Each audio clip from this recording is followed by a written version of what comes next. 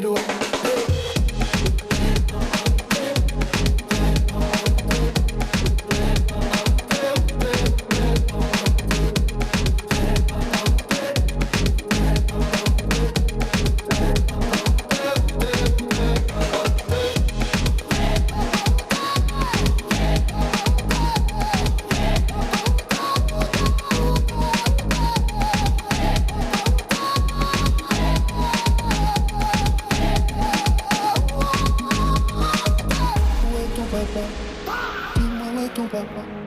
Sans même devoir lui parler, il sait ce qui ne va pas.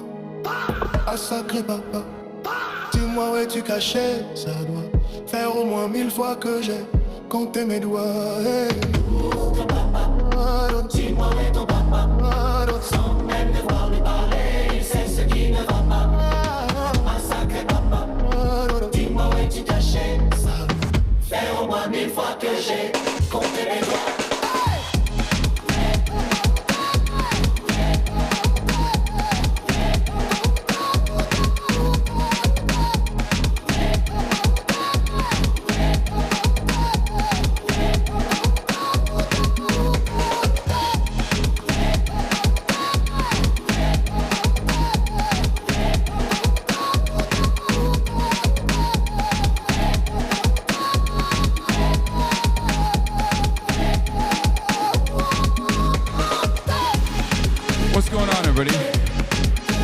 Everyone's having a fantastic evening, afternoon, pre-noon, no matter where you are in the world. I'm Hassan Piker, and this is the HASANABI broadcast coming to you live from sunny California, Los Angeles, folks. We're live and alive from stolen land.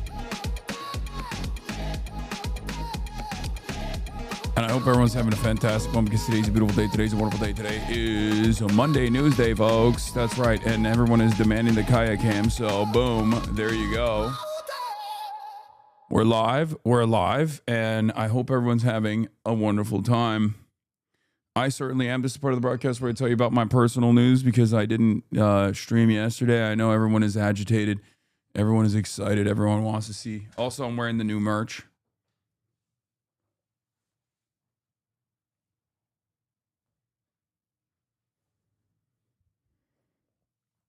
Have you met Hudson and Connor last night? I invited him to the pod. All right, I'm going to get to all of that. Oh my God. I'm going to be overstimulated if you guys keep this up.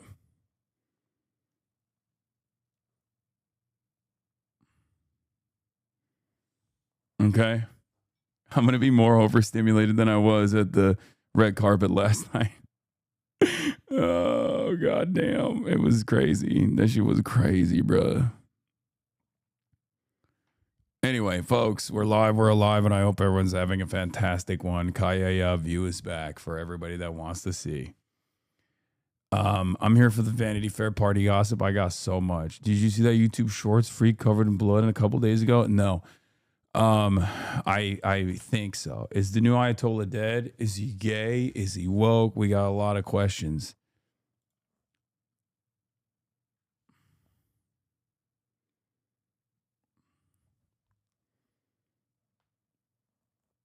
Anyway, officially part of the Hollywood elite. Yeah, I did Illuminati sacrifice rituals last night.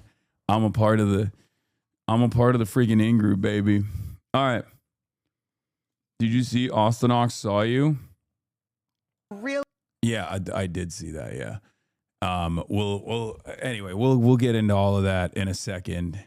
I'm not going to get into that right now. Okay, I just had to hit that far real quick. His ass is beelining for Mark Ruffalo. He wasn't there, unfortunately.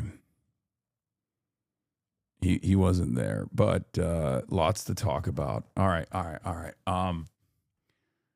I'm just gonna blast off. I did not see Olivia Rodrigo there. Oh my God, there's so much going on. Can't believe you went to a party. I know. Everybody stop the presses. I went to a fucking party. I know. It's crazy. Yes, Dua Lipa was there.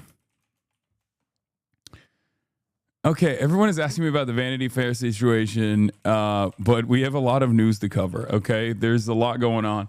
I didn't see Michael B. Jordan, no. Oh my God. Is this going to be the whole day? Everyone's going to be like asking, all right, who has a blast off? Who has a blast off meme? miss one day. I miss one day of streaming, and I go to one party, and all hell breaks loose in this chat. Everyone's going crazy. Thank you for the playlist, Demasius. Spill the tea. Did you join Heated Rivalry? Yeah, I joined it. I'm a hockey player now. Oh, my heart is racing. Okay.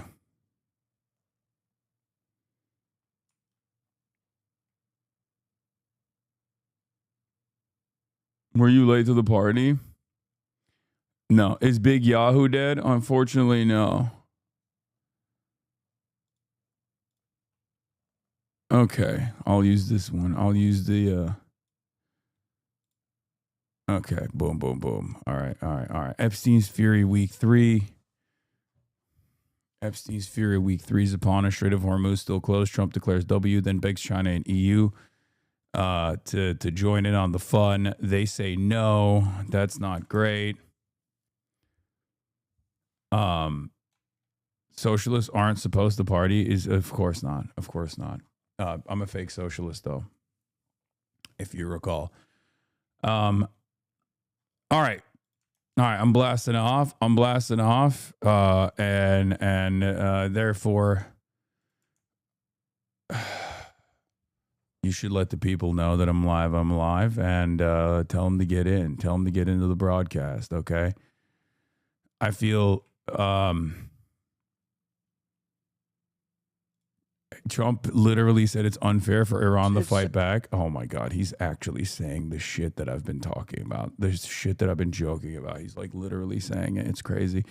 You sound sick. All right, personal news and all that stuff I'm gonna obviously talk about now, but like yesterday I had a bunch of stuff going on. I had like a couple podcasts that I did. I had the merch photo shoot that I did in the morning. And I did the Fear End podcast, and it just came out, obviously. Hope you guys watched it. Hopefully you guys enjoyed it. But I wasn't really monitoring the situation yesterday, so that was good for my brain, I think. Fit was fire. Austin said he dressed you, lol. He did not. He did not dress me at all, but I think it's very funny. I mean, I guess it's a good fit that like people are lying. I actually asked this stylist later, like this morning. There's a stylist that's like working out in the same gym that I work out at. I was like, what do you think about this fit? And she like cooks me usually, right? And I thought she was gonna cook my ass, and she straight up said, actually, it's pretty good. So the only thing she had an issue was like the pants should be a little bit more tapered, or you should wear like chunkier shoes. And she's right. I just didn't really have anything that I could wear that's like chunky enough. That's good. Clavicular universe expands for non-politics news later. Everything just circles back to drag. Oh yeah, it's perfect. I know. It's literally, it is drag. Yeah. Chinese century confirmed. Yeah, it is. Why'd you stop posting fit pics? I just don't have time, man. I don't have time. But yeah, I the fit was fine, I think. That's, I was so nervous, guys. All right, I'll just start there. I end the podcast. I'm sitting at home. Even to like get the even to get like the access to this thing was crazy. Like there's, this thing is like safeguarded. It's harder to get to than freaking like a supermax prison facility, right? And I understand why it was like that, because obviously the reason why it was like that is because every single like omega celebrity on the planet was there. And all these billionaires were there. Apparently Nancy Pelosi was there, which is crazy. But yeah, I was probably one of the weirdest people to attend. But I guess like they want to diversify like the talent pool as well. When they do stuff like this, because there were a bunch of reporters there as well, a bunch of journalists there. Caitlin Collins was there. I met her in person. We're Twitter moots, but now we're moots in real life. I don't think she likes me too much, but it's fine. But you know, we had a long conversation. Also, no, Stavi wasn't there, but shouts out to Phineas, who basically saved my life. By being there and being like a very famous person that other people wanted to talk to, because nobody knows who the fuck I am. So you know, I just kind of like, I just used them as my island at first to get my bearings straight, you know what I mean? To get like situated. I did meet one of the Heated Rivalry boys. Anyway, it starts off at the red carpet or the gray carpet, whatever you want to fucking call it. You can kind of see it from the back here. I'm right here, and Quenlin's doing an interview. First, I walk in, okay? I walk into the event, and there's like a full hair and makeup area, and they're like, oh, here's the hair and makeup. Like, they wanted to move me to the hair and makeup, so I get my hair and makeup done before, like, you know, you take your photos. And I a lot of people do their hair and makeup ahead of time, but like for people that don't, they give you the opportunity there. I was like, nah, I'm good. Which in hindsight probably wasn't the best idea, but also what am I going to do? Sit there and get fucking hair and makeup done? That's crazy, right? I already feel like a goddamn imposter being there. Like, I'm invited, but like, you know, I feel kind of strange going to begin with, because these are like actually famous people and I'm just like a random dickhead. So I was like, fuck it. But Brittany, I'm going to tell you something, okay? You guys know I've gone out to protests. I've gotten, you know, stun grenades tossed my way. I've spoken in front of massive crowds, sold out rooms. I've spoken in front of rallies, tens of thousands of people. This was the most nerve-wracking 5-minute sequence in my entire life up until this point. I have never been more nervous in my fucking life, brother. Okay? I've never been more nervous in my life. I was just standing there.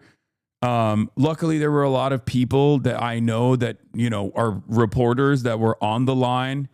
So they were giving me the grace of saying Hasan, and like snapping pics. Because like the worst thing that can happen in that situation is you walk up there and not a single fucking camera is clicking. You know what I mean? And you're just like, especially because like you're sandwiched between real celebrities. You know what I mean? So I think I got the sympathy clicks. You know what I mean? Like people were snapping pics out of pure sympathy. Like they just felt bad, you know? And that was like maximum autism for me. Maximum autism moment.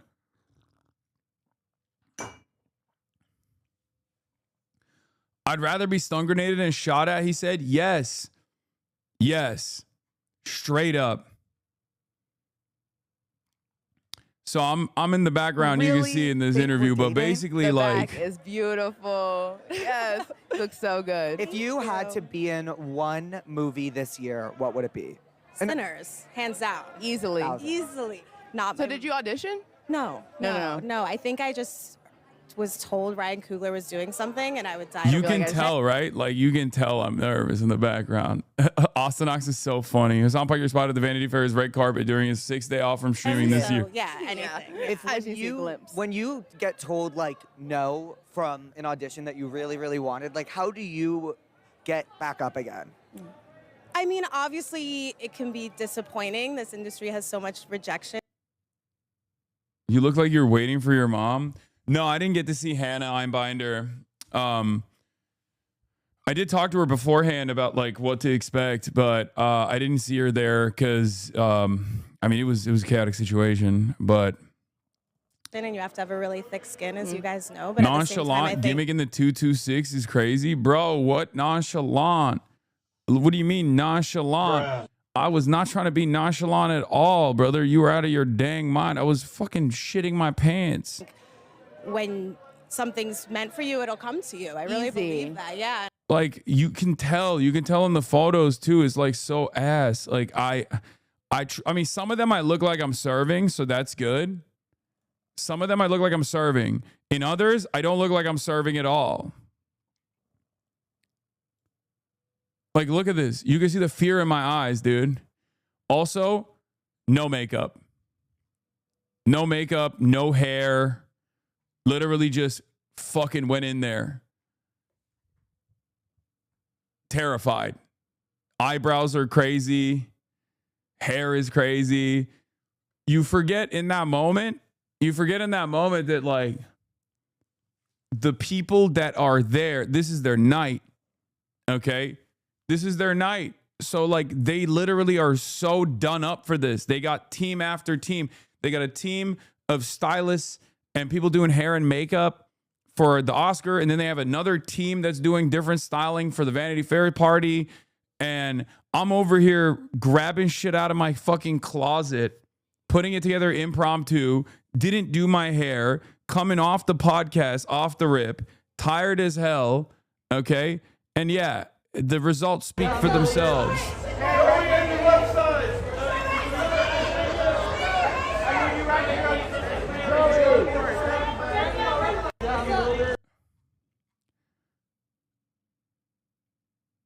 This you? Yeah, no, that's how I felt. That's how I felt for sure. Yeah, you look nervous? Cause I was, bro. Cause I fucking was. You beat out JJ Abrams at least? Wait, what do you mean? I beat him out. What does that even mean, dude? Like, look at this. Look at these fits, bro. Like, that's crazy. Look at these goddamn fits. I met Hudson Williams, by the way. I met him. I hung out with him a little bit. He was chill. I did not see Olivia Rodrigo for those. Oh, I also did not meet Elisa Liu, but she was also there. I was with Brittany Broski when she was talking to her. Were you close to yelling back at the paparazzi? No.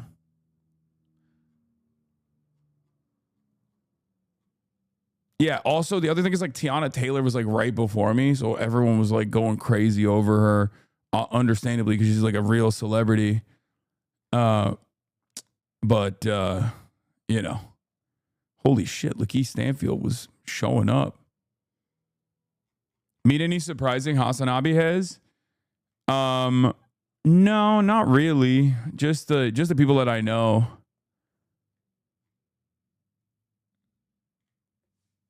Kind of mid, in my opinion. Imagine yelling at Paps like they're gray name chatters. So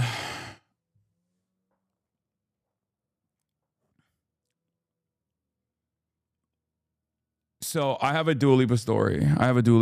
Don't worry. I'm gonna tell you. I'm going to tell you the Dua Lipa story. I have one. So I walk in, okay? I'm nervous as fuck. I get inside. I talk to a couple people. I see Phineas. I'm like, yo, what's good? Thank God you're here. I don't know anybody.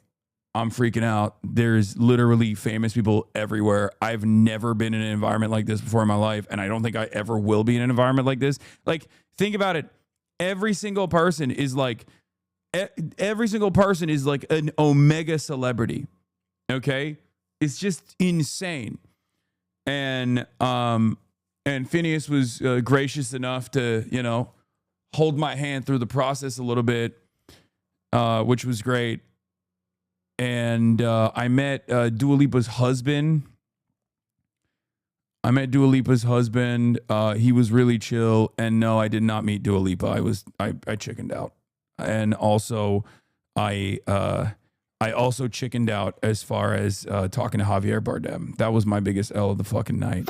He was literally standing right next to me for like half the night. And I was just like standing right there. It was him and it was the dude from The Secret Agent. And I wanted to go up to them and be like, yo, I really love what you guys did. Thank you so much for like hyping up the Cuba flotilla and like talking about the flotilla. And I just could not do it. Wagner Mora, yeah. He posted about the flotilla, I think. He posted about like the strangulation of Cuba.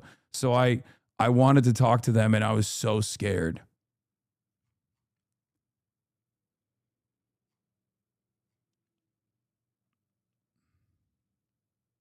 I'm a fucking chud loser, bro. I'm such a chud ass loser. I'm not based. I'm a bitch. I'm a chud. I'm a whole ass loser, bro. Straight up. Straight up.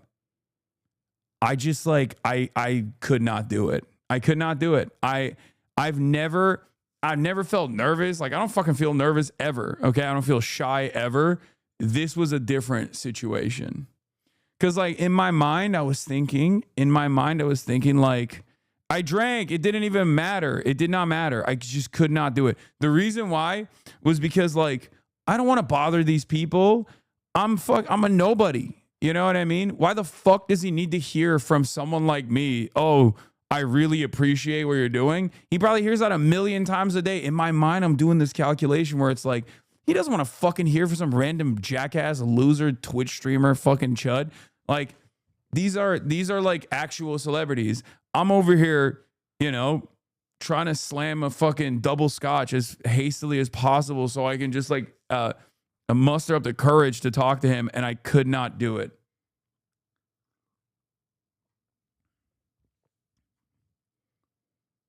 Bro, you were on Iranian TV? Yeah, brother. I'm going to be like, hey, Javier, you're on every TV, but have you been on Iranian national television like I have this past week? No, I didn't think so. You turned into a chatter? Bro, you're Dr. Jihad? Bro, it's a party you're supposed to mingle? No, but like I also kind of get annoyed. Like if I go to like an industry event, you know what I mean? Like I'm in a situation where like I'm in a situation where I could be the most motion having person in a room in most rooms, okay? Well, this is a situation where I had no motion whatsoever in comparison to other people. So in my mind I was thinking like I don't want to bother any of these guys. They're all here to like see their fucking they're all here to see their friends. I'm just a random fucking chud. You Lowkirk had the confidence of Waterboy. This is a real first in my life, first in my lifetime style situation for this moment. But I think this is like, you know, it makes sense to be like that, I think. But yeah, I didn't see Hannah, unfortunately. But yeah, who else? Jessica Alba, goddamn. I did not see her. Who else did I see? Oh, I saw Quinta. I talked to her briefly. I was like, yo, you were at BuzzFeed with my best friend Will Neff. And she's like, yeah. And I was like, you should come on the podcast. And she was like, every time I go on a podcast, I get in trouble. So yes, Quinta knew who I was as well. But it like mostly there wasn't a single like there are people that I know, like I know Kieran, right? So there are people like that I know that I, hung out with before this thing. And then there are people that know of me that I met that aren't like fans or anything. They just like have seen my shit, right? So, Brittany, obviously I hung out with a little bit too. And I guess like the only one that was relatively surprising was the Heated Rivalry guy. He knew who I was, and I thought that was cool. But that's it. I hung out with Caitlin a little bit as well. Have you met Salem? Oh, and Rami Malek was probably the coolest like mega star that I met. And I also saw Kumail as well. So that was chill. You must have done some networking. I mean, I like talked to people, but I didn't like quote unquote network, I guess. Yeah. Hasan is woke as fuck, not surprised. Yeah. No, I did not see Billie Eilish there. Simu-Liu, I didn't see most of these people, honestly. But I guess it kind of makes sense because it's chaotic. I did see Javier Bardem quite a bit though, and I did not talk to him, and I will forever live with that pain. Okay? I will forever live with that pain, and I will forever suffer. I deserve it. I deserve the suffering. This is a sick fit. Jesus Christ. Carly Kloss Kushner? Yeah, I know. I saw her. Did you see Markiplier? No, I did not. Was he there? This was the craziest fit. This was fire.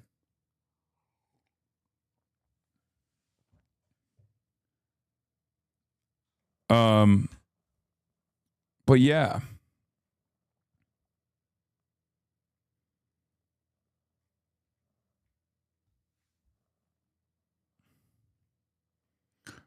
Hung out with Ava DuVernay a little bit.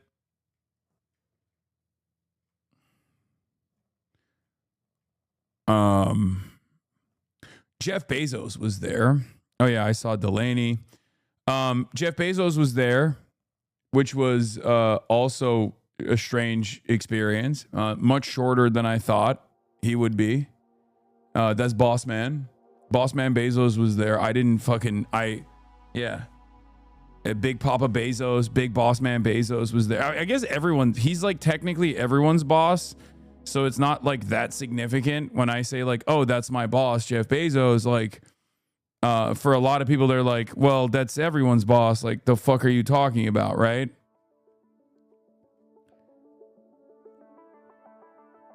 He didn't give you head pats? No, he did not. He did not give me head pats. All right, where the fuck am I on this list, bro? Look at that. Right there. Right there at 123 out of 162, Hassan Piker. Mogging J.J. Abrams. He gave you a Prime sub? Hassan Shy Boy Piker. Not last. Yeah, there you go. I look like I could be like a Japanese high school kid. Not bad for no hair and makeup.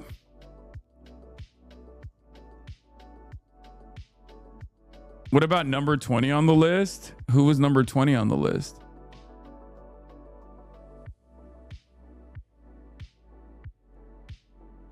Who's number 20 on the list?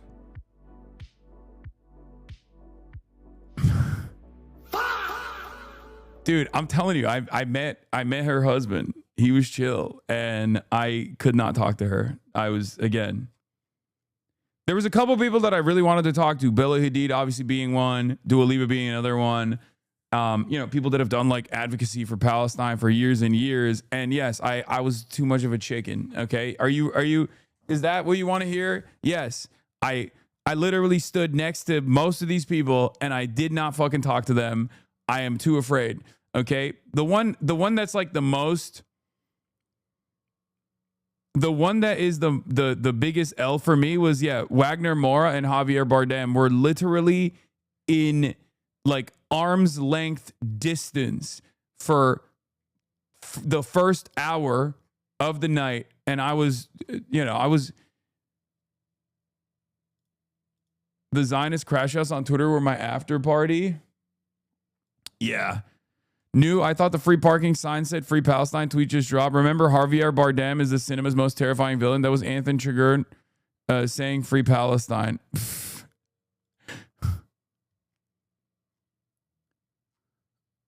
Mogged by Dua's Albanian aura. Yes, is true. I could be Japanese. Okay, chill. Did you feel weird being at such a capitalist mainstream event while being a socialist? No, I live in the United States of America. Like, that's not even a question for me. Like, people like that. It's so funny. Like, there is no Like everything we do is still defined by the economic organization of society that we live in. Okay, it's not. Of course, it's not a thing that I even remotely consider. Like, what do you mean? Weak excuse? I don't need an excuse. Like, what the fuck are you talking about? For who? For what excuse? We were just talking about Wagner Moura, who quite literally is, there's some fairly radical people there.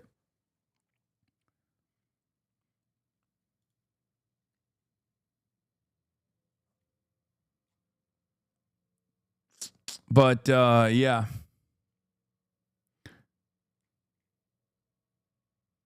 Were you not up late? You look so well rested. I mean, I left at like 12. I left around 12. I got there at 10 and I left at 12 and I went to sleep and I worked out this morning. I woke up early. But yeah, that's it. Have you considered runway modeling? No, because I am not attractive enough to do that, and fat and don't know how to pose at all. How did you get invited? I don't fucking know. What kind of question is that, man?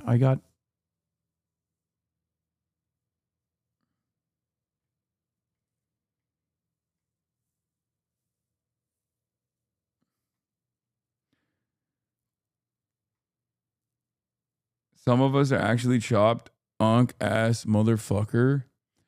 Yeah, Javier Bardem is my goat, and I couldn't do it. He was.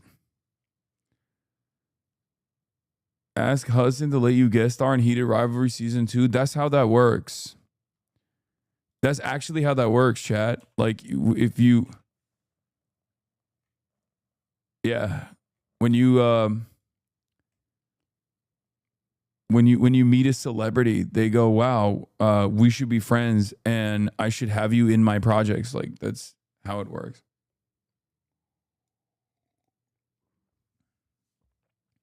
You can never make fun of fans who don't come up to you. No, I must still make fun of fans who don't come up to me. Okay? You want to know why? Because I'm me. I'm a fucking loser. I'm a normal ass dude. Well, I'm abnormal in the sense that I spend a good deal of time on the internet and my brain is fried, but I'm a much more normal person than these incredibly well-established, unimaginably famous Hollywood celebrities. Like, y'all are so funny to make such a silly ass comparison.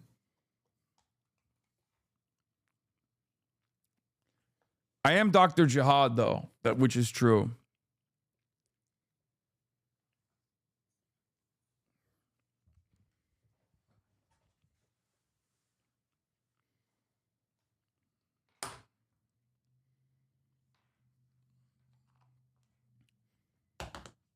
Did any A-listers you don't know come up to you? I don't know. I mean, there were some people that came up to me, but I don't know who they are. There were some people that came up to me, but I don't know who they are, and I didn't want to ask them because it's like embarrassing because like one of them had won an Oscar. You know? The fuck am I can't just be like like they were like, first of all, it could be, you never know. They could have been like, they could have won an Oscar for like set design or something, you know? Like, it's not everyone is like an on-camera talent, right? You are the only one I would hide in my basement. No celebrities. Thank you. Do you see Los Pollos? No. What the fuck? Was Los Pollos there? No, I did not see him. And no, I didn't see Gal Gadot. Was she there? Name someone who isn't in pop media that has been mentioned more than you by politicians in an attempt to win their campaigns. Kalana.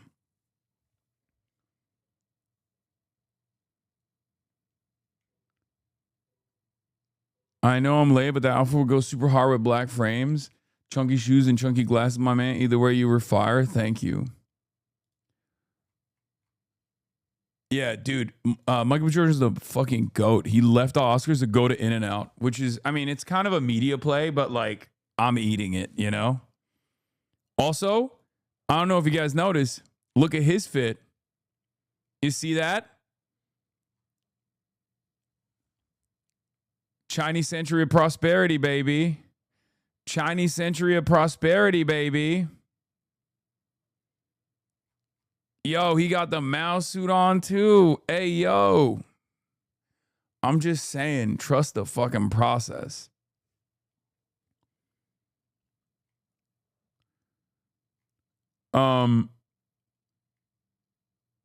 Yeah, Michael B. Jordan's at a very Chinese state in his life. It was the pin you wore from Dublin? Yes, the pin I wore on the Vanity Fair red carpet was the Irish lily, given to the Irish Republicans who were slain, and it has the Palestine colors. Lorcan made it. Remember, he's the one who made it to fundraise for children in Gaza, and I wore that pin, the one Lorcan gave me, to give a shout out to both my Irish brothers and to my brothers in Palestine as well. Yeah, it's the pin that Lorcan gave me. Yeah. Also, I can't help but notice you got this cool pin. What's going on there? All right, so this is a little thing I made myself. I call it the Gaza lily. We have a symbol called the Easter lily, which is green, white, and orange, which you wear around Easter to symbolize that you support the methods and aims of the men and women of 1916. So I did a few of these up with some friends of mine who make badges. It's a signal. It's a signal of revolutionary militancy as well. It's a nod to. It's a nod to the acts that, again, as Lorcan says here, it's a nod for those who understand to people that you stand not only in solidarity with the people that are. Whose lives are being destroyed by colonial acts, but also you stand with those who fight back. You stand with their methods and you stand with their aims as well. Sold them for medical aid for Palestine, and of course the. Did you get Chase Infinity's number? Yes or yes, dude? That's the most insane question anyone has ever asked a human being in the history of mankind. No. There was a moment where I stood in her presence and I felt like I had evaporated. Okay. What kind of insanity is this? No, I do not deserve to be in the same room as Chase Infinity, let alone literally be in physical proximity of Chase Infinity. You are out of your mind. We are not both human beings. Okay. I am not a human. That's crazy. I am barely. You need better confidence? Okay, shut the fuck up. Hasana Sitmaxing, you guys didn't watch one battle after another? She was great in it. The confidence I dream of. Did you see Elisa Liu? I did, but I didn't really, I didn't bother her. The bouncer after reading that guest list. Yeah. Dr. Jihad, Dr. Jihad, Dr. Jihad. Yeah. This is so stupid.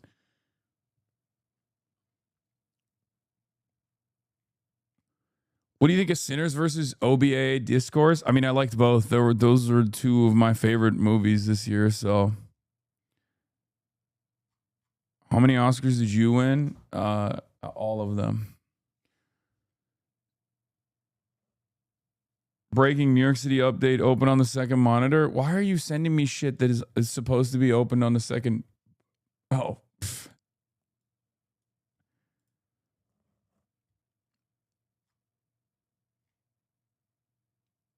Your fit went hard here. Okay.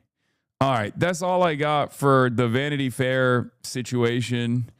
We're obviously going to do an analysis on the Oscars as well, but I watched most of it before we started the podcast, and I'll say I think people are just kind of cowards in Hollywood. Okay, we'll talk about like the we'll get to the Oscar stuff in a second. Like we're obviously going to do situation monitoring first. Your Vanity Fair party video made it to BDBD, and one of the top comments was his head is really so small he can cover it with one hand. Yeah, Voice of Hind Rajab didn't win, unfortunately, which was a big bummer. No, I did not see James Cameron. Stop asking me all the famous people that I may or may not have seen. I didn't see any famous people, okay? All right, we're going to do situation monitoring. I'll be back in a second. I got to use the restroom. If there's no response, or if it's a negative response, I think it will be very bad for the future of NATO, he said. Trump is trying to pressure world powers, including the UK, France and Italy, to help keep the Strait of Hormuz open as oil prices skyrocket. This after Australia and Japan already refused his request. The president won't give specifics on which countries might sign on. But the Strait of Hormuz, through which roughly 20% of the world's oil travels, is now a no-go zone for shipping, with the constant threat of Iranian drone and missile attacks. Democrats argue the administration had no plan. The Strait of Hormuz obviously is now shut down. All of this was predictable. The White House stands by its strategy. Energy Secretary Chris White telling our Martha Raddatz the pain at the pump will be short-lived. Are you really sure it's going to be short-term? Can you guarantee it'll just be weeks before prices go down? Hey, there's no guarantees in wars at all. I can guarantee this situation would be dramatically worse without this military operation to defang the Iranian regime. This as thousands of U.S. Marines aboard Navy carriers move into the region. It's an amphibious attack group capable of conducting ground operations.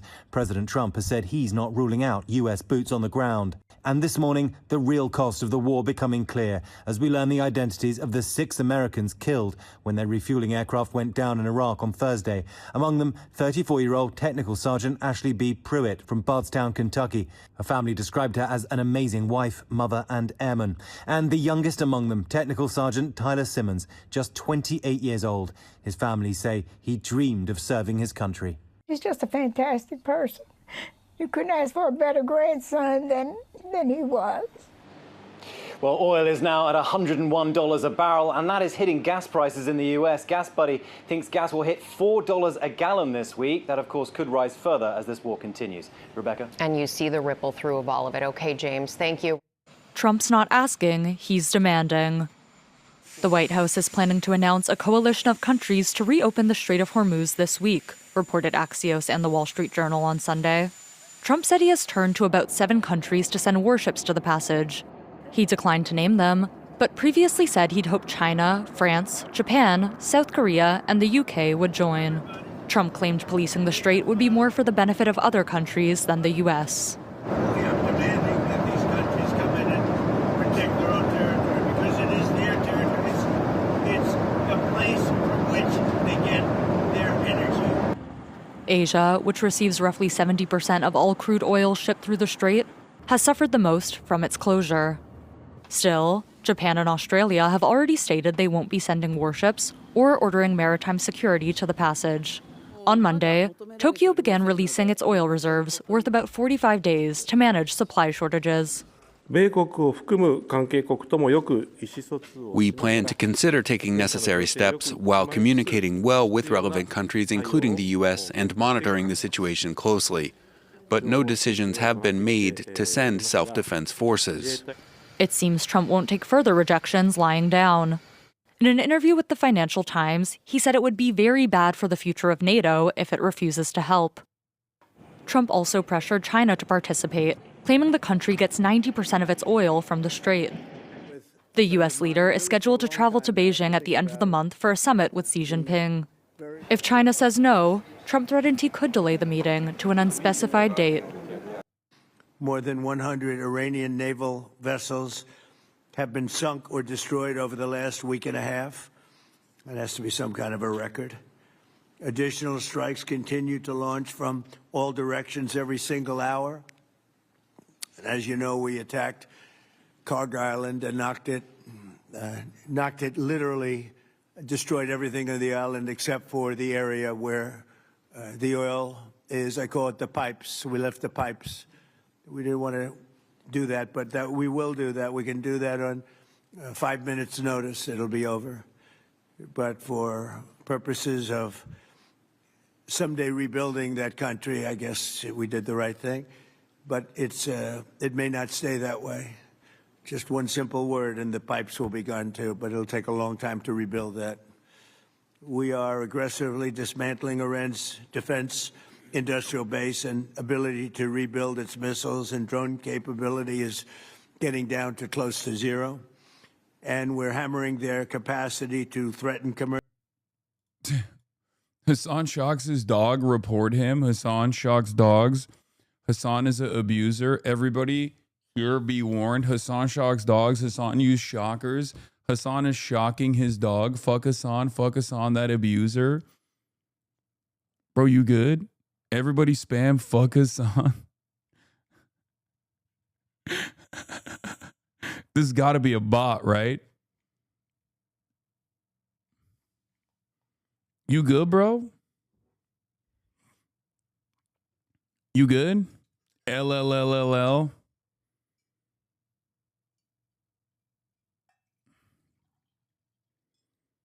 Be honest, Hassan, is this true? Yeah, see? Look. Place. I shocked her so hard. She's dead now. Everybody type fuck Hassan.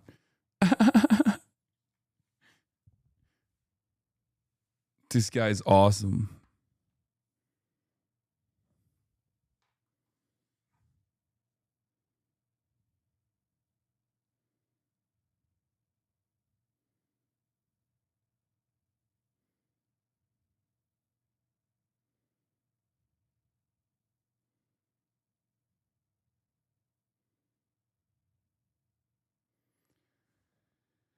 All right, where were we? Guys, things are going really well, okay? Things are going really well in the war effort. I just want to say, please don't write it in the news that things are not going really well in the war effort, because if you do that, I'm going to make it illegal. I'm going to put you in jail if you do that. Okay? Brandon Carr, head of the FCC, please make it illegal for people to say the war effort is not going well. Please, Brandon, do something about it. I need you to put it in the newspaper that the war is doing great. Also, we're winning. We're winning so good, and we don't even need anyone's help, except if you don't give us help, we will remember it. That's right, the UK. I said we don't want your help, but actually that was a lie. I really do. I really do want your help.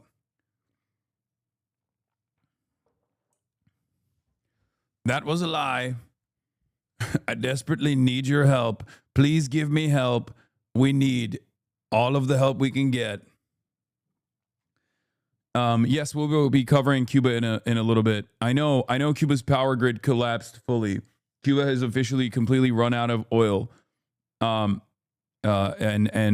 we will be covering it, obviously, and I'll be giving you more updates on that as well.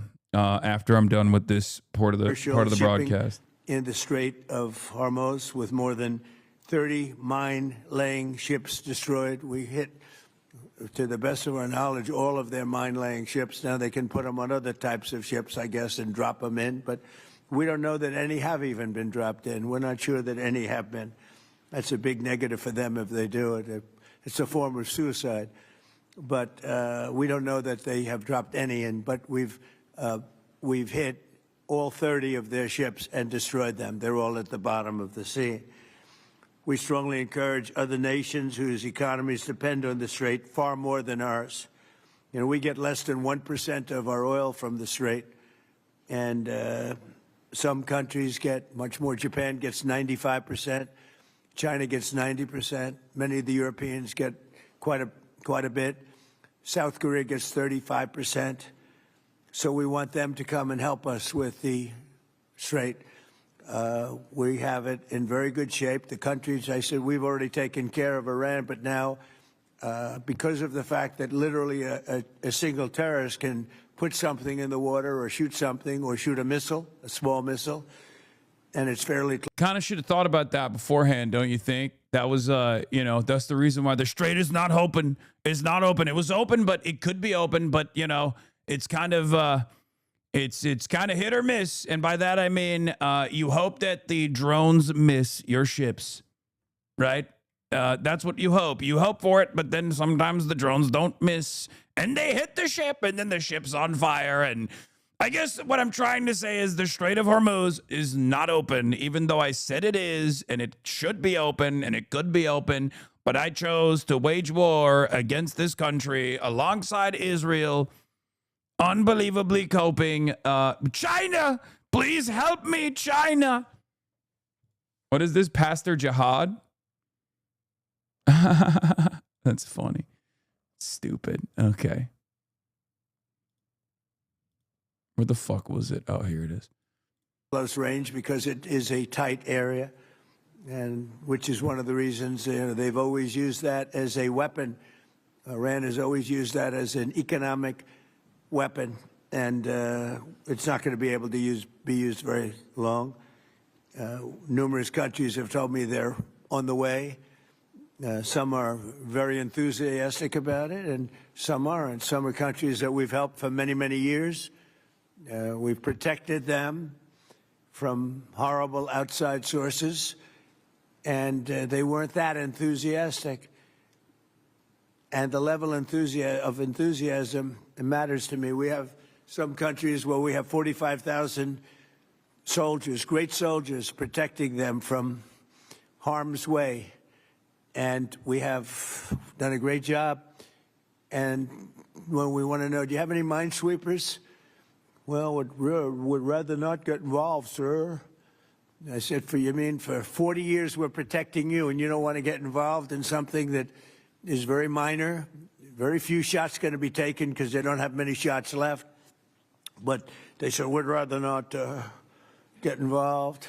I just want the fake news media and everybody else to remember that that was said, because I've been a big critic of all of the protecting of countries, because I know that we'll protect them, and if we ever needed help, they won't be there for us. I've just known that for a long period of time, just like I knew about the Strait, that it would be a weapon.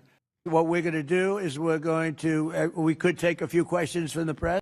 Oh, I also met the journalist, the New York Times journalist that asked Trump that question about how he was the only one in the administration that's like,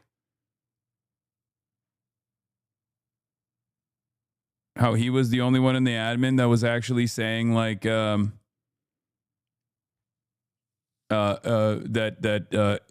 America had not struck the school. Yeah, he said he appreciated that I hyped his ass up.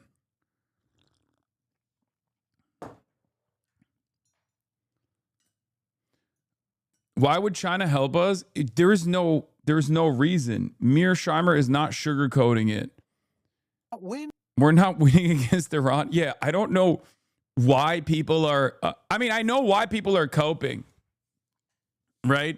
I know why people are coping, because if you've had a lifetime of like American dominance, okay, and even when Afghanistan was a failure, Iraq was a failure, Vietnam was a failure, all these things were failures, but they were technically successes for the capital owning class, because those wars were not meant to be, those wars were not there to like win, right? Those weren't like military successes.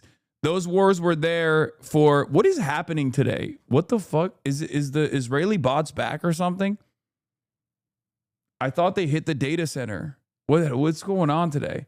Is it because of the Vanity Fair party and there's like, some positive PR around, so they have to like spam it or something? Is it the Hasbara budget? Where is this coming from? I was genuinely.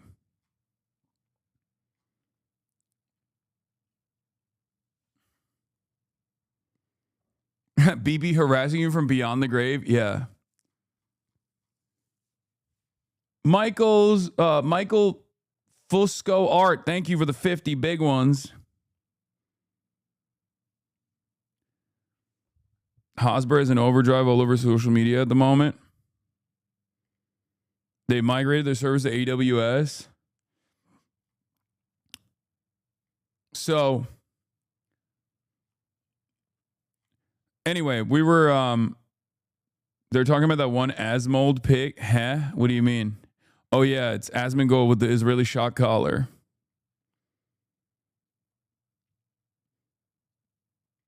So, all of those other wars,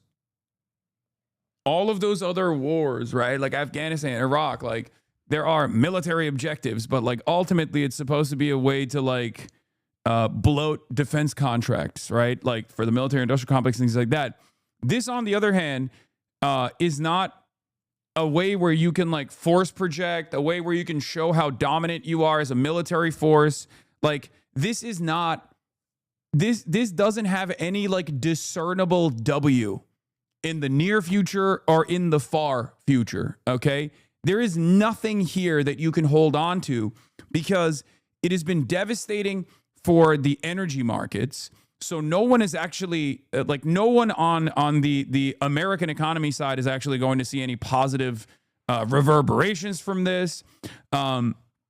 It's actually been devastating for American force projection capabilities because, like, when we did shock and awe from the standpoint of like someone working at the State Department or someone working in the American government, you have this idea that like we can go anywhere around the world in 24 hours and we can destroy them. Like we can destroy our enemies no matter how strong they might be, right? And the issue here is we completely lost that. We showed everyone that we can't even protect our allies, that an American security cooperation doesn't actually offer you security at all. It is a total paper tiger moment for America, right? Our foreign adversaries are doing fantastic. Russia is doing amazing in this process because now we have to release some of those sanctions. We have to do sanctions easement on Russia so that these other countries don't completely collapse. Russia is a major energy provider, and now they have massive leverage in this process.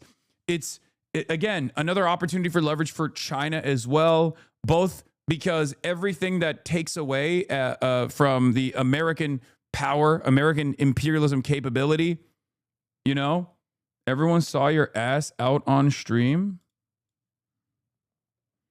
Saw our ass out on stream. Everyone saw our ass out on stream.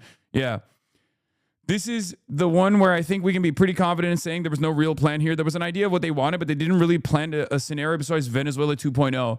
Yeah, it's just like, it's crazy because like the Venezuela one was fairly in and out, right?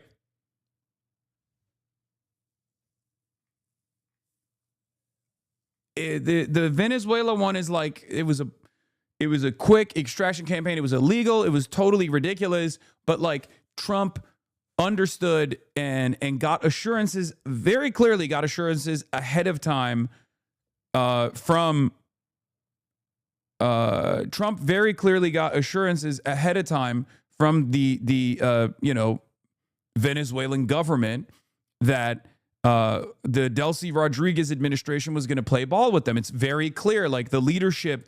There was a contingency plan. There was an idea of like what the next day would look like once Maduro was kidnapped. And while that's completely illegal, completely unjustifiable, it was a relatively swift process, as I said at the time as well. I was like, this is completely unacceptable. We're broaching new territory here. Having said that, however, this is very much the exact kind of Trump plan that he likes to do. Qasem Soleimani as well. Like the assassination of Qasem Soleimani was a new era of American assassinations of like high-ranking leadership of foreign adversaries. It was a big gamble, but Iran demonstrated tremendous restraint as a consequence or in the aftermath of that. So that didn't actually end up exploding in Trump's face, even though it was a fucking idiotic gamble, because what's happening right now in Iran could have happened back then, right? So we have found out, at least by now, what kind of military campaign Trump likes to do and what kind of military campaign Trump doesn't like to do. He will behave like a madman and do things that previous administrations have shied away from.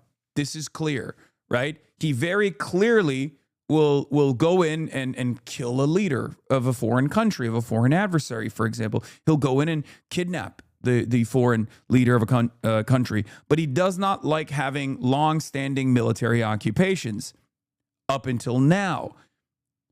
This is a new moment in his administration because right now he's kind of being forced into a situation where he has to commit additional troops to an extended bombing campaign, to an extended boots on the ground military occupation in a massive country like Iran. I don't think he wants to be there. I don't think he wants to be there at all. I think in his mind, this was a 4-day campaign maximum. Come in, scare the rest of the administration after you decapitate the leadership and high-ranking generals, find someone who will comply, possibly an IRGC guy, and then work with that guy to set up Western interests inside of the country. Except that's not what happened, because this is coming off the heels of 47 years of instability, 47 years of direct destabilizing efforts in Iran, and trying to kill Iranian citizens, successfully killing Iranian citizens through sanctions, through the Iran-Iraq war, and numerous other endeavors, and also having fake negotiations set up. And the major reason as to why this is different is because this wasn't conducted by the American side. This was conducted by the Israeli side. The Israeli side gave Trump all of the idiotic things, all of the idiotic information that is totally, totally not true, and told them how easy this would be when it was very clear it wasn't going to be an easy campaign at all. And anyone and everyone could have told you a mile away that this was going to be a long-standing, incredibly consequential, devastating predicament, millions of lives lost if it continues, right? An energy crisis around the world that no one wanted, but everyone predicted.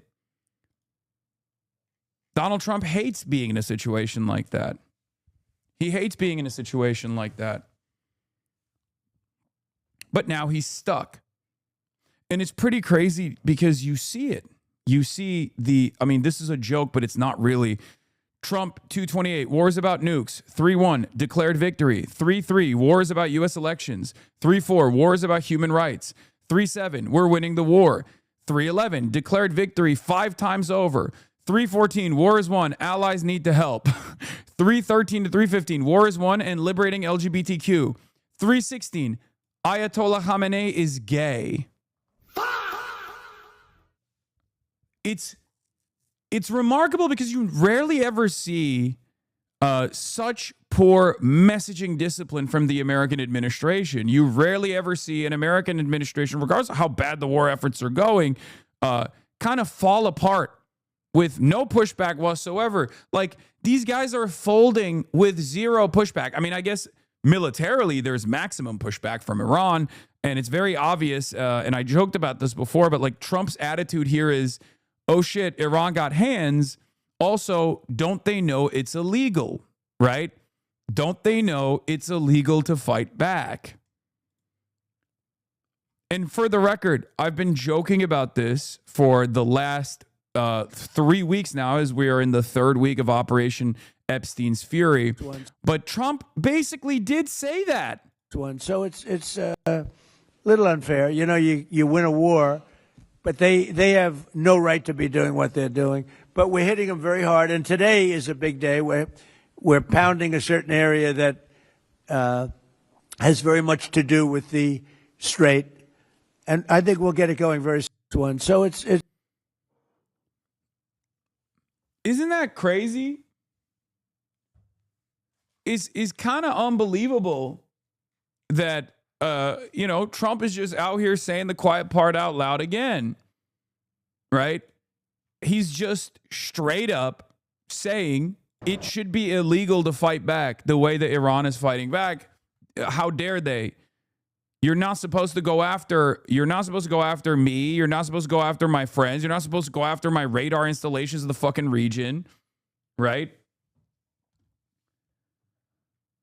Why, like, you're not supposed to close the Strait of Hormuz. Why are you doing that? Don't you know you're supposed to just, like, sit there and eat it? And I guess, like, if you are only used to just dominating countries that have already been previously dominated, previously destabilized, this is a moment where, you know, this is a moment where you're, like, a little shocked. You're, like, a little confused. You're like, wait a minute. Why the hell are they successfully mounting an opposition? Why the hell are they successfully fucking fighting back? And then after that, we'll have our meeting, and we have a little lunch for the board. So we'll have a little bit of a lunch, and it's an honor to have you all here. So many of you, Jimmy, so many of you are friends. It's a great honor to have you here, and we're going to do a great job with the Trump Kennedy Center. Okay, yes, please, CNN. Thank you, Mr. President. I'm not CNN, I'm Daily Wire, but thank you for the question. Numerous countries have told me they are on their way. Can you give us a hint what they are, what that entails, how soon they might be there? You mean who are the countries? Yes, sir. I'd rather not say yet, but we'll be announcing Marco Rubio and the various people that are doing that will be announcing. And I have to tell you, we have some that are really enthusiastic. They're coming already. They've already started to get there. You know, it takes a little while to get there. It's like, in some cases, you have to travel an ocean. So it doesn't go that fast, but it'll go fast. And we have some that are fairly local that are doing it. But we'll give you a list. Some are very enthusiastic and some are less than enthusiastic. And I assume some will not do it. I think we have one or two that will not do it that we've been protecting for about 40 years at, you know, tens of billions of dollars, Mr. Speaker. So I'll be reporting that to you in the House and the Senate. And I'll say, why are we protecting countries that don't protect us? And I've always felt that was a weakness of NATO. We were going to protect them, but I always said, when in need, they won't protect us. Now, this isn't need. Need would be one of the big boys. But I will say that we built the greatest military in the world, and we protect people. And if we need their mine boats, or if we need anything, any piece of apparatus that they may have because of a situation that they have, they should be jumping to help us because we've helped them for years stay out of wars. Yeah, please. Thank you. That's not true, by the way. There's never been a moment where America has caused the rest of the world to not get into wars. It is the exact opposite. And it's funny because Donald Trump would admit that, like, last time he was running for president, right? That's the type of thing that you would hear from Trump. He'd be like, we're always trying to, you know, get into other people's business and then forcing the rest of the world to come with us. It's unacceptable. Why are we over there destabilizing the world? Like, that's what he used to say in 2016. That's what he used to say in 2024. It's so crazy. Now that it's like, it's, you know, now that Big Yahoo was like, you got to get in here. You got to get in here and fuck this shit up. Okay. He's like, that's right, everyone. Why aren't they doing it with us? Why aren't they so excited, so giddy at the prospect of allowing their sailors to die? Why are they not allowing their sailors to die so that Big Yahoo can continue his war? That's right. I love him. I love Satan Yahoo. He is my favorite.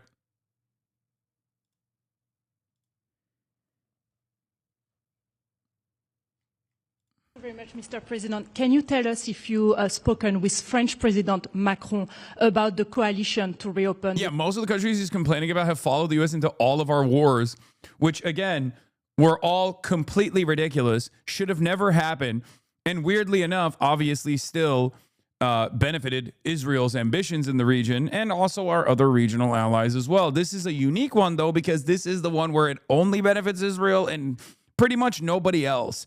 And let's be real, it might not even be beneficial for Israel if America cannot keep up its steady defense of the most moral nation on the planet, the only nation that matters. Am Israel Chai, Am Israel Chai. I love the nation state of Israel, right? So this might not even be good for fucking Israel if it keeps going the way it's going. Oh.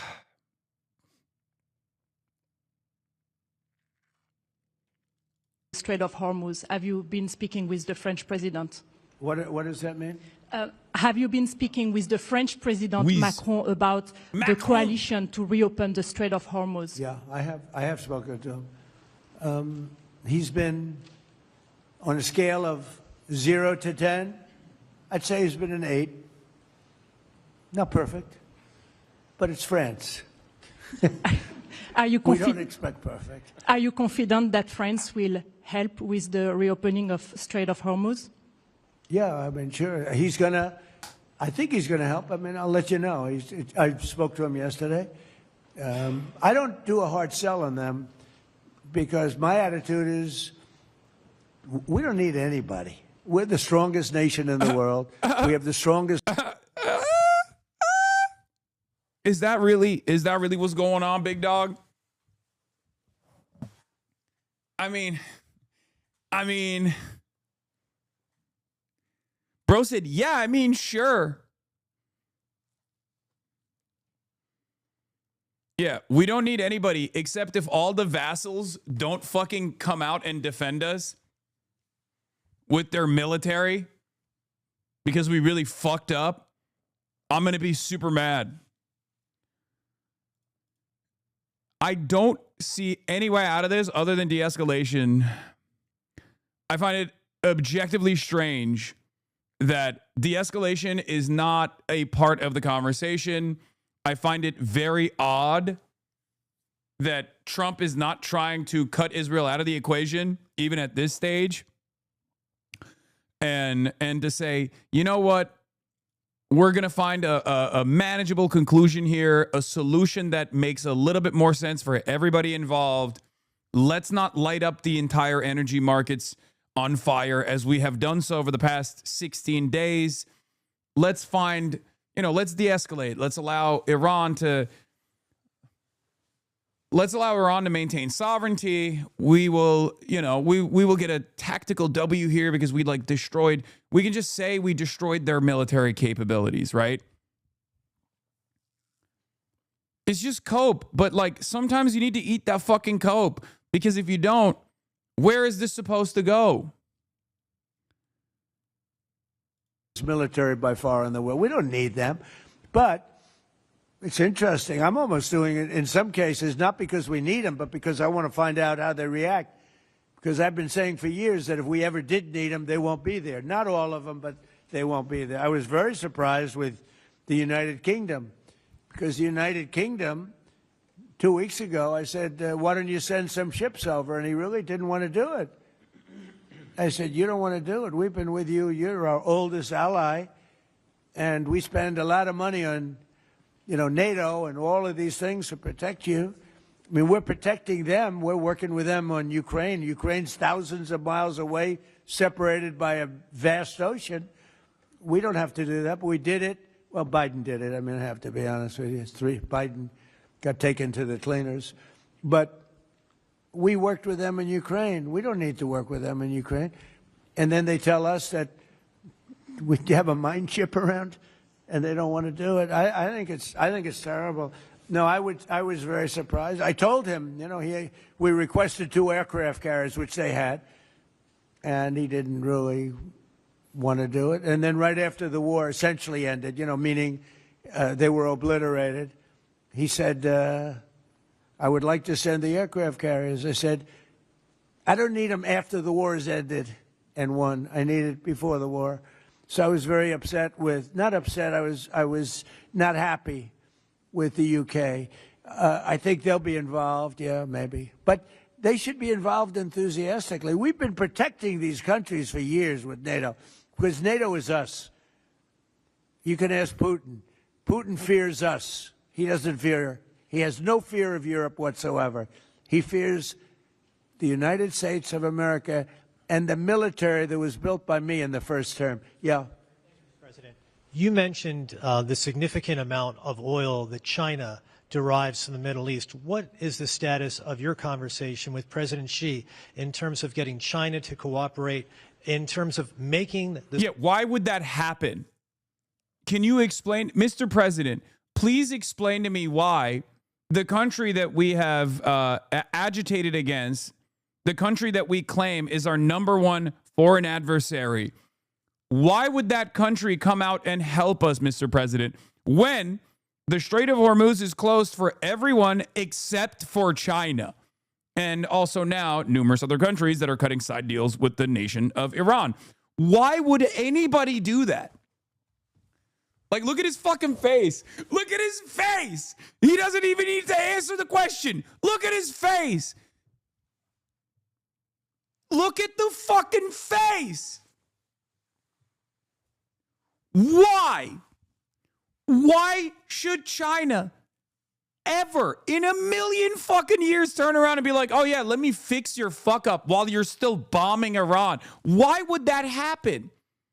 Not only is it not beneficial for China's interest, okay, the very fact that we have endlessly postured against this other foreign nation over and over again while demanding a fucking bailout once more like it's 2008, because that's what happened, by the way.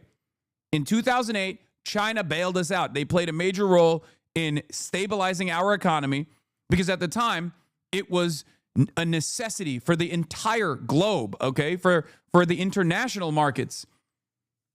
So China played a role in bailing us out in 2008, an often forgotten aspect of our endless posturing against China. There are so many fucking idiots that still come in here and they're like, China this, China that, China's the scariest country on the fucking planet. It's like, bro, we would have cratered.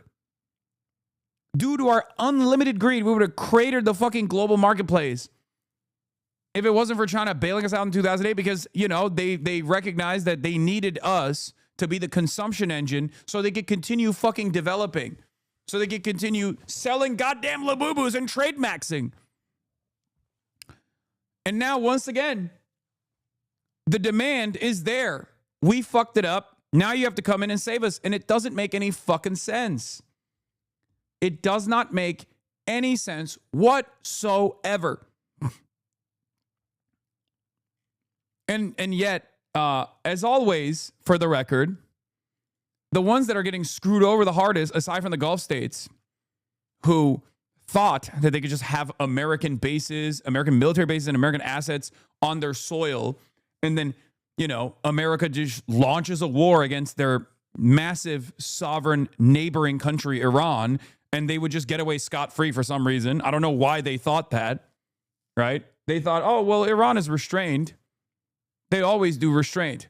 They'll be fine. Well, you killed the one guy who was clearly holding it back. Okay?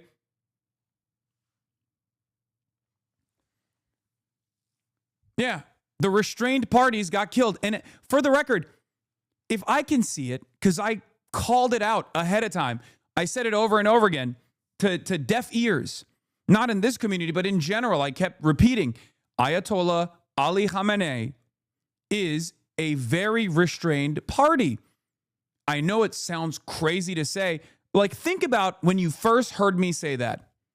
And this wasn't even like, a couple months ago. I've been saying that for the past, 2 years, right? Whenever Israel would blow up, like an Iranian embassy or something in Damascus, and then there was very little pushback from Iran, I kept repeatedly telling you over and over again, Ayatollah Ali Khamenei, I know it sounds crazy to hear, but Ayatollah Ali Khamenei is one of the most restrained parties in this entire conflict. Okay? And now he's dead. We assassinated him in his home at the age of 87 in the opening salvo, following along Israel's endless ambitions of destabilizing this region.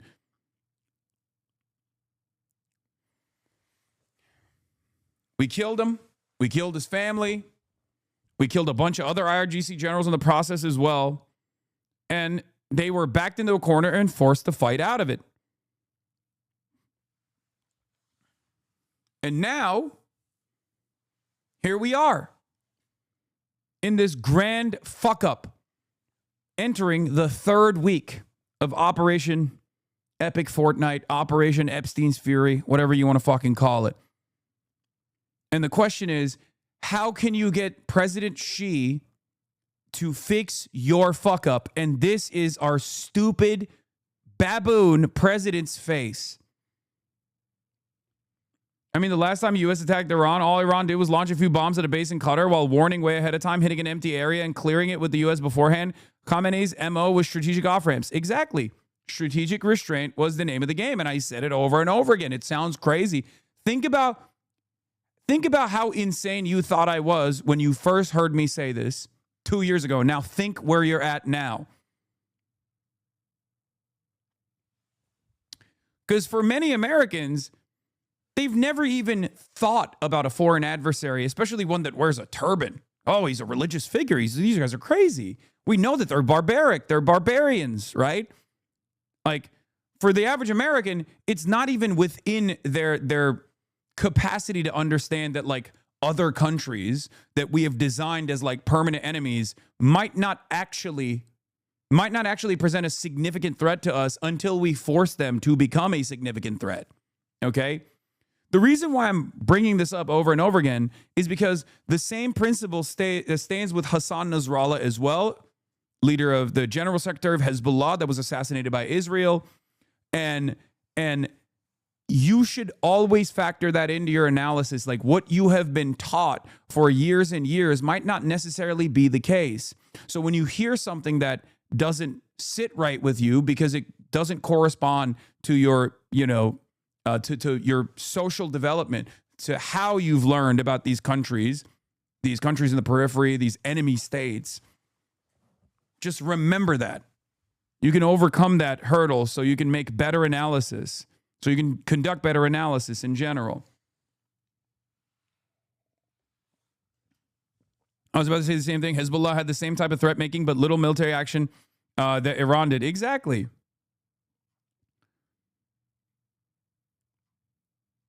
Don't unpause the video. It lives on. Welp. That's funny. I like that we immediately turned it into an emote. Strait of Hormuz safe for those oil tankers? Yeah. So China is a great example. They get 91% of their oil from the Hormuz Straits, which we protected for years. And it always bothered me that we have these countries. Japan gets 95% of its from the Straits, the Hormuz Straits.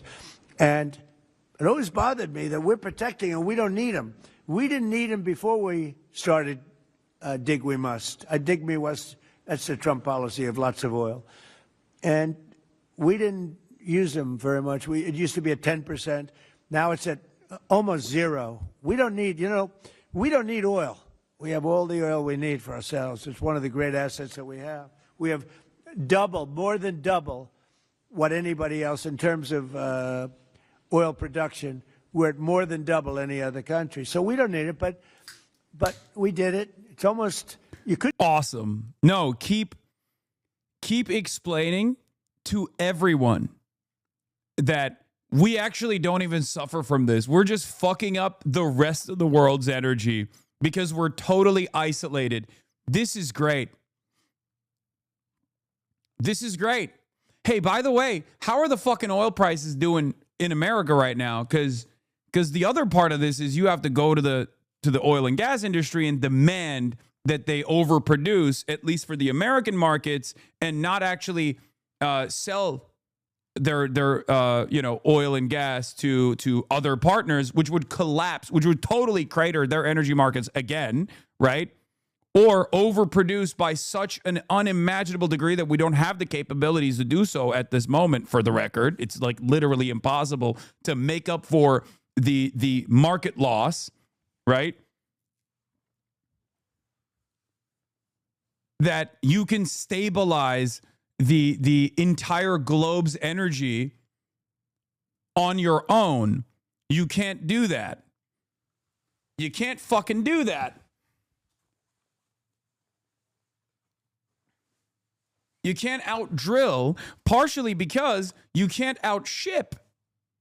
You can't just magically reroute the entire world's energy outside of the United States of America. You're like, okay, we're just going into we're supercharging our oil production. Okay, what are you going to do when you don't have fucking ships? You don't have the tankers. You don't have the facilities. There's just no way. Like, it's just not possible, especially in the short term. That's not how the complex web that we have designed in the international energy commodities market. It's not, you can't just like magically flip a switch and decide America is now going to make up for the fucking the lack of supply. It just doesn't work that way. You need fucking oil tankers. You need a massive runway. You need to start the refineries ahead of time. Sometimes it takes a while to get up to the capacity necessary.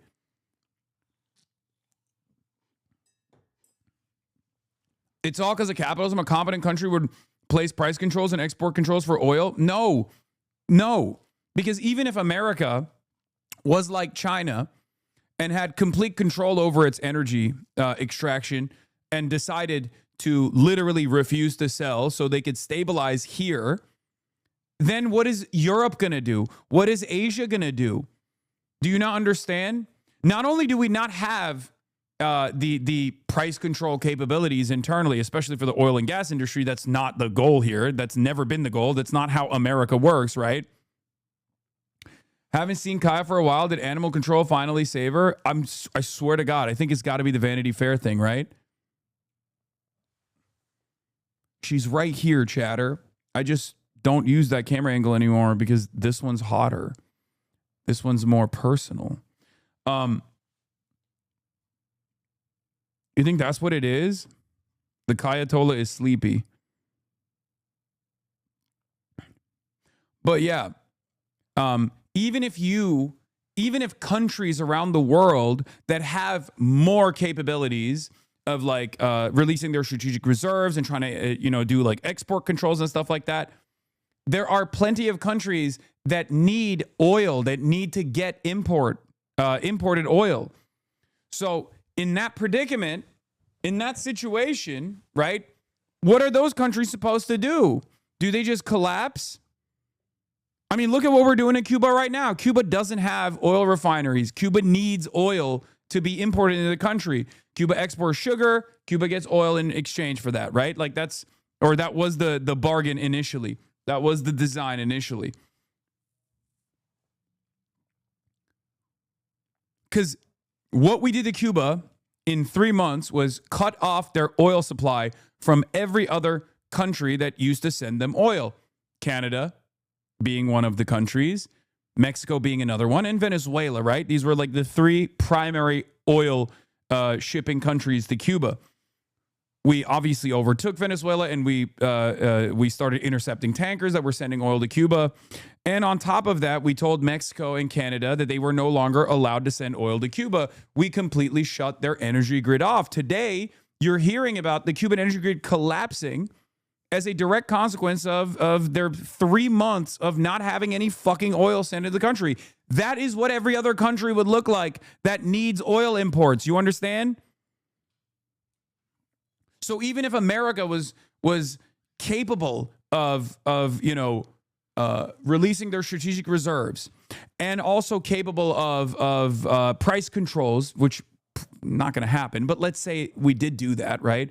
Or capable of demanding that our oil producers produce much more much more oil in order to stabilize the market. We don't have the capacity to stabilize the market. Even if we were to internally stabilize our prices, the rest of the world would have their energy grids collapse.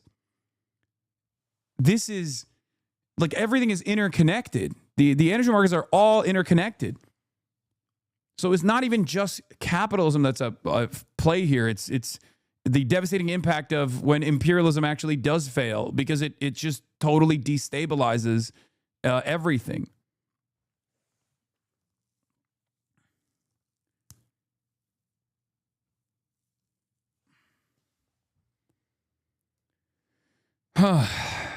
It's unbelievable. Say we did it out of habit, which is not a good thing to do. But we did it because we have some good allies there. We have. It's also extra unbelievable because the guy doing it is such a fucking baboon. Middle Eastern countries there, Israel there. So we did it for a lot of reasons. But it always amazed me that we did it. We never asked for reimbursement. And it was really there to serve other countries, not us. And by the way, we have the Sugar King. Same story. Look at that. Alfie von Hool. Alfie, thank you both very much. Huh? That's Pepe, yeah. Pepe. Hi, Pepe. How are you? How are you? Is Alfie in the backstage? Huh? Is he sitting back there waiting for you? No? You doing all right? Pepe is a great friend of all of ours, I think, in the room. Tremendous. And we appreciate you being here. Great to have you. Thank you. Mr. President, honored. That's great. Both of you. Thank you very much. So go ahead, please. Thank you, Mr. President. Mr. President, you've said that Iran does want to make a deal. Now, into the third week of this bombing campaign, what would that deal look like? What are the ask that you're making of the government? They want to make a deal. They're talking to our people. I don't know if they say that to you. Maybe they do, maybe they don't. Don't forget, they are a country that for years, I didn't know this until recently, they're a country based on disinformation. And now they're using disinformation plus AI. And that's a terrible situation. That's a terrible situation.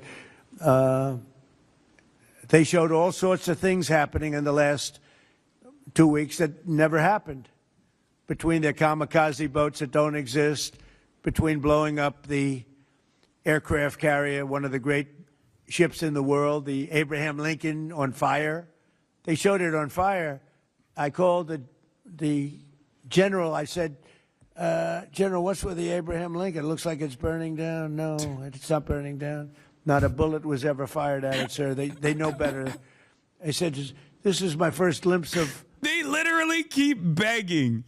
By the way, there is a lot of fucking AI bullshit, and obviously, like, you know, I don't... unlike the president, I don't fall for the AI slop, and I try to urge you not to fall for the AI slop either. But the Iranian government has actively been begging for American naval assets to try and go through the Strait of Hormuz. They have agitated for it over and over again. They have demanded it over and over again. This is what they want. They want to goad America into sending a fucking ship through the kill zone so they can pummel it and take a massive fucking W. Okay?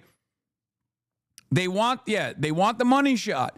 They want an American naval asset to try to cross the Strait of Hormuz, which is literally crossable only by a 2-mile area that is what is effectively known as a choke point or a kill zone.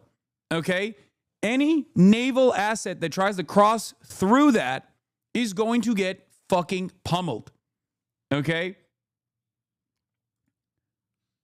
They're also demanding boots on the ground. The Iranian military command mocks Trump, says the operation should be called Epic Fear, not Epic Fury.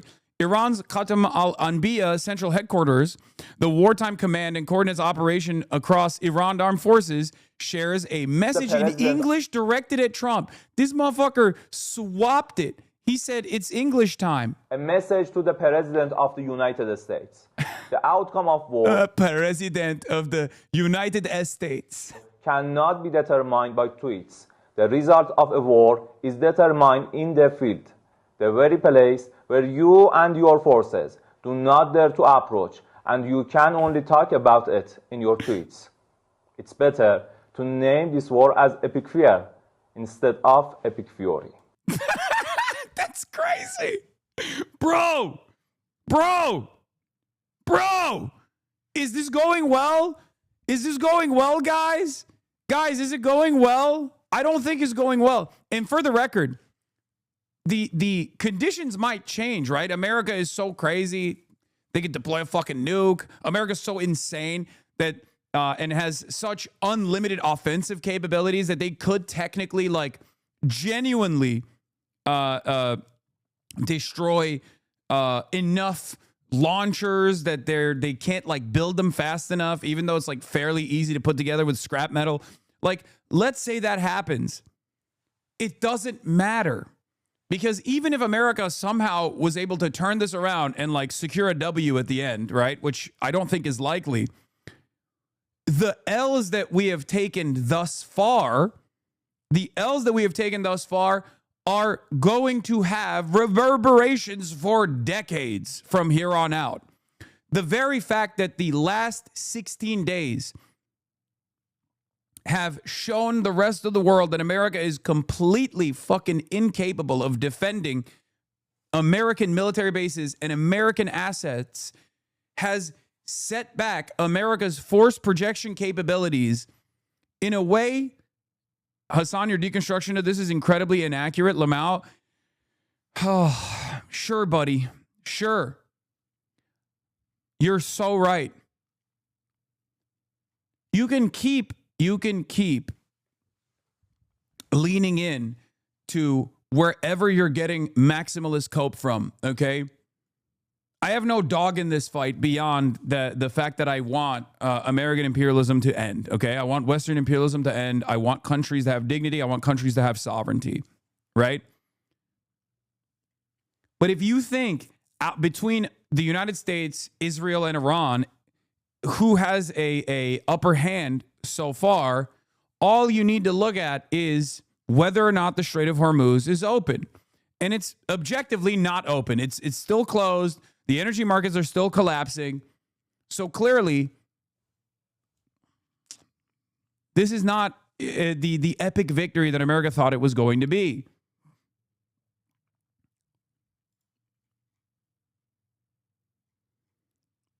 When the U.S. Secretary of War declares no quarter, he doesn't project strength. He conveys moral bankruptcy and ignorance about law of armed conflict. We advise him to review the Hague Convention and Rome Statute of the ICC unless he aspires to join Netanyahu as a war criminal. Yeah, that's not going to happen, man. This is what I mean. These guys are like too predisposed with like international rules of engagement, humanitarian rights. Like, it's not. America does not fucking play by those rules. Like, you have to figure this out by now. You have to have figured this out by now, please. We're literally starving the island of Cuba as a side project that we've basically put on autopilot. America is not held back by any fucking rules or standards whatsoever. And the rest of the world will never see that either unless you militarily embarrass the country, okay? You have to create military deterrence, which is what the IRGC is doing right now. Any kind of like mention of international rights is so ridiculous. Like, it's just not going to work. Yeah. Iran believes in the American people more than I do at this point is right. It's crazy.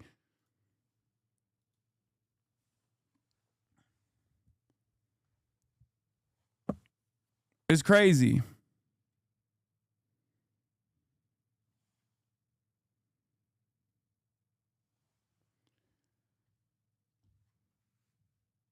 Also, the Shia smirk, once again.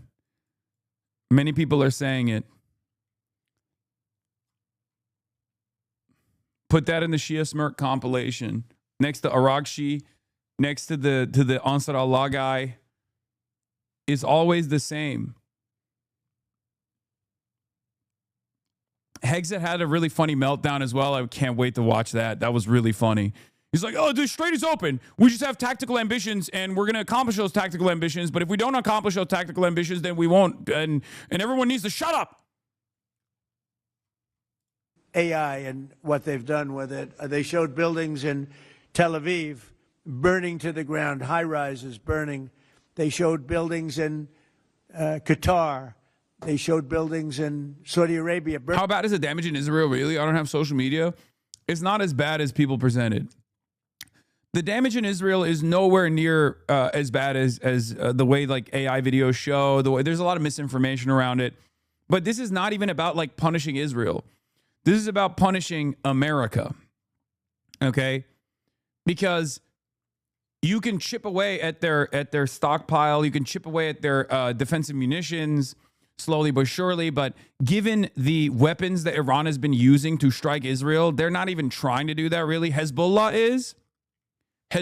is certainly eating away at the stockpile a lot more than Iran is right now, because the stuff that Iran is using, for the most part, either get intercepted in transit, or the ones that they use, the ones that Iran uses that don't get intercepted are cluster munitions. I know people say, oh, they're actually, they're like re-entry vehicles. It's not technically a cluster munition. It's functionally a cluster munition. Please. It's ridiculous. It's a distinction without difference, the way that they're deploying some of these weapons, right? It opens up a super high altitude and dumps like 80 fucking warheads on top of, they have 80 submunitions that they're dumping on top of like the Israeli defenses, and that the reason why they're using that is very clearly to create an insecure environment for like regular Israeli society. They wouldn't be using that if they wanted to destroy the defensive capabilities that Israel has, right? Because those are not interceptable, right? Those are not interceptable munitions. That's kind of deliberately why they're using those munitions. If they wanted to eat away at the Tamir interceptors that they have, or the aero ballistics that they have, the ballistic munitions that they have in the aero systems, they would be using different kinds of ballistic missiles that require that are interceptable, right?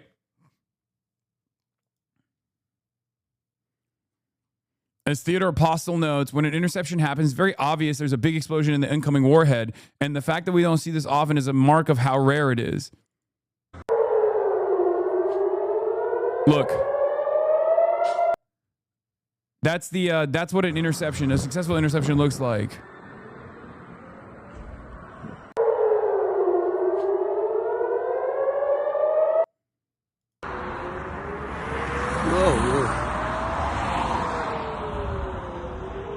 Whoa. DoorDash driver got really nasty with me because he heard your voice in the background. Lol. Wait, what?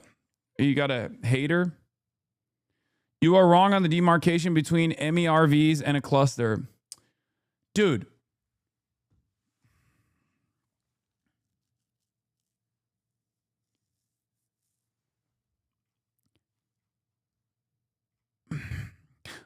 It's a distinction without a difference, okay? It doesn't matter. I don't know why you guys are like holding on to this as though, like, it doesn't matter, because guess what?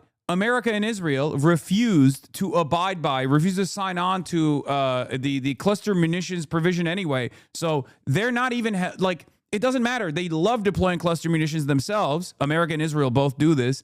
And on top of that, it's just, on top of that, like it's silly to try to make this distinction when the goal of the way that they're using these missiles is basically a cluster munition. It's not interceptable. That's why they're using it.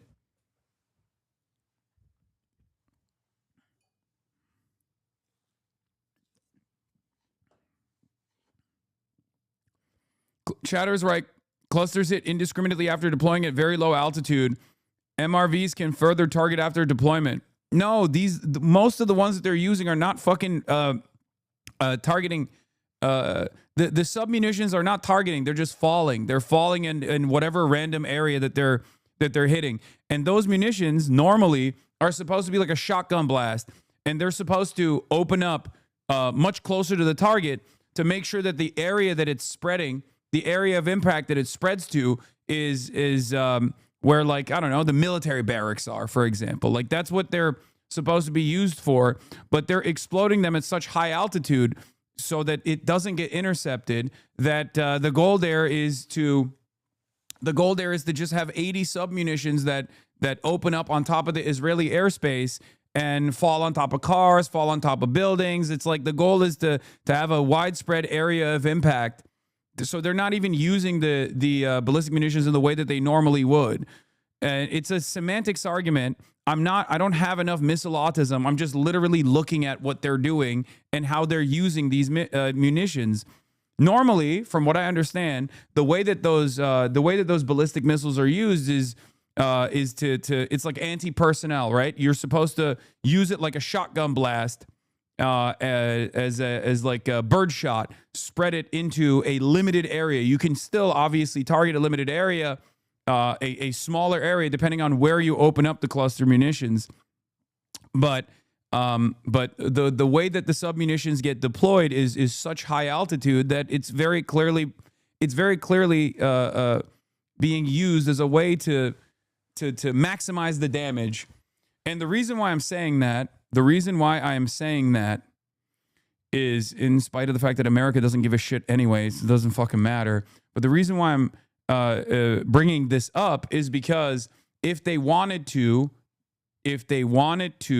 or if they had the capability still to do so, I don't know if this is within the capacity of the Iranian launches anyway at this moment, right? Or whether it's for some other reason, and I suspect that it's because their capabilities have been attrited successfully through endless American strikes. Like they have like limited denial capabilities regardless inside of Iran, and you know, America doesn't have like complete air superiority, but like they've actually been able to shut off entry points in these caves, blow up enough TELs. Like it's obvious that they're having a harder time deploying some of their older missiles, right? Because they have a massive stockpile of older tech that they could just dump on top of the Israeli airspace right now if their primary goal was to destroy the air defense capabilities by the Israeli air defense capabilities by just like constantly pummeling Israel over and over again.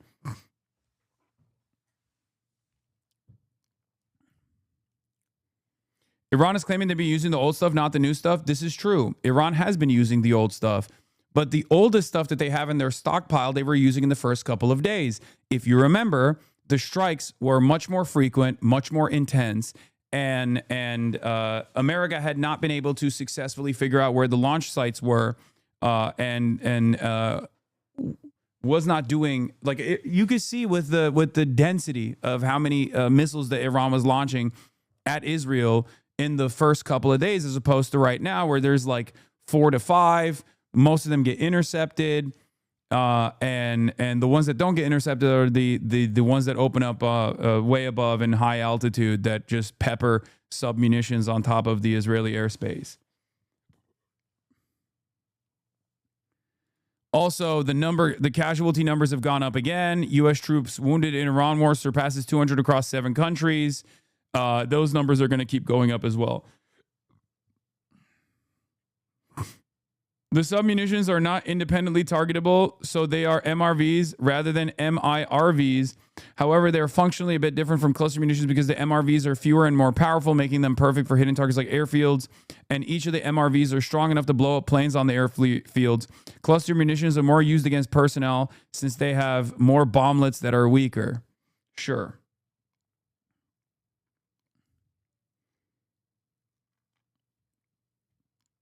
Israel's actively demolishing and using banned munitions in South Lebanon. I know. Israel doesn't abide by any fucking international rule. It doesn't matter.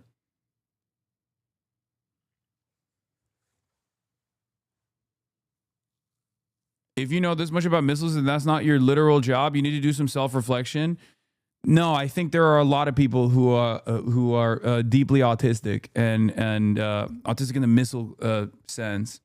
It's not semantics. There's a huge difference between the two in terms of strategic capability and the implications for the recipients of the missile. Iran isn't using MIRVs, which would let them hit a bunch of targets precisely. They're only firing missiles with cluster warheads, MRVs. Soviets getting MIRVs is a part of why America finally sought nuclear arms control.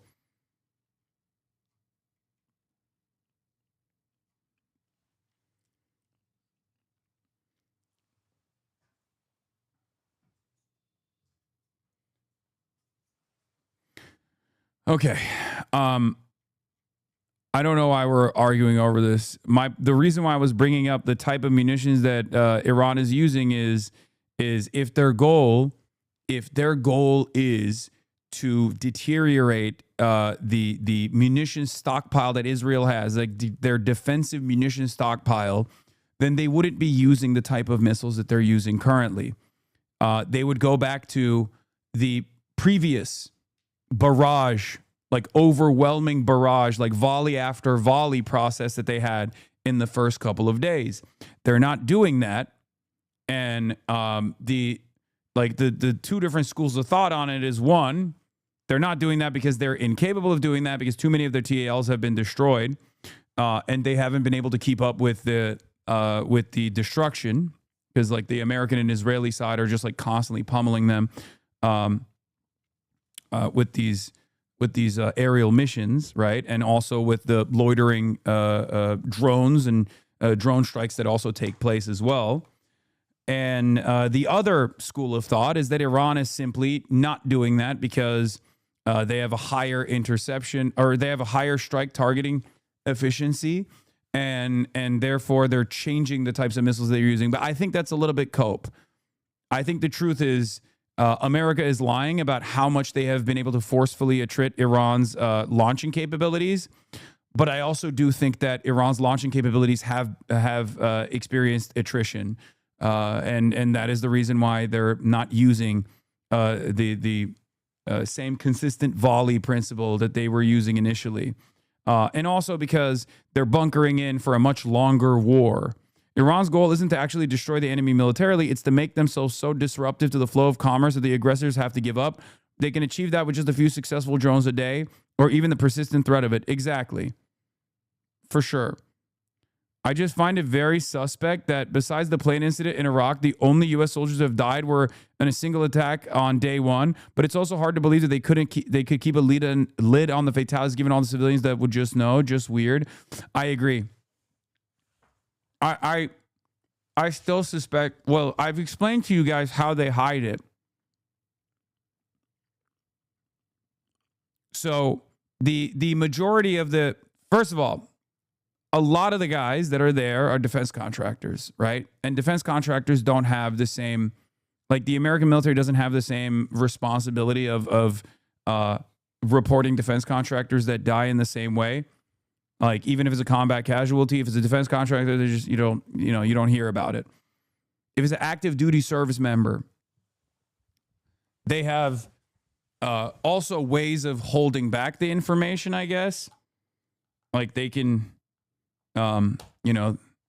If they're wounded in action, you don't know the severity of the wounding. You don't know how bad it is. I mean, they're knocked out of combat for the most part, though. So that's why the casualty numbers are important. The casualty numbers are fairly indicative of like how many people have been knocked out of combat.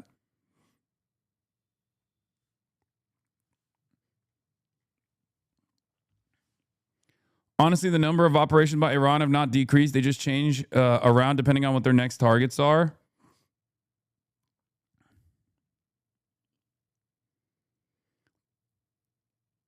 It's believable because didn't they close all the bases in the Middle East? They're mainly operating out of Europe and their aircraft carriers now. You don't define terrorism as a few drones a day or the threat of it to shut down the world oil supply. A few pop shots inspire fear in order to gain false representation of power. Yeah, it's called asymmetrical warfare, for the record. You can't we're talking about sovereign states now. This is state versus state violence. Unfortunately, the terrorism designation doesn't work as easily because it's not a non-state actor. You could say it's a rogue state, but you can't say it's a non-state actor. So it's not as easy to belittle and bully and ruthlessly lie about a foreign adversary in spite of the American need and the American capabilities of doing so by way of mainstream media. There's a reason why it's a little different. You don't hear from Hamas militancy, but you do hear from the foreign minister of fucking Iran, a country with 93 million people in it. Okay? Do you understand how things change? The dynamic shifts a little bit. Like, I'm sure the media would love to refuse to cover that, but there's obviously a lot of appetite from the masses to hear from the other side on this. It's much easier to belittle. It's much easier to propagandize the public against terrorism when it's a non-state actor, when it's a militant resistance group fighting against a foreign ally that is the most important foreign ally of all time. That's why it's so easy to say Hezbollah are terrorists, Hamas are terrorists, they're barbaric, they're ruthless, they're brutal. But it's a little bit different when it's actually a state actor that has been wronged by us, that has been shot at by us. We started this. So yeah, you can fucking sit around and be like, well, why are they using cluster munitions? Why are they using drone warfare? Isn't this a threat of terror? But at that point, we triggered these events. They didn't do this for 47 years. We triggered these events now. So it's our responsibility.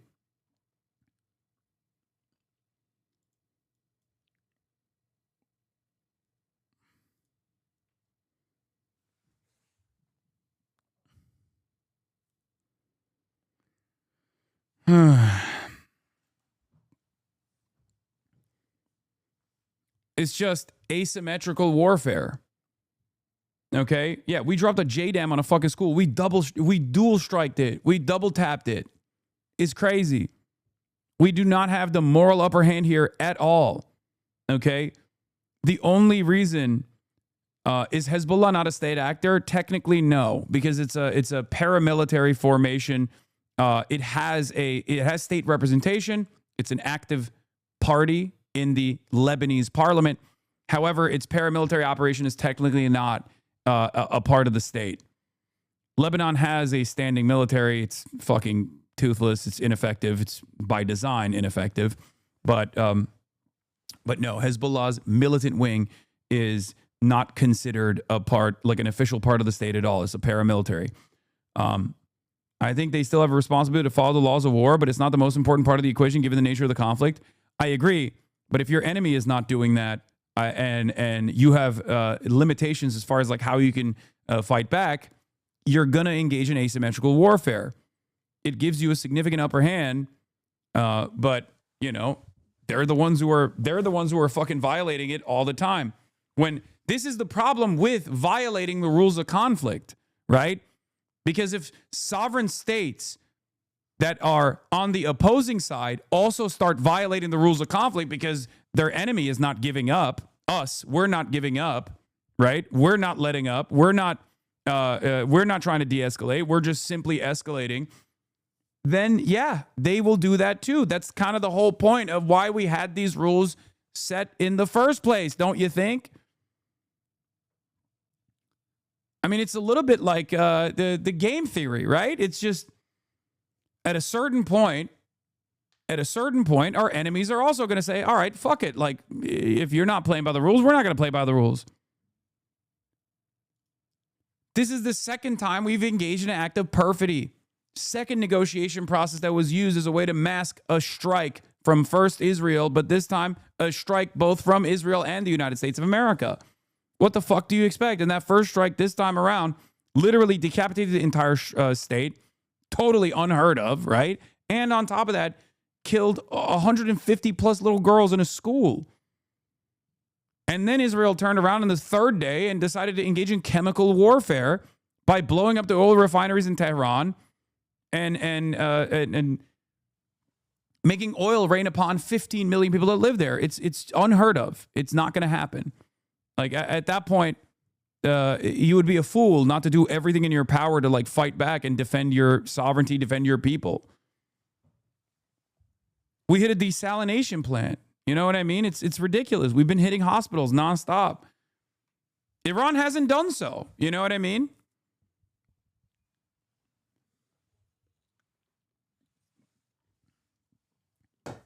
I'll give you an example. Look at the number of civilian casualties from the Iranian retaliatory strikes in the Gulf states and in Israel, as opposed to the civilian casualties in Iran. You about to get clipped with that? I don't care. Shut the fuck up.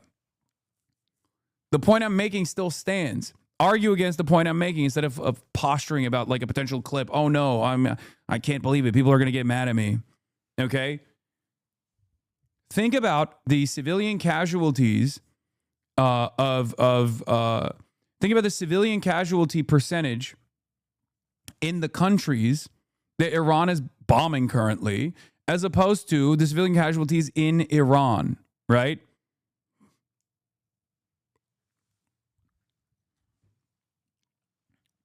America and Israel have a far, far greater percentage of civilian casualties than Iran does.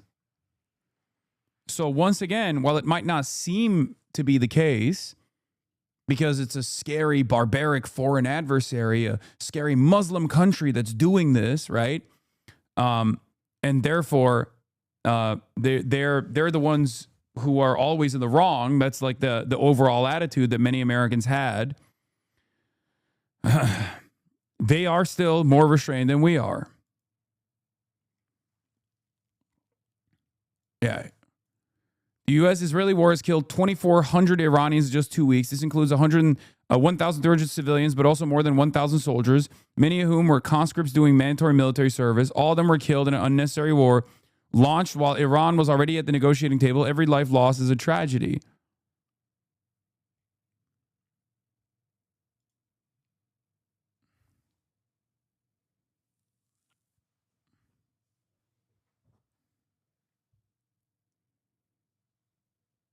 They're going to clip that. People are making fan cams of Arakshi on TikTok. I don't think people realize the terror jacketing shit ain't going to work on this one. Yeah.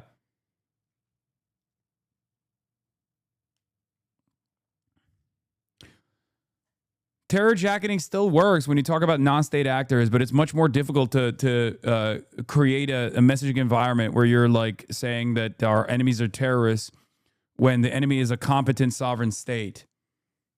That's the reason why Israel gets away with doing unlimited terror and genocide against both the Palestinian resistance front, but then also against the Lebanese population. And the overwhelming attitude here in the Western news is Hezbollah are the bad guys, Hamas and PFLP, Palestinian Islamic Jihad, are the bad guys. Even though Israel's the party that's doing the genocide, Israel's the party that is bombing the shit out of densely populated civilian areas in Lebanon, bombing beaches where people have evacuated to, bombing hospitals in Lebanon, killing healthcare workers. It's just ridiculous, right? It's totally fucking ridiculous.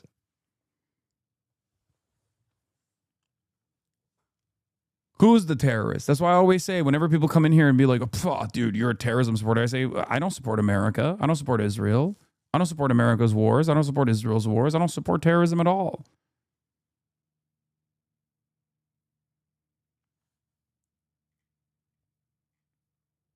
Burning, and they weren't burning. They weren't hit. It was all AI based. Terrible. It's terrible. And that's their only, I think that's the only thing they do well. They're negotiating. And we always talk. When, somebody said, well, would you talk? Why would you even talk to them? I talk to everybody because sometimes good things come out of it. But I don't know if they're ready yet. They're taking a pounding. I don't know if they're ready yet. And we don't even know their leaders. Look, all of their leaders are dead, as far as we know. But they're all dead. We don't know who we're dealing with. We knocked out the first group. Then the second group met, 88 met to pick the leader because the first group was all dead. And the second group got knocked out. They're all dead. Then a third group met. I would think they're a little nervous about meeting. I don't know if they're nervous. Maybe they're not. Maybe they're crazy. If they're not nervous, then they're crazy. But we met with the next group, but we don't know who their leader is. We have people wanting to negotiate. We have no idea who they are. Yeah, please, Peter. Thanks, President Trump. What are your advisors telling you about the Ayatollah's son, the new supreme leader? What are they telling you about him? Well, it's not only them, it's you people. I mean, a lot of people are saying that he's badly disfigured. They're saying that he lost his leg, one leg, and he's been hurt very badly. Other people are saying he's dead. Nobody's saying he's 100% healthy. And he hasn't spoken because the Ayatollah would sit and he'd spew hate from a form of a throne. Not as nice as a throne. I like the English throne much better. But it was a fancy chair. But he'd spew hate from his chair. But you'd see him a lot, right? This one, we haven't seen at all. So that could be for a lot of different reasons. We don't know, Peter, if he's dead or not. Now that you've announced, I will say this: nobody's seen them, which is unusual. something else. Now that you've announced that the U.S. has destroyed all of Iran's mine-laying ships, why can't the U.S. just immediately reopen the Strait of Hormuz? Well, we could, but it takes two to tango. We have to get people to take their billion-dollar ship and drive it up. If when Pepe has his big sugar ships coming around and they cost $1 billion, and we say, I think it's okay now, Pepe, take your ship, drive it through the Strait of Hormuz. He may say, let me wait a little while, because it takes ship owners, and these ships are very expensive. They can cost up to $2 billion. So they don't want to take a chance that, gee, I think you'll be okay. They got to know it. So they don't have to set, we don't know if they even set any mines. But the thought that they may have is enough to keep people from saying, we don't need it. Now, we are pounding that area, that coast, as you know, left side. We're pounding it, like really pounding it hard. And again, they may have no mine set. We hit every one of their mine droppers. They call it the mine layers, right? The ships. They're pretty sophisticated ships. Every one of them is gone. But it only takes one. So it's a little unfair. You win a war, but they have no right to be doing what they're doing. But we're hitting them very hard. And today is a big day where we're pounding a certain area that has very much to do with the Strait. And I think we'll get it going very soon. In addition, we do have other nations coming in. You need people to watch and people to see. We have other nations coming in. Yes, please. If the United States is working to secure the Strait of Hormuz for the benefit of other countries like China, and our allies aren't yet stepping up to your standard, is the United States getting back to being the world's policeman? Look, the United States should not be very much involved. They can on a certain basis. They've been doing it for a long time. But I've always said, if you look back years ago, I said, why aren't we being reimbursed? These are the richest countries in the world. Why aren't we being reimbursed for maintaining the Hormuz Strait? And why aren't we being reimbursed for that? I've said that for years. You can go back. They reported on it yesterday. I've been saying a lot of things about the Straits. Number one, I said it's the one advantage they have, but that's a suicidal advantage because they kill themselves more than they kill the rest of the world. And there are things you can do with time. There are other things you can do. But I think we're going to have the situation straighten out pretty quickly, and I think we're going to have some good help, and I think we're going to be disappointed in some nations too. And I'll let you know who those nations are. One of your advisors, David Sachs, said the other week that the U.S. should, quote, declare victory and get out of the Iran war. Yeah, he also warned that if the conflict escalates, Israel may contemplate the use of a nuclear weapon. Has he shared that assessment with you? No, yes. And Israel wouldn't do that. Israel would never do that. And, there's a theory. You pounded them to hell. Not my Israel. And you could just leave now, and it'll take 10 years for them to build back not nearly what they have right now. Not and I guess my that's another Israel. Theory, but we want to have it ended so that another president doesn't have. Look, for 40. Is Trump live right now, chat?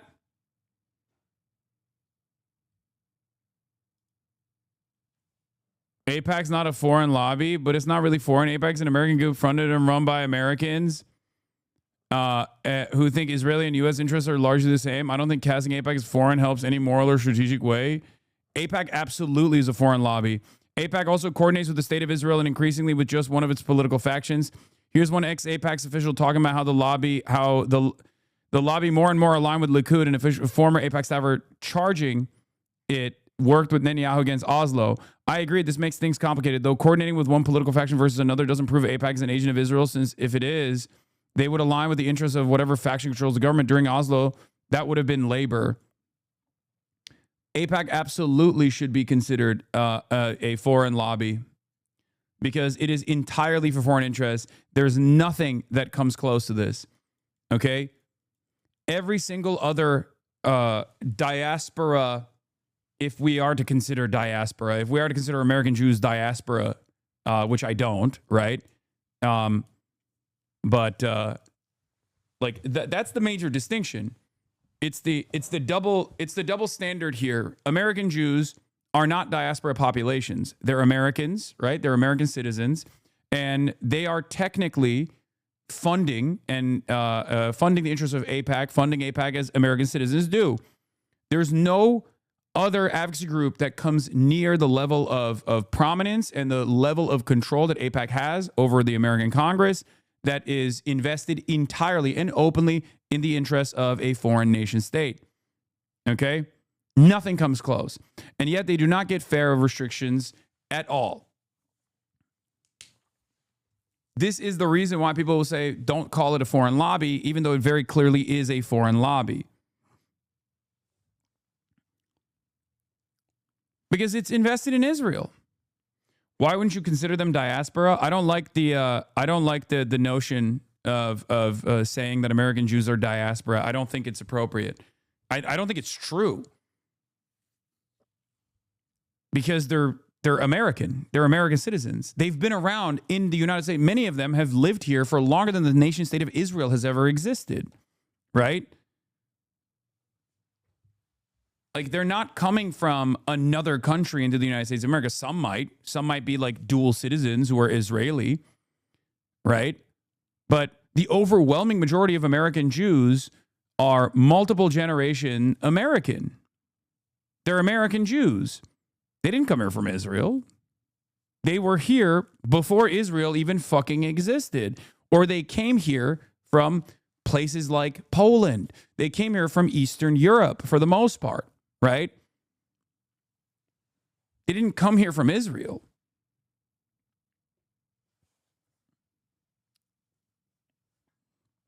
Yeah, like Felix. Think about like Felix Biederman, right? His I think great grandparents were like one of them was like a pianist in the fucking Tsarist army or something, right? And then they came to America. They came to America from Russia, right? Is he a diaspora Jew that is technically Israeli? Like, no, of course not. It's fucking ridiculous. The problem, of course, is that Israel and many Zionists use this designation, and it's one that I, as an outsider, as you know, a non-Jewish person, I can't make that argument anyway. No, I mean, even if it's correct, it doesn't matter. Like, most Zionists will say, the fuck are you talking about? No, we are diaspora. We are diaspora to Israel. Anyway.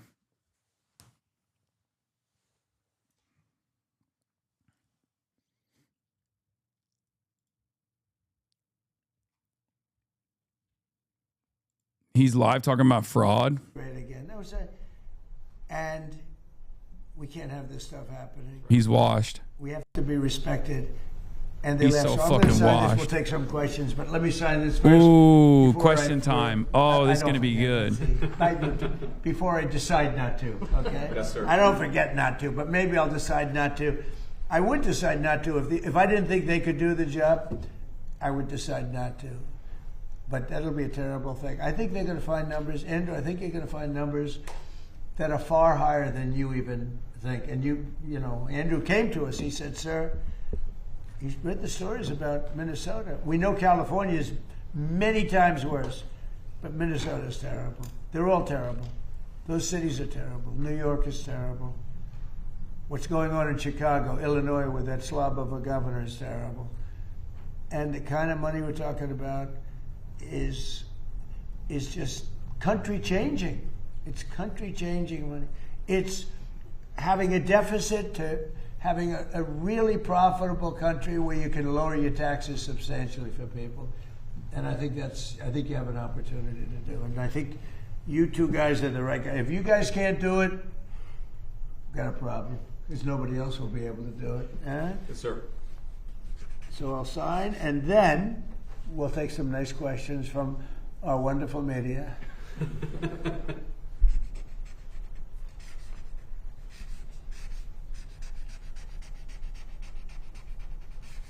Okay. Good one.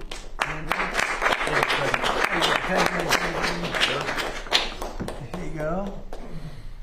Very important. That's a big deal. We've been working on this very long. Right? Yes, See, sir. right? Will? Good, sir. Andrew, do you have a question? Yes, Mr. President. You said during your State of the Union that this type of fraud, the corruption, is the type of thing that can shred the fabric of a nation. Why do you suppose then that leaders in recent memory haven't looked at the systemic amount of fraud that's been taking place? And because they're crooked. They make money, they gain power, they use it for power. Like with the Somalians, they vote in a block, 100%. They make a deal with the Somalians, they all vote because they're on a gravy train. It's money first, power second. A lot of people say power first. No, it's money first, power second. Do you ever see where like Mercedes, people come over from Somalia, they have no money and now they're buying Mercedes-Benz cars, okay? It's more cash goes out of the Minnesota airport than any other place in the world or so. We're going to find it. And Minnesota is really bad. The governor's corrupt. The attorney general is totally corrupt. Just like the New York State Attorney General, Letitia James. She's a highly corrupt person. Bragg, the DA, is a corrupt person. They're all corrupt. These are corrupt people. And we got too many of them in our country. And we have to expose them, and we have to catch them. And if these two guys can't, these are high IQ people. I've always liked high IQ. These are high IQ people. If they don't do it, we're going to go a long way, fellas, to find somebody else that's going to. We have no choice. If honestly, and they may not do a good job. If they don't do a good job, Thank you, sir. No, it's possible. If they don't do a good job. Oh, J.D. Vance spotted. The country's sort of in Wow, trouble. he's Yes, alive. go ahead. Thank you, sir. I thought he was in the And I cuck think you're gonna cave. do a great You job. Go know, ahead. considering that Trump is waging an unholy and very unpopular war, and I thought J.D. Vance, the cuck, would be hiding. Skepticism of foreign adventurism. Are you completely on board with the current war in Iran? So I like fraud czar. It's certainly what we're going to do. And look, we have to do it. As the president said, this is a problem that has festered in this country for far too long, and far too few people have actually wanted to do anything about it. That's what makes this administration different, is that we actually tackle the problems the American people have been confronting.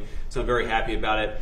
And look, I think that I know what you're trying to do, Phil. You're trying to drive a wedge between members of the administration, between me and the president. What the president said consistently, going back to 2015, and I agreed with him, is that Iran should not have a nuclear weapon.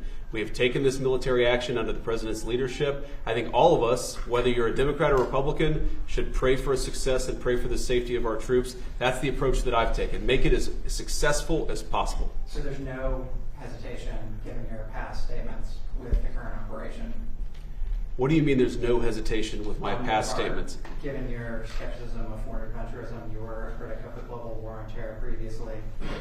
Well, I think one big difference, Phil, is that we have a smart president, whereas in the past we've had dumb this is presidents. awesome. And I trust President I Trump love to this get the argument. job done. No, you do a good see, job for the American Trump people is and make known sure for being smart. aren't repeated. Absolutely. Thanks, sir. Look, JD's been great, but here's the simple thing, and I have, some people, I don't want wars. I want wars less than almost anybody. Peace through strength. But you know what? I've watched Iran for a long time. I've called them out 20 years ago when I was a civilian that liked watching the world. And they're violent, vicious people, the leadership, violent, vicious people. They killed 32,000 protesters over the last 3 weeks. They put out a memo 2 days ago saying, if you protest, we will shoot you and kill you in the streets. And somebody said, oh, there's not that many protests. Well, first of all, there are bombs going off all over the place. But even if there weren't, who's going to do that? Who's going to do it? They don't have any guns, and the other ones have latest in line machine gun, right? And every form of gun you can have. They shoot them right through the middle of the head. They're violent people. If they had a nuclear weapon, they would use it. And sometimes I'll have some of the people that, feel very strongly, like I do about wars. And I say, do you think Iran is violent, and do you think their people are violent? Yes, leadership. Do you think they should have a nuclear weapon? which is massive power. I don't even want to discuss how powerful. Oh, it's so powerful. It's so powerful. And they said, no, they shouldn't have. Definitely they shouldn't have. I said, and you don't want to fight war? No, we don't want to fight war. So these are naive people that frankly are stupid. If you believe that Iran should have a nuclear weapon, there's something wrong with you, because they would use it within, the only question is within 1 hour if they get it, or 1 day. They will use it, and they will blow up the entire Middle East, not just Israel. They'll start with Israel, but they will blow up. And you got to see that when they unexpectedly started sending missiles to every country within 1,000 miles of them. I mean, they're blowing up countries that were neighbors, not necessarily some friends. They actually were blowing up some friends. They were blowing up the people that handle their accounts. They're sending thousands of missiles into countries that didn't expect to be in the war because they wanted to take over the Middle East. And if I didn't terminate Barack Hussein Obama's horrible Iran nuclear deal, which I did in my first term, one of the dumbest deals, perhaps the dumbest deal because of the danger involved, you would have had them have a nuclear weapon 3 years ago, maybe 4 years ago. They would have used it, blown up the Middle East, and they would have then come after us. And if these gorgeous B-2 bombers, give me that bomber, Andrews. Let me just hug that little sucker. Give me that bomber over there. Thank you. You knew immediately which one. This looks small, but in person it's very big. Because it's the only plane capable of carrying a 200,000-pound bomb. So I don't know how they do it, because it's very sleek and nice, but it carries a lot of weapons, and there's a lot of bombs. But had I not sent this incredible machine, times numerous others, to hit Iran at midnight with no moon, dead dark, every single bomb was dropped right down the chute that it was supposed to hit. How they do it, who knows? Nobody else can figure it. No other country can do it. No other country has our military or even close. And I think we've probably proven that with Venezuela and now with because we have done a number on Iran. But if I didn't do that, if I didn't decimate, I call it their nuclear dust, they would have had a nuclear weapon within 1 month after that bombing took place. And they would have used it on first Israel and then the Middle East. And you know that because all of those missiles that were launched against their neighbors were set long ago, long before they knew they would be using them this quickly. Had we not done this, you would have had a nuclear war that would have evolved into World War III. And more important, this is a war that there would have been nothing left. So we've done a great thing. The people that say it's okay for a very sick ideology, a very sick country in terms of its leadership, very good people, great people. But the people that say that, I think they're actually, they're either evil or they're stupid. So if you believe that Iran should not have a nuclear weapon, they should not have it, then you have to absolutely love what I've done, because in 2 weeks we have decimated them. They have no Navy, they have no Air Force, they have no anti-aircraft So good, weapons. man. Thank you. They have no leadership. The leadership is gone. But then they set up a new leadership to go and name a new leader, and that leadership is gone. And now they think maybe the sun is gone. They're all gone. My biggest problem is I have no idea who we're talking to, because nobody ever heard of any of these people. They're all dead. But we did a job for the world, not a job for us, for the whole world. We took the worst country in 50 years and maybe longer from the ideological standpoint, a country that wanted to blow up the world, a country that is sick, and it has a religious fervor. And when you add religion, you know, people don't realize more people died in religious wars than every other war put together. And that's what you would have had here. And it was a terrible thing. I'm very proud of what we did. And I think JD understands better than most, if you give Iran a nuclear weapon, at least a very substantial part of the world would be blown up. and it'll be used almost immediately. Yes. Thank you, Mr. President. You don't mind if I keep this here, do you? Isn't that a beautiful thing?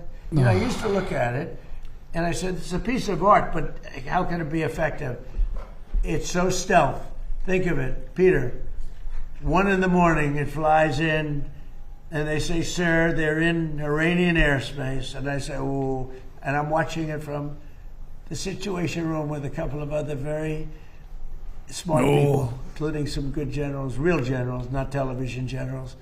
And all of a sudden you see that dive, they start diving, and you see him 30,000, 20,000. Boy, I said, that was a lot. They went down fast to aim it. And they know they're coming, and they're smart, and they never saw them. And they're firing a little bit, but they don't know what they're firing at because they can't see a thing. And then you hear the biggest explosions that anybody's ever heard. Those are the biggest bombs. Outside of nuclear, those are the biggest bombs. And you say, what technology we have. What a great country. I built it, largely, I built it during my first term. I built it. I didn't know I'd have to use it this much in my second term. But we had an incompetent president. We had an incompetent administration. And if that group of people, in any form, whether it's Kamala, him, it doesn't matter, would have had another 4 years, we would have had no country left. Yeah, please. Thank you, Mr. President. You say you're doing a job for the rest of the world. In your conversations with your counterparts, are they thanking you? What are their conversations like when you talk about this military conflict that's taking place in Iran?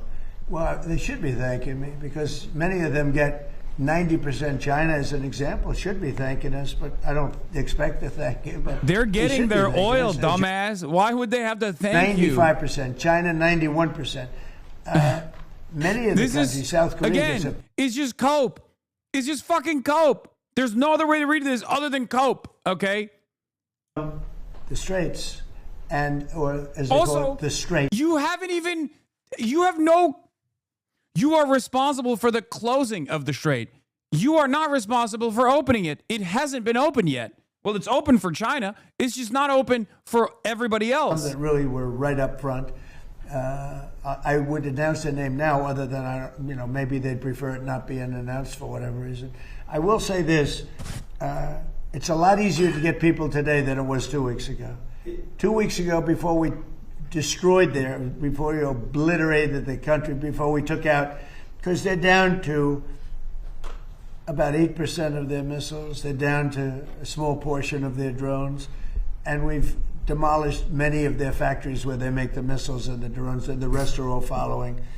Our military has been amazing. We hit Carg Island, took out every single thing on Carg Island except one thing. We left the pipes, because if we take out the pipes, it takes a long time to build them. And at some point, something's going to happen that's positive with respect to those pipes. But there are some countries that greatly disappointed me. And I'm the one that got them to pay from 2% to 5% of GDP, NATO. And I get along great with those countries in NATO, but I always said, the problem with NATO is we'll always be there for them, but they'll never be there for us.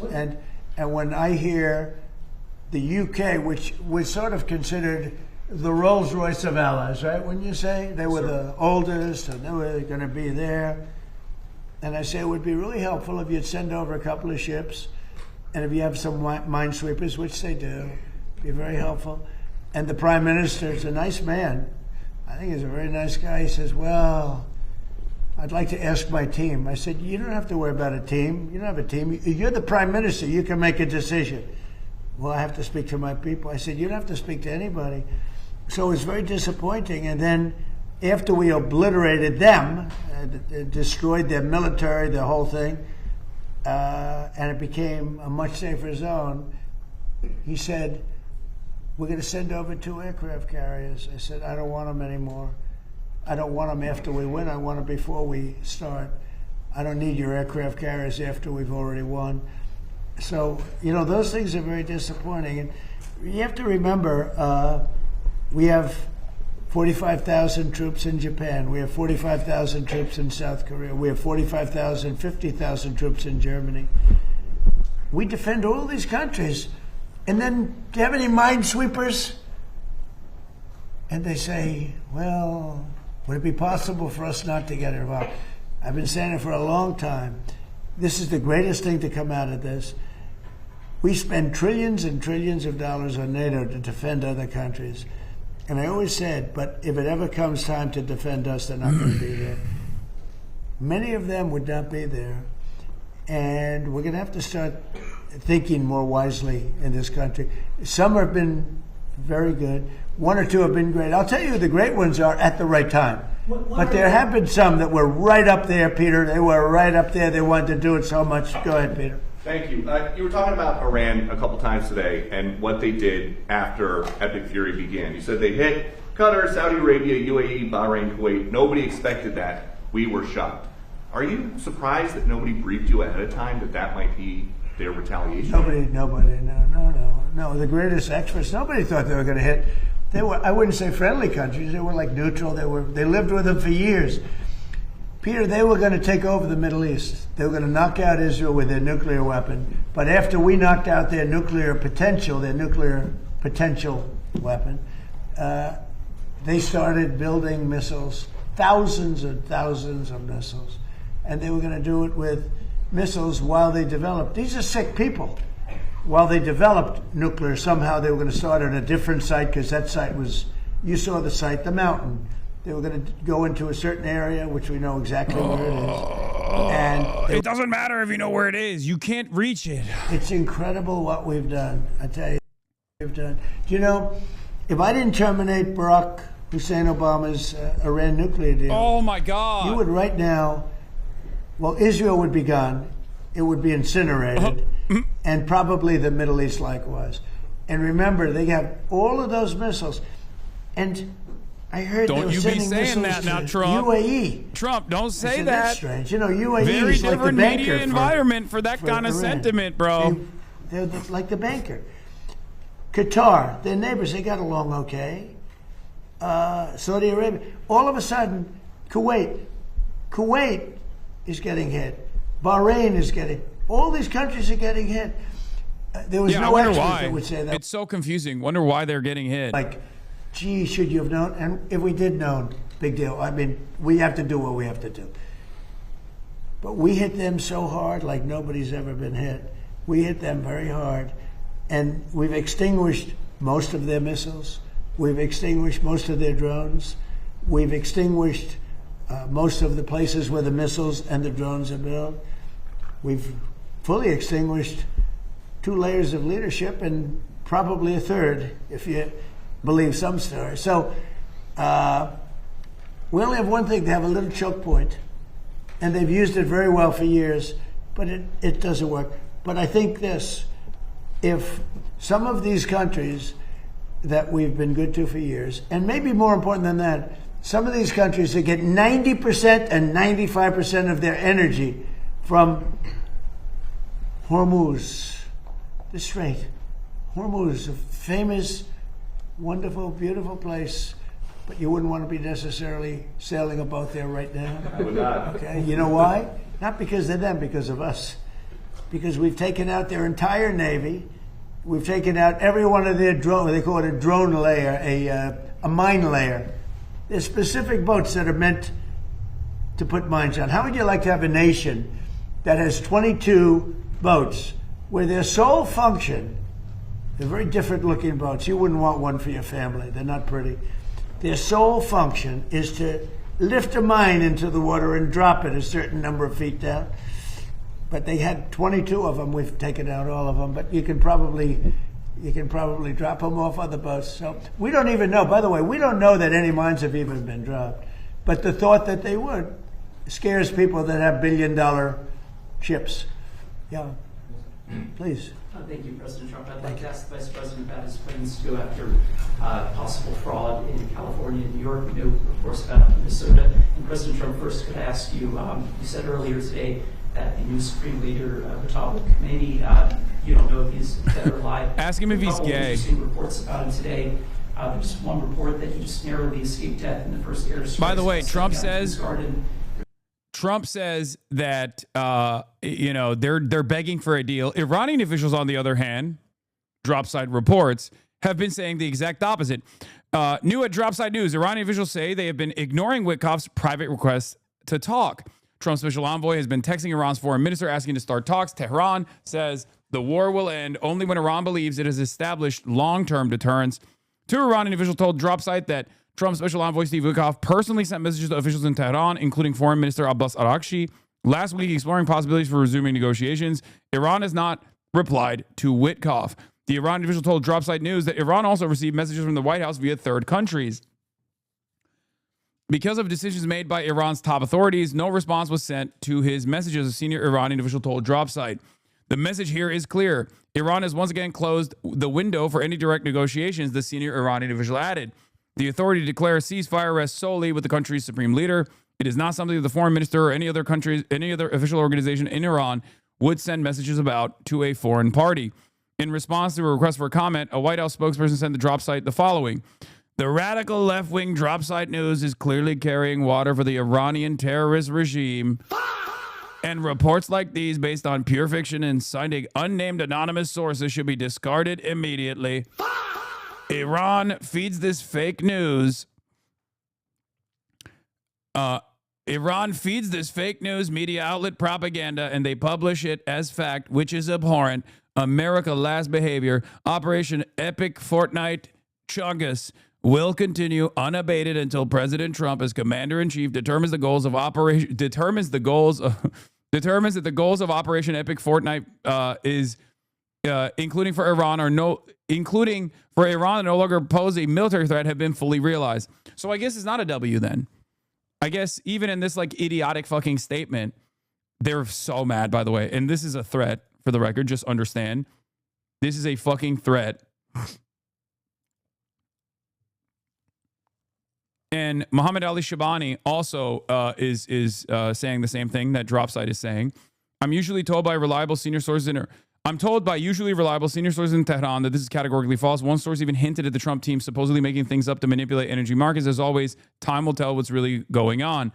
Of course, this came from Barack Unit 8200 Ravid, okay?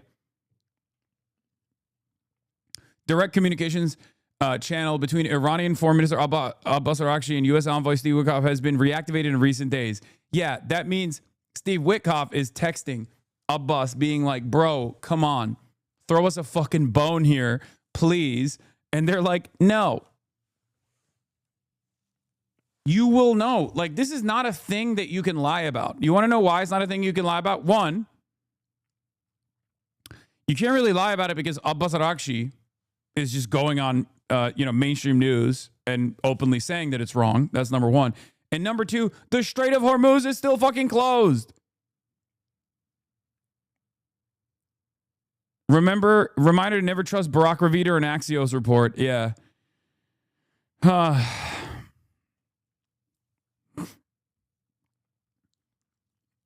Ravid is a misinformation agent, okay? It's still valuable. His reports are still valuable, just not in the way that you think they are. You're not supposed to read exactly what he's saying and think this is good, honest truth.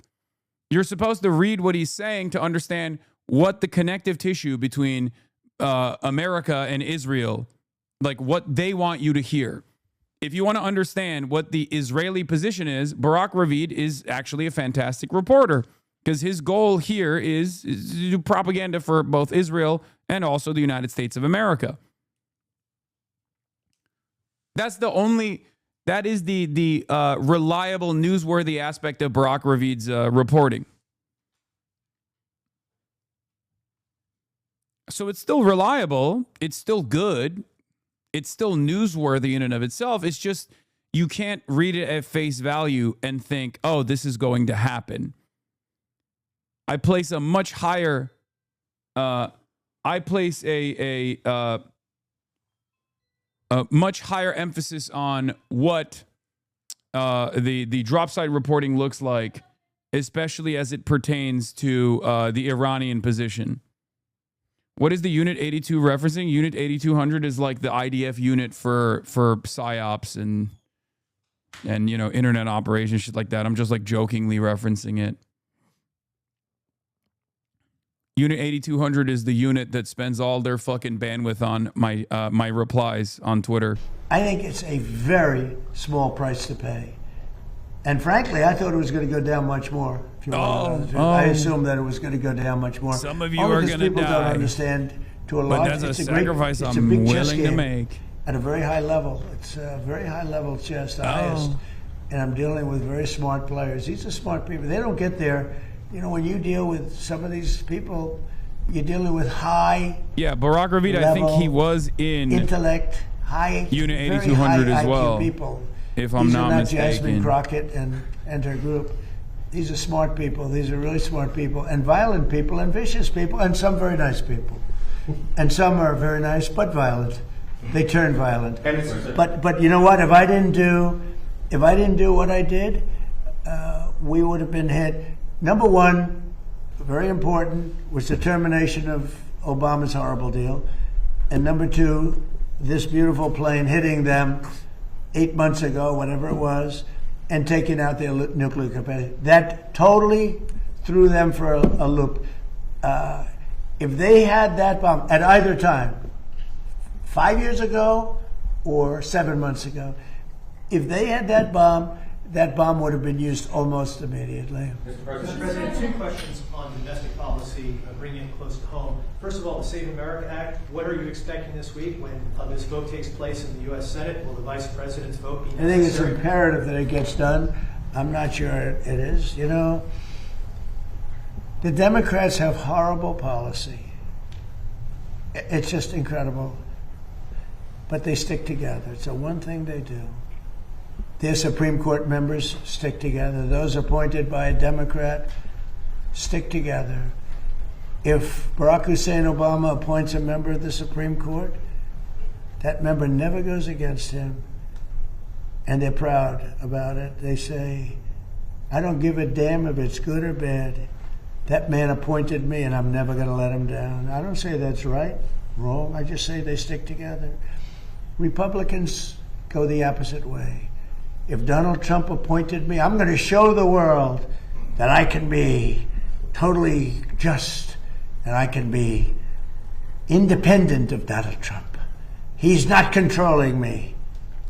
And I don't want to control them. I just want to have smart decisions. They gave us a decision on tariffs the other day that won't change tariffs. I can do it a different way. I always knew I could do it a different way. This was a little quicker, a little easier, a little better. But they gave it a decision that could cost this country $500 billion to pay people back, because now I have to start the tariffs all over again. Very simple. And what happens with the money I've already collected? Why didn't they say, starting from now, go the other way? $500 billion, perhaps. It's so sad. But one thing about the Democrats, they stick together like glue. They impeached me twice for absolutely no reason, unanimously. Fortunately, the Republicans stuck together, and it was something. It was pretty wild. But the Democrats have horrible policy, transgender So for brave, everybody, saving the Strait of borders, Hormuz. Men playing in women's sports. That's my privateer, dude. But the one thing they do have is they a real pirate. No matter how bad the policy, it's embarrassing to watch them try to defend it. Do you think people are going to believe what he's saying? Yes, there are a fuck ton of morons out there who literally listen to every single thing that he's saying and agree with it and think it's the God's honest truth, even if it contradicts itself in the same exact moment, you know? Right? That's a 99% issue. Even among Democrats. You know, Democrats poll at 89% on that. And then they have proof of citizenship. And then they have no mail-in ballots. No mail-in ballots. We have no mail-in. You go to California, they send out like 38 million ballots. Some Democrats get 7, 8 ballots. Republicans are a lot of times calling in, where's my ballot? Where's my ballot? They're lucky to get one. Jimmy Carter, probably the greatest thing he ever did. I thought he was a nice man, not a great president, to put it mildly. How did his attack work out in Iran? Not too good. I think ours is slightly better, wouldn't you say? But Jimmy Carter, the one thing he did after he left with Scoop Jackson and some others, they formed a very elite council, a committee that came out and said very strongly, no mail-in ballots, because if you have, we're the only country in the world that has mail-in ballots like we do. The only country in the whole world. People have tried it. France tried it and they went away. They're now doing paper ballots, watermark paper, which is very hard to cheat. So when you look at what happens with this country, we really have to fix it. That'll be very popular. The other thing we put in there just as best of, I call it the best of Trump. We have the three things I just said, right?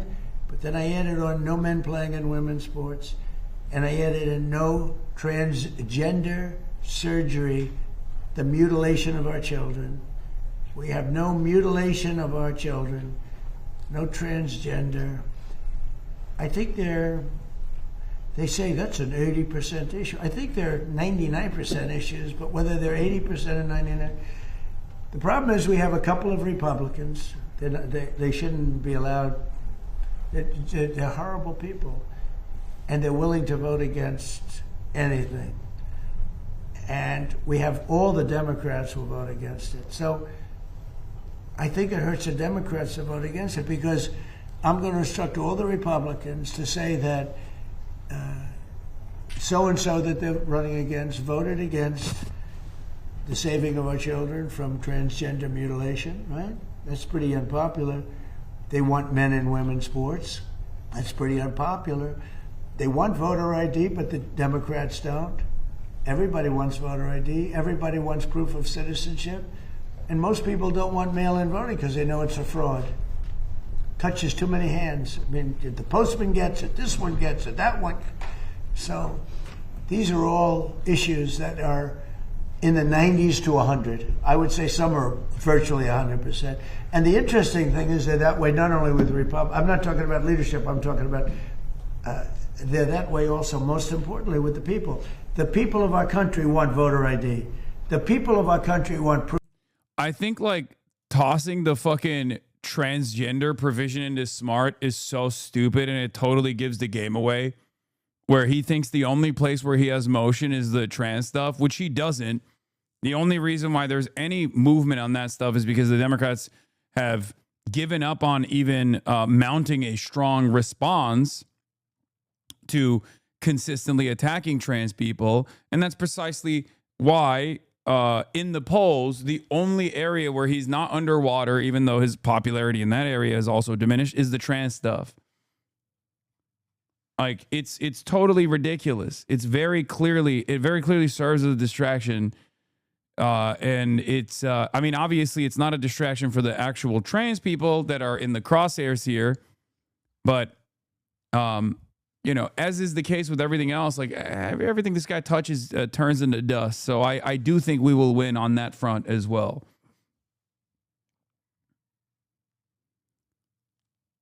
It's unbelievable, dude. For people with learning disabilities, but not for my president. I think a president. Trans people are not attacked, not wanting men and women's sports, and trans people. And this is the reason why Trump does this, by the way, for the cattle. Okay? This is precisely the reason why, because like there are cattle, and there's definitely cattle in every community that like they hear that and they go, oh yeah, that's right, this is perfectly valid. Trans people are not attacked, brother. Which reality do you live in? Okay, like we want to basically register trans people and make it illegal for them to get any sort of medical aid, and you're over here talking about like, oh, it's just about men and women's sports. You're a fucking idiot. The trans women that participate in athletic competitions have already been written out. You understand that, right? There was like 49 NCAA athletes. Trump already banned them. And not only did he ban them, but he also consistently pressures individual states from fighting back against it. It's so stupid. Did that impact your gas prices? Does that make you feel safe? Does that make you feel better? Did it change your life at all? Yeah, meanwhile, in the state of Kansas, 1,700 trans people had their driver's licenses revoked. Like, how is that in any way, shape, or form improving your life? You're a fucking idiot. You're basically saying, mouth agape, I am so stupid that you can wreck the economy, you can destroy my future, you can go and send billions of dollars in aid to Israel and light up tens of billions of dollars in taxpayer-funded military assets, all at the behest of Israel as a foreign country.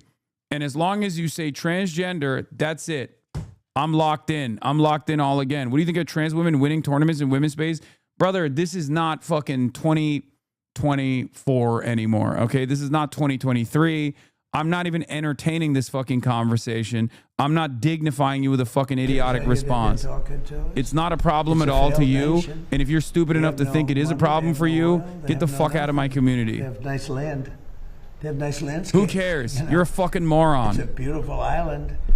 I think they have great Can't people. even answer I know a basic so many question, people from Law. Cuba who Really? were treated terribly, and they're I am over here, answering they it. became It's called rich. Who Cares? I don't give a shit. Very And neither do entrepreneurial you. people, very You're just smart, fucking know a lot stupid from enough Florida, to especially. say So- openly, as long so as you many bring this people. up, A friend of mine I'll be started a with nothing. He's now the servile largest little owner of cattle gas for you. stations in the country and stuff. I mean, Cuban. I also know I was just with a fantastic person who's Cuban and made a fortune in sugar. You know, Fanjul family, right? And this family wants to go back to Cuba to visit it. They haven't been back in like 50 years or something. They largely come from Cuba. And we'll see what happens. They were asking me about that. They want to go back. Not only Fanjul, a lot of Cubans have said, oh boy, would they love to go back. I think Cuba, I don't know, it's in its own way, if tourism and everything else, it's a beautiful island, great weather. They're not in a hurricane zone, which is nice for a change, They won't be asking us for money for hurricanes every week. But I think Cuba see the end. All my life I've been hearing about the United States and Cuba. When will the United States do it? I do believe I'll be having the honor of taking Cuba. That'd be good. That's a big honor. Taking Cuba. Taking Cuba in some form, yeah. Taking Cuba. I mean, whether I free it, take it, I think I could do anything I want with it. You want to know the truth? They're a very weakened nation. Oh. They were for a long time. Very violent leaders. What? Castro was a very violent leader. His brother's a very violent leader. Extremely violent. That's how We're literally starving this fucking island, he's saying. But a lot of people would like to go back. Okay, one more question. Quick question on fraud for Vice President Vance. Mr. Vice President, you announced a couple of weeks ago in the EOB that the administration would be halting Medicaid payments What a to sick Minnesota until the state thing to fucking decided say. to take pervasive steps to root out fraud. Do you have an update to that specific situation? Do you think that could be a model moving forward for the task force for states that won't cooperate? So I don't have an update there. Dr. Oz is looking to it, trying to work with the authorities in Minnesota to try to figure that situation. The audacity of America in the process of starving the Cuban population right now, 11 million people living on this island, no longer have any energy for the past 3 months. Their energy grid just collapsed today. The audacity for the guy responsible for that bloodshed to turn around and be like, it's the Cuban leadership that's violent, actually. Insane. I think the second tool, of course, we have, as the president mentioned, is we have law enforcement options. We know that some of this fraud is just bad. Some of it's criminal. Okay, we know fuck this fucking fraud conversation. Yeah. CNN breaking news. The Cuban energy grid has completely collapsed. It's suffered a total collapse. This is according to the country's power operators, the first nationwide blackout since the U.S. effectively shut off the flow of oil to Cuba. And we're so cruel that it's on autopilot, chat. That's what's so fucked up about the way that America operates. Like, this is not even a part of the consideration. Like, what we're doing in Cuba on top of what we're doing in Iran is not even something that people are considering. I do believe I'll have the honor of taking Cuba, President Trump says. Yeah. Fucking rapist president, dude. He is literally raping the land. He is raping the people. Like, he is such a goddamn rapist. In a way, perfect for America, I guess.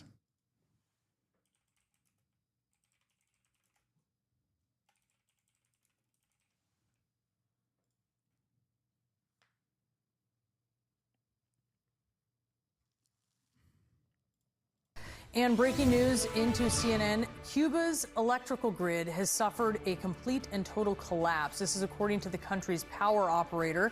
It's the first nationwide blackout since the U.S. effectively shut off the flow of oil to Cuba. David Adler says we're laying siege to the island of Cuba, turning off the lights in homes, hospitals, and the country's most critical infrastructure. These are war crimes, lethal, cruel, and criminal acts of collective punishment. It is sociopathy dressed up as foreign policy. And it's so crazy. Like I said, I cannot explain to you how cruel this is and how banal it is treated as, how normal it is. This is a war crime that has been ongoing for the past 3 months now. Okay? And what blows my mind about it is that most Americans are completely oblivious to it. They don't even care about it because at least with like the Iran situation, there is a negative impact that they can actually experience at home. With the Cuba situation, nothing, right? Cuba has never been a threat to us. Cuba has never been a threat to anybody else. Cuba has, as a country, been just an overall moral force. I normally say countries don't operate on moral boundaries. Cuba is one country that is unique. One of the only morally righteous forces on this fucking planet, historically. It's incredible.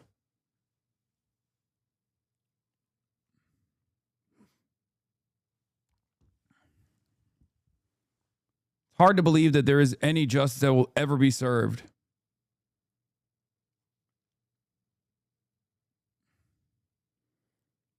How is Cuba morally good? I don't get how a state can have morality. I mean, it doesn't. But if it could, if states could behave as moral actors, Cuba would be one of the only states that you could see as a morally righteous state in its existence since the Cuban Revolution.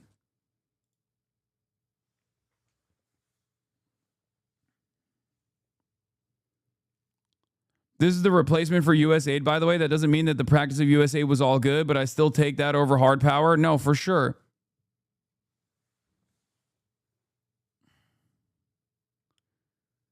Sending doctors on medical missions all around the world, even to the United States of America at times.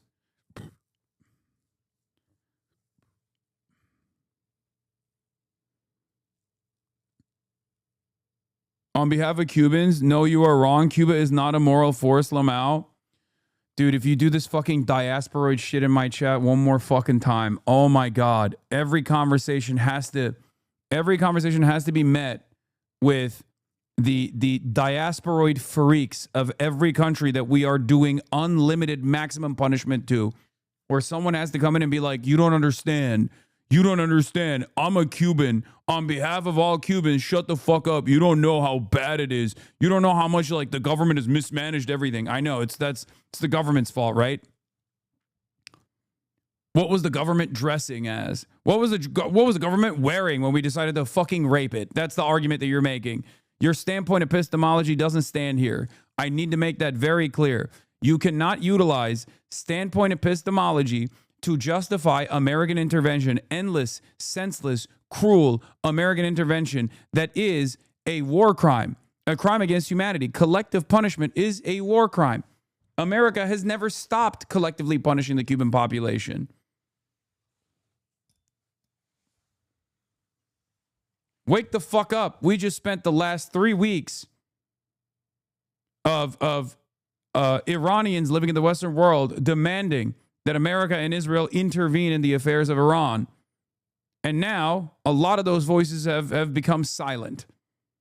The reason why is because some of them at least have the capacity to feel shame. They feel the shame of agitating. No, the U.S. is wrong for blocking oil and the Cuban regime is a brutal dictatorship. It's not. Shut the fuck up. No, it's not. No, the fuck it's not. Shut the fuck up. Oh my God. Adolf Hitler could be a cruel tyrant that engaged in some of the worst crimes against humanity in the Holocaust, but also the USSR wasn't so great either. America wasn't so great either. You're fucking insane. Actually, no, it's literally worse than that. The argument that you're presenting is even worse than that. The argument you're presenting is equivalent to saying some of the Jews actually did deserve to get killed in the fucking concentration camps. That's basically what you're saying when you make this comparison.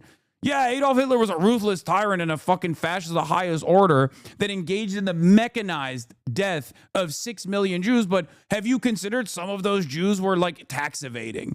Like, that's literally what you're saying here. It's so ridiculous. Oh my God. What did this guy say? Gusanito Gordo? Why did the Miami Cubans vote for Trump? Doing this to their island, the home of Cuba? Wait, why did you ban this person? They're not asking like the bad question. It's because there's a lot of people that are living in the Western world that just straight up are fucking insane. Bro, people don't have food. What are you talking about? I have family there right now. Talk to them about how great Cuba is. Why the fuck don't they have food? I hate this dumb shit, dude. Yeah, it's because the Cuban like, what do you think is going on? The Cuban government is like literally going, I hate my own population. I don't want to give them food. Is that what you think is going on?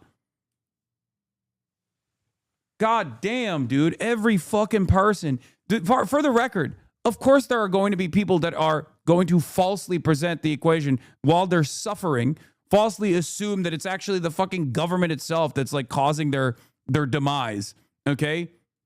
Just like there are Americans who think banning transgender athletes from the NCAA competitions is going to make their lives better, okay? Like, think for a moment. Do you think the Cuban government is deliberately denying food to its own citizens? Do you think that's what's going on?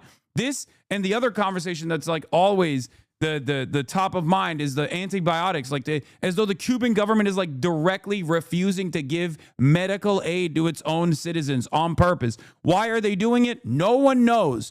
There is never any fucking answer to this question. Okay? There's never an answer to this question. Why? Do you think that the Cuban government is deliberately starving its own citizens? Do you think that the Cuban government is deliberately refusing to render medical aid to its own citizens? Do you think that that is the case? How many instances of foreign intervention led by the United States of fucking America has been so devastating, and it always comes on the heels of arguments such as this one? Ridiculous.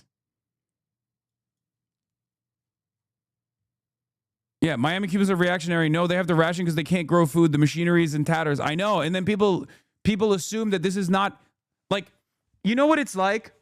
Yelling at the Cuban government about the food supply in this current situation is like yelling at the fucking doctor in the emergency room while they're engaging in triage. It's not the fucking doctor's fault, brother. What are you talking about? Like after like a mass shooting incident, you're mad at the doctors for engaging in triage rather than the fucking mass shooter, or rather than the government that allowed the mass shooter to have access to an arsenal of weapons that they can use on and deploy on a fucking civilian population at any given moment. It's ridiculous. Yeah. It's always the same too. Think, oh, Palestine looks the way it does because of Hamas, not because of Israel and America. Iran looks the way it does right now because of the IRGC, not because of Israel and America. Jesus Christ. It's just so strange. It's always never the fault of the American government, even when the American government openly admits that they're doing this. You're talking to me in a moment where the Trump administration is saying, I'm going to take Cuba. It's going to be mine. After 3 months of collapsing the energy grid deliberately, what do you think that has? What kind of impact does that have on the regular citizens of Cuba? Yeah, bombing Iran in the middle of negotiations, while starving Cuba, while genociding Palestinians, while threatening to invade Greenland. The U.S. and Israel are the single greatest threat to humanity. Is not even close. We're all forced to live in the nightmare they create. There is a better future out there. We don't have to do this. Okay? We are American citizens. Ask yourself that. Do I like this? Is this beneficial for me? Do I want this to happen? What can I do to change it? That's the purpose of this fucking broadcast. That's why I do this every fucking day for 8 hours a day. And there are still motherfuckers who come in here and try to do this standpoint epistemology to be like, no, you don't understand. As a Cuban, I think it's totally fucked up what the American government's doing to Cuba. But also they kind of deserve it because the Cuban government was asking for it. Think.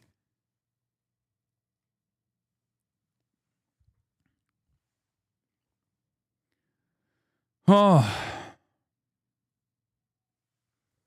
Why can't it be both? Why can't the government be terrible and the U.S. intervention worsen conditions? Because it's fucking bullshit. It's absolute bullshit. There are countries that have gone through unimaginable pain and struggle and have been able to completely rid themselves of American domination, and we see what those countries look like now. There are not many of them, but one country that you can give an example of is China, okay? A lot of these other countries would look like China if America did not consistently destroy them. Okay? That's the problem. And it certainly, not only does this argument not apply to Cuba in general, it does not apply to Cuba at all. Okay? Vietnam is another one as well, for sure. But the reason why I use China is because it's like completely sovereign. Not only does that argument not apply to Cuba at all, and every time I ask the questions to people who come in here with this argument, their answers are ridiculous, where it'll be like, well, the government actually arrests dissidents, right? It's like, yeah, they're under imperial siege. Of course they fucking have to keep things stable to the best of their goddamn ability so it doesn't fucking collapse entirely, okay? This is... like, it'd be great. It'd be great if that wasn't the fucking case, but you have to think, like, who is responsible for this? Is there a larger domineering force that is 90 miles off of its fucking coastline that literally owns a piece of Cuban territory? That's how much we dominate Cuba, that we give them $1 to rent out Guantanamo Bay from the Cuban government. They can't say anything about it. They can't do anything about it.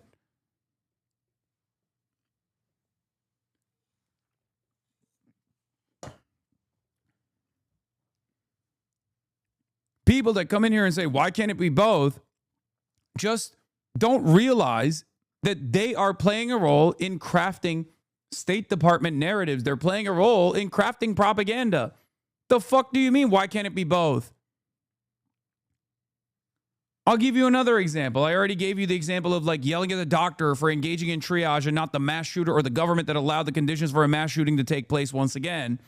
Another example would be like if someone came up to you, okay, you were a bully at school. Someone came up to you and shot you in the fucking head. Well, and then you go, well, you were a bully, so you deserve it. Is that how you would operate in that situation? Or would you be horrified by the crime of, you know, getting shot in the fucking head, having your friend get shot in the fucking head?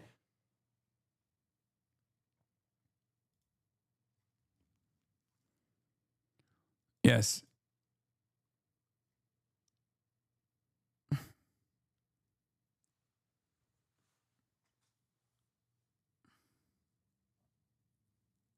How can you, in the process of like, we're not done. We're not done with, oh, well, we have to free the people of Iran and what that freedom looks like. We're not done with that story. It's happening right now, right? That bullshit is happening right now. And there are still people that go, yeah, but I'm going to do that exact same thing. I'm going to do that exact same thing, but this time for Cuba.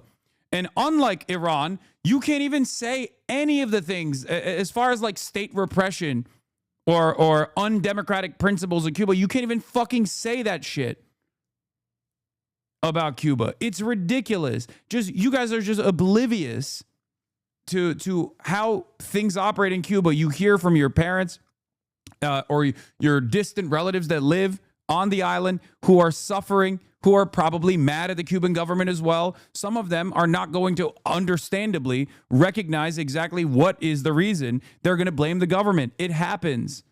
Okay? But taking that as as like God's honest truth without like doing a little bit of digging, trying to comprehend what has taken place historically in Cuba, why they're in the conditions, why they're facing the conditions that they're facing, is ridiculous. You're a goddamn adult.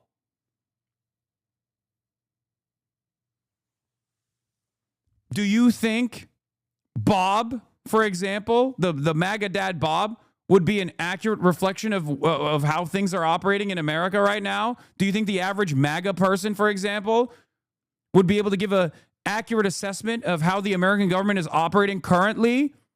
If you can comprehend that American citizens are not a monolith, why the fuck do you think that your relatives in Cuba would be able to completely capture the fucking abuse while they're literally experiencing it? And that is the reflection of like the overwhelming Cuban attitude. Okay? It's ridiculous.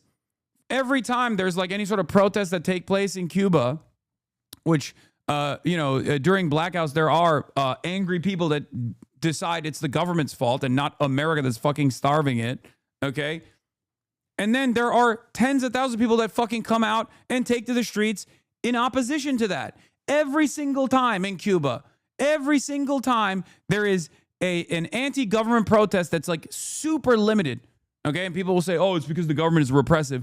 There are tens of thousands more people that take to the fucking streets. There are very proud and very resilient people, but you never see that. You never see that in the Western news. You don't hear that from your relatives. So you just think that's not the case.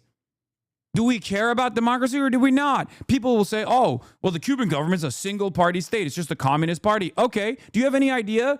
Do you have any idea how the Cuban election system works? They have incredibly localized versions of democracy. Not only do they have referendums, but even though every single person technically is a part of the Communist Party, every single person is elected to the power, they have a hyper-localized system of elections. But you didn't know that. And you never cared, you never entertained it, you never cared to learn about it. So you just go off on whims.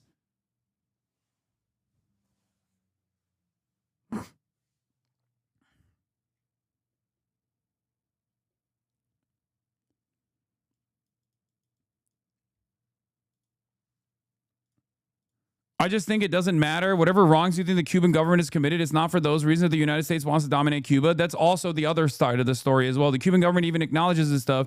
During the recent protests, it was reported that the state newspaper that the protests were reasonably distressed by the current conditions. Yeah, the fucking president came out and apologized for it. He's like, it's completely outside of my control, but I totally understand why you guys are frustrated. We want to fix the situation, but America will not let us breathe.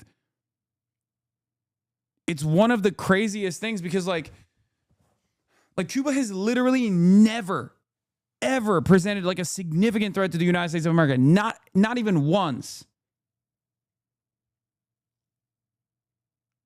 So why the fuck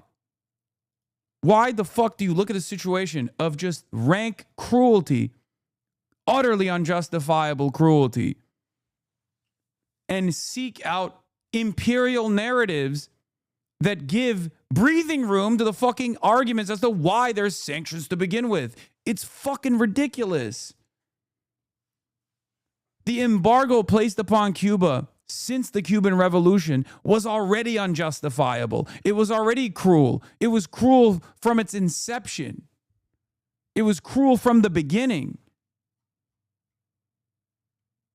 And now it is taken a totally new form, a complete siege, death and destruction that befalls the entirety of the Cuban population.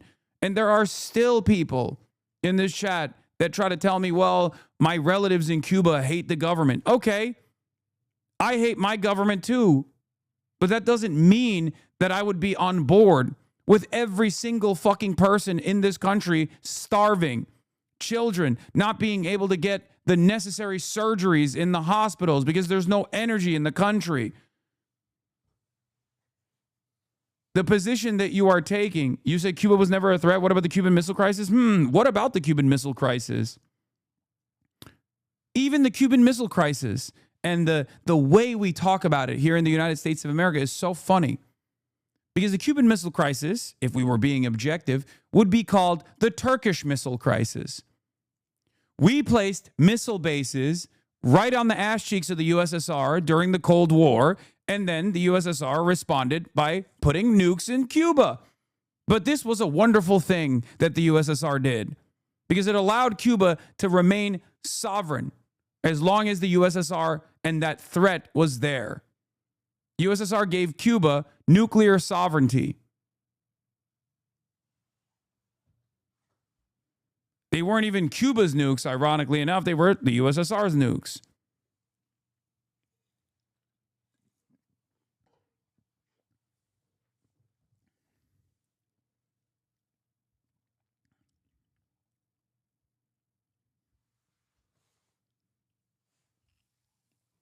Yeah, we were also threatening to invade Cuba before the crisis. That's the other side of it. Cuba, since the revolution, has always tried to work with the United States of America, just like Iran. Always tried to work with the West. Always tried to work with the United States of America. Always. From the inception, we just did not want an ideological... It wasn't even initially communist. The Cuban Revolution wasn't initially a communist revolution either. Like, Fidel Castro was not a communist. If you look at the early analysis from the CIA, they say as much, where they're like, yeah, this guy's just like, he's a progressive, he's a leftist, he's a nationalist, he wants national emancipation. It makes sense. Now, Che Guevara, that's a different story. But Fidel Castro, he's not even like ideologically a communist. At times, the July 26 forces were sometimes at odds with the way that the Communist Party wanted to operate. Yes, Che Guevara is a communist. Fidel Castro initially was not. But it doesn't matter. Land reforms should not be met with the largest imperial superpower destroying your country, trying to destroy your economy, trying to strangle your country every step of the fucking way. It's ridiculous.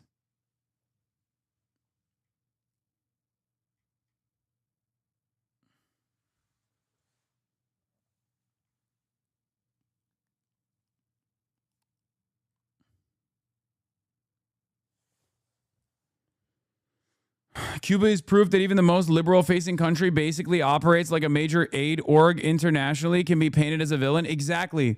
Every single liberal interventionist argument falls apart when it comes to Cuba. You say, oh, well, they're homophobic. You can't say that about Cuba. Cuba is literally more woke than the United States of America. They had a constitutional referendum, I believe in 2019 or 2017, I think it was 2019, where the population came out and overwhelmingly voted to enshrine LGBTQ protections in the fucking Constitution by referendum. I believe 70% of the public voted to enshrine LGBTQ protections. Okay? Did you know that? No, you didn't, because you don't know anything. And you've never been curious about the countries that we fucking dominate. At best, if you have a little bit of curiosity, you look at a couple State Department written narratives and you go along with it. Cuba is proof that even the most liberal-facing country that basically operates like a major aid org internationally can be painted as a villain. You can be a democratic, pro-LGBTQ country and provide literally everything humanly possible to your population in terms of education and housing, and still the propaganda sticks for dumb fuck Americans.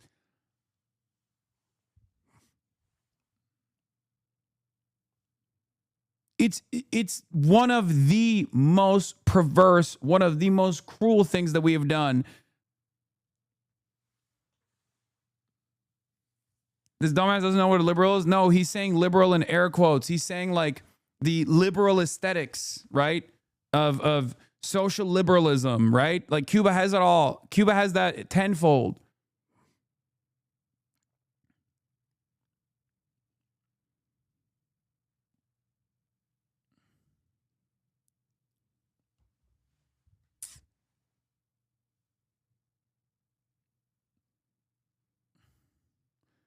The U.S. is trying to do what they did to Venezuela, but with Cuba, yes. But the problem with the Cuba side of things is that like they're willing to open up their markets. They're willing to privatize.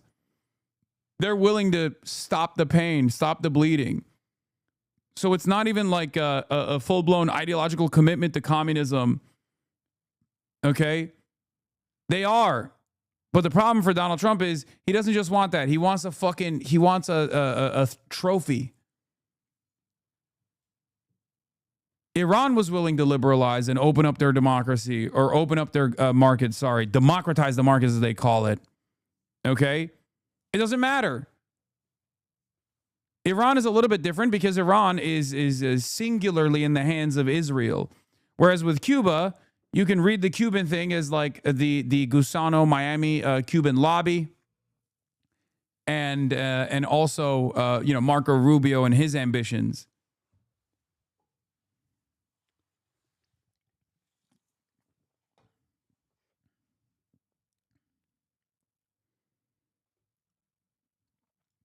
It's what I never understood. Cuba could be what Vietnam is. Also, the U.S. having open markets and good relations, yet we decided to keep the embargo. Vietnam is very far away. Okay? Vietnam is very, very far away.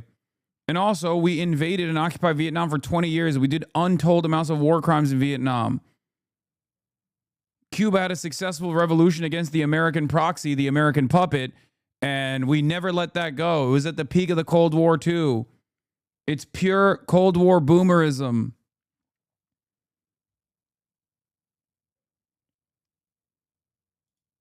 Trump violated HIPAA? What is this? We had one man who was very, very ill. It looked like he wasn't going to make it. I don't know. I won't mention his name. Should I? Do other people know his name? Do you want to mention it? He'll be proud. Go ahead. Tell him the story. Okay. Well, thank you, Mr. President.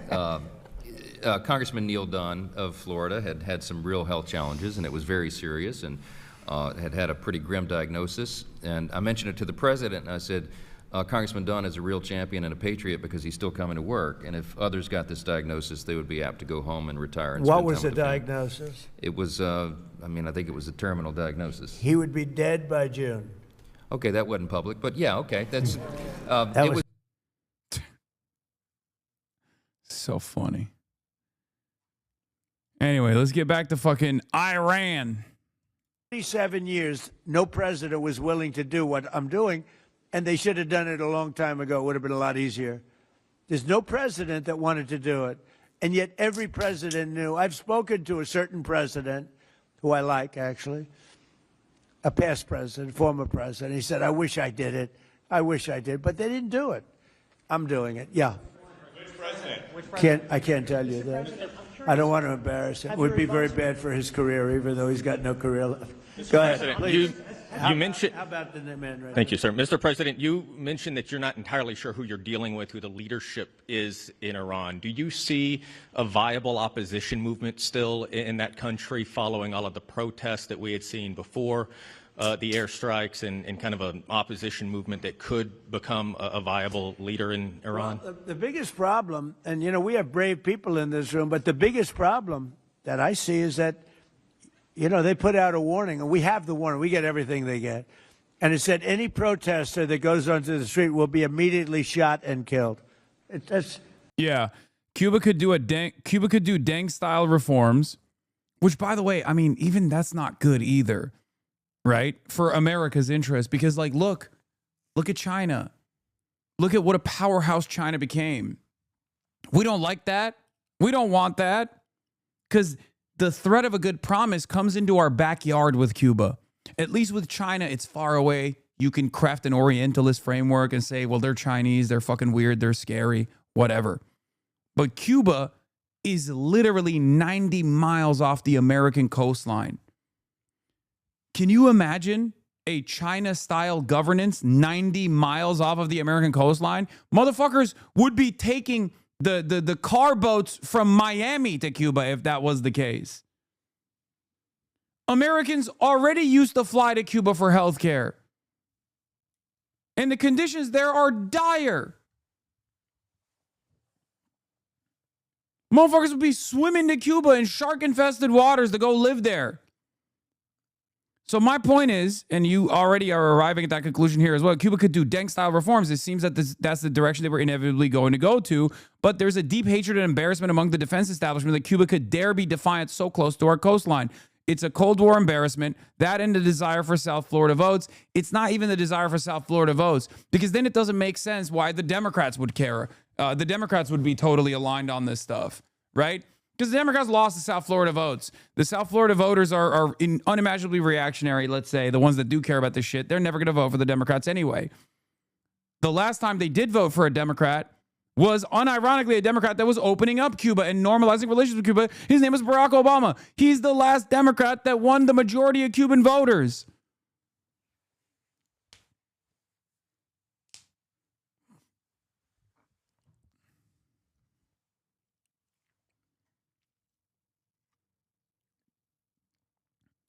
Yeah, Obama gave Cuba sanctions relief in exchange for opening up their markets.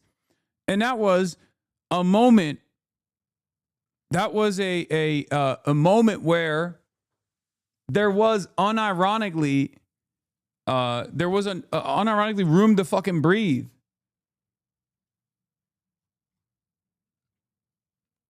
Remember the Cuban journalist that I talked to, who I'll be hanging out with when I'm down there, that said that, like, there was room to develop, room to grow, room for prosperity in Cuba for once. And then Trump came in and destroyed it. Unfucking believable, dude. This is a little tougher than the American way. This is not quite as tough as, nobody can believe it. So I can't imagine, they don't have guns. And the other ones have guns. Highly sophisticated machine guns and AK-47s and other kinds of guns. And they did that with the women. So the women had 250,000, even 500 people protesting a year ago. And they shot women right through the middle of the forehead with snipers. And they didn't have to do many. About 10 went down bleeding profusely.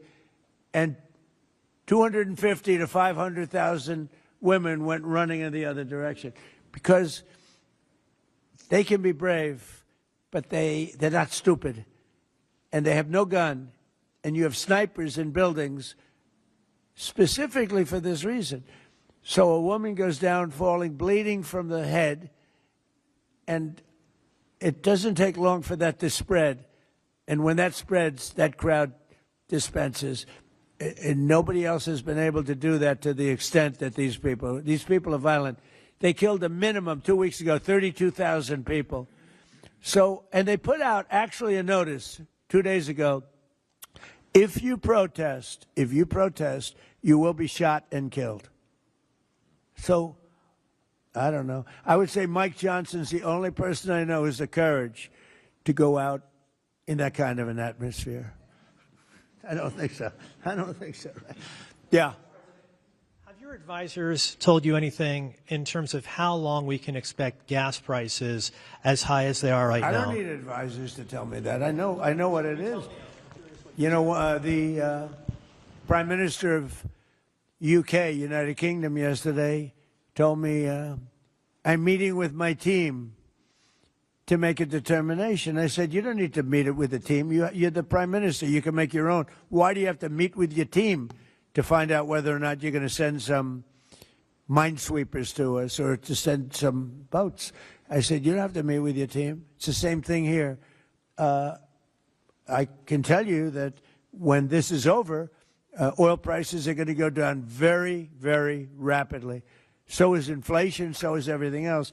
But frankly, much more important than short-term, even long-term oil prices, you can't let the most violent, vicious country in the last 50 years have a nuclear weapon, because the Middle East will be gone. Israel will go first, without question, and they'll certainly take a shot at us before we get our act together and say we got to take them out. You can't let Iran, who's truly a nation of great terror and power. Look what happened in the last 2 weeks. They weren't supposed to go after all these other countries in the Middle East. Those missiles were set to go after them. So they hit Qatar, Saudi Arabia, UAE, Bahrain, Kuwait, Nobody expected that. We were shocked. And the other one. Yeah, not allowed. Not allowed. We have our bases there. You can't hit them. Why are you hitting them? This doesn't make any sense. This should not be allowed. But, you know, they fought back. They could have yielded. But think of it, if we weren't around, they had tremendous power. They had thousands of missiles, most of which we've terminated. They had thousands of drones. They were making drones and missiles all over the place. We've knocked out most of those factories. I mean, now they're sending out 2 or 3 missiles. Now, you know, they've still got some. They might have 8% left. But mostly they've been eliminated. They've been terminated by what we did and what Israel did, too. Yeah, please. Israel is expected to expand its ground offensive in southern Lebanon to go after Hezbollah. Have you discussed that with Israeli leaders? Yeah. And does the United States support a potential Israeli invasion of Lebanon? Yeah, no, I did. And I know look, Hezbollah is a problem. It's been a problem for a long time, not just now.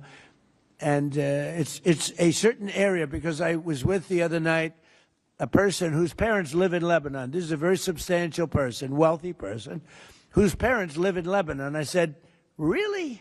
How do you live in Lebanon? Your parents are living? Oh, yeah, they live there. And over the years, they've gotten used to the fact that it's being bombed.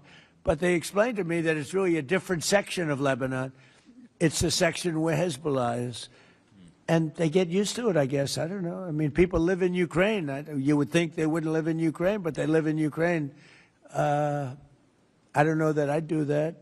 But they live in Ukraine, they live in Lebanon. Hezbollah is a big problem, and they're rapidly being eliminated. Thank you very much, everybody. I appreciate it. Hello, everybody.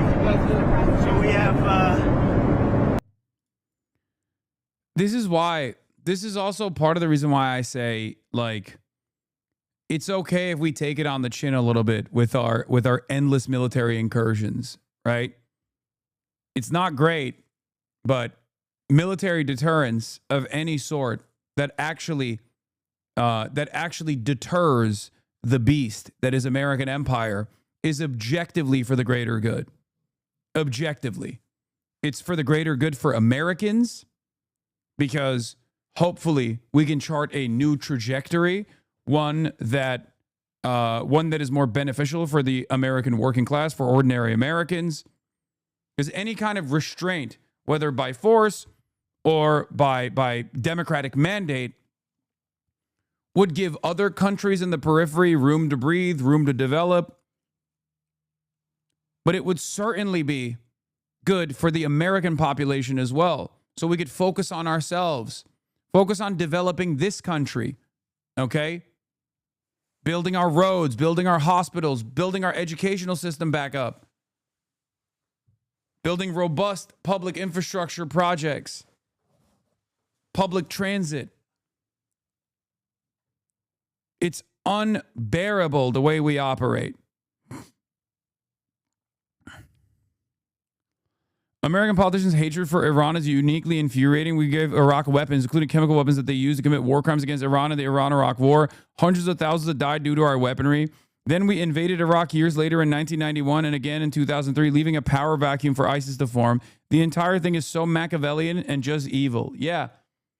And there was one party that benefited tremendously from it. That party, of course, was Israel. Israel benefited tremendously from this as well. Our defense contractors benefited from this. Our petro-capitalists benefited tremendously from this. Our developers went over there and did developmentary projects, so they benefited tremendously from this. None of you benefited from it, though. You got nothing in return for this. It's unfucking believable. We just kill. We rape the land. We rape the population. We pillage. We steal. And you don't even see any of that imperial bounty. And you think in your mind that this is good. Why is it good? Maybe because those guys hate us, right? Maybe they're scary. You're told that your enemy is someone to fear, that you are told that these people are your enemies.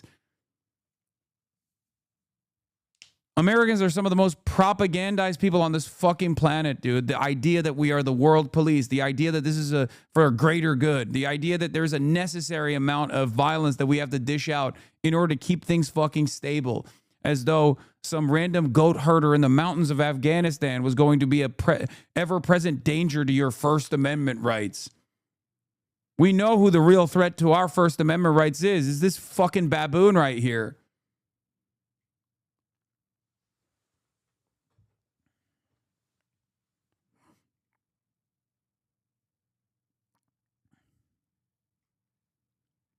A lot of things to talk about, but there's not much I can say to you about them. So one of those little problems in life. And we had some very good results today, as you probably heard, in Iran. Very strong results, militarily results. We're talking to countries about policing the straits because they are the ones, we don't get oil, very little, 1%, 2%. China, as an example, gets about 90% of its oil from the Hormuz Strait. And nice to have other countries police that with us.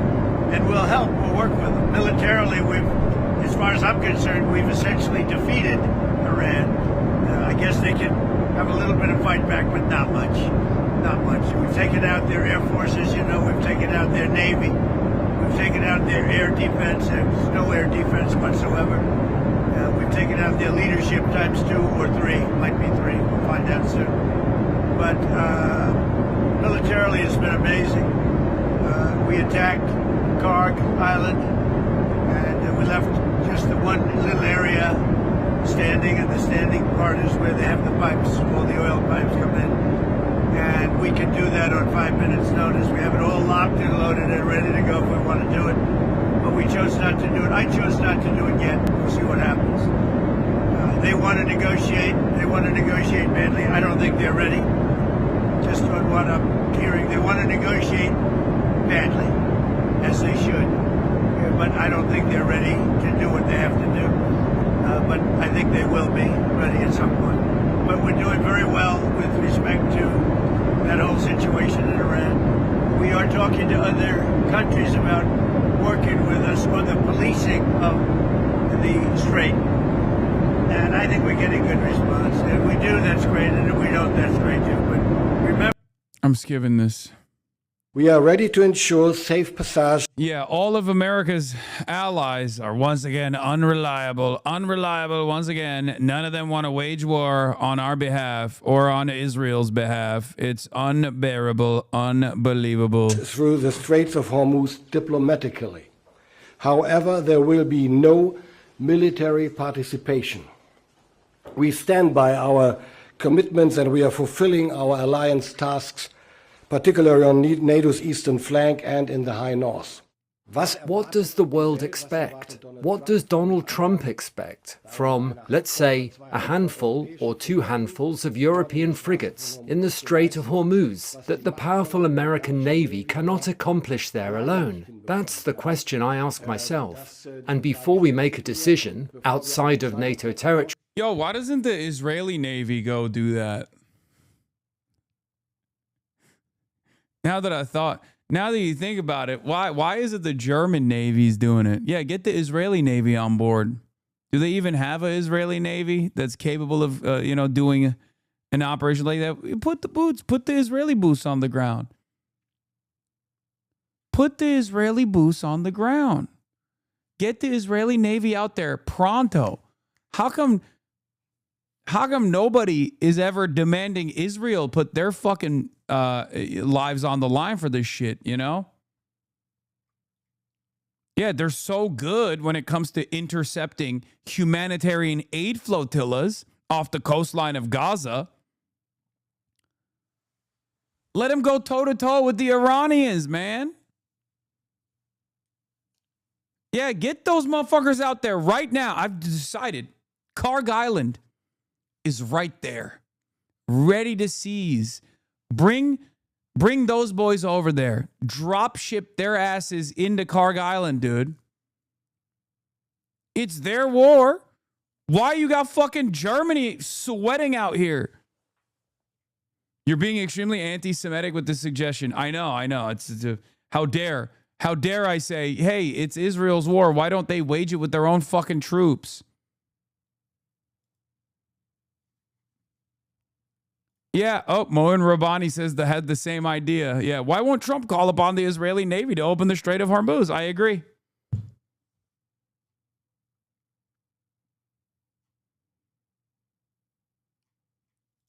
By the way, we would need both an international framework and a mandate from the German Bundestag. I would think about that very carefully before we take that step. And I see absolutely no reason to do so. It's not our war. We didn't start it. We want diplomatic solutions and a swift end. And so we have been clear and consistent in our objectives throughout this conflict. First, we will protect our people in the region. Second, while taking the necessary action to defend ourselves and our allies, we will not be drawn into the wider war. And third, we will keep working towards a swift resolution that brings security and stability back to the region. Firstly, we are working with others to come up with a credible plan for the Straits of Hormuz to ensure that we can reopen shipping and passage through the strait. Let me be clear, that won't be, and it's never been envisaged to be, a NATO mission. That'll have to be an alliance of partners, which is why we're working with partners both in Europe, in the Gulf, and with the US. It's important that we continue that. It is not straightforward, and you can see that historically when there have been other conflicts that have affected the straits. But I do think that working with others, including the US, is the way to go forward. And I had a perfectly good discussion with President Trump about that yesterday. And of course, as you'd expect, I mean, we are talking to the US at all levels all of the time. The Strait of Hormuz is then a separate discussion, and it is a discussion. We're not at a point of decisions yet, and I want to really stress that.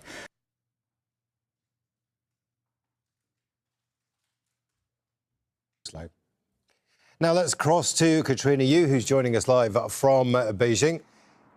Katrina, Trump is expected to be in China at the end of the month, but in that article, he's making possibly a veiled threat, at least pressure on Beijing to try and help him. I mean, how's that going to go down? I don't think it's going to go down well. In the article, Trump mentioned China is one of the beneficiaries of oil being shipped through the Strait of Hormuz. That is correct. He also said that China gets about 90% of its oil through the strait. That's not correct. It gets more like 40%, but it is still a substantial amount. Now, as far as we know, that visit by Trump to China is still going ahead. In fact, over the last 2 days, today and yesterday, Chinese and U.S. officials have been meeting in Paris to discuss potential outcomes for that visit that Trump is expected to make. And the Chinese side and the U.S. side said that was constructive and positive. So we're yet to hear any official response to this Financial Times interview. But if that meeting or that summit were to be cancelled, it would indeed be a blow. This has been months in the making.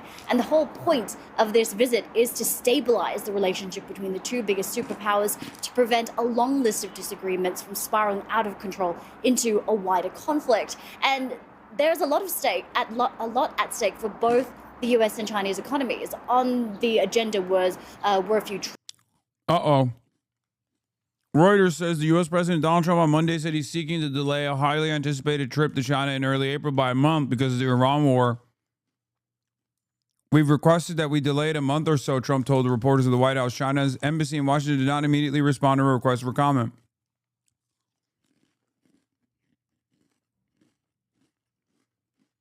Why won't they?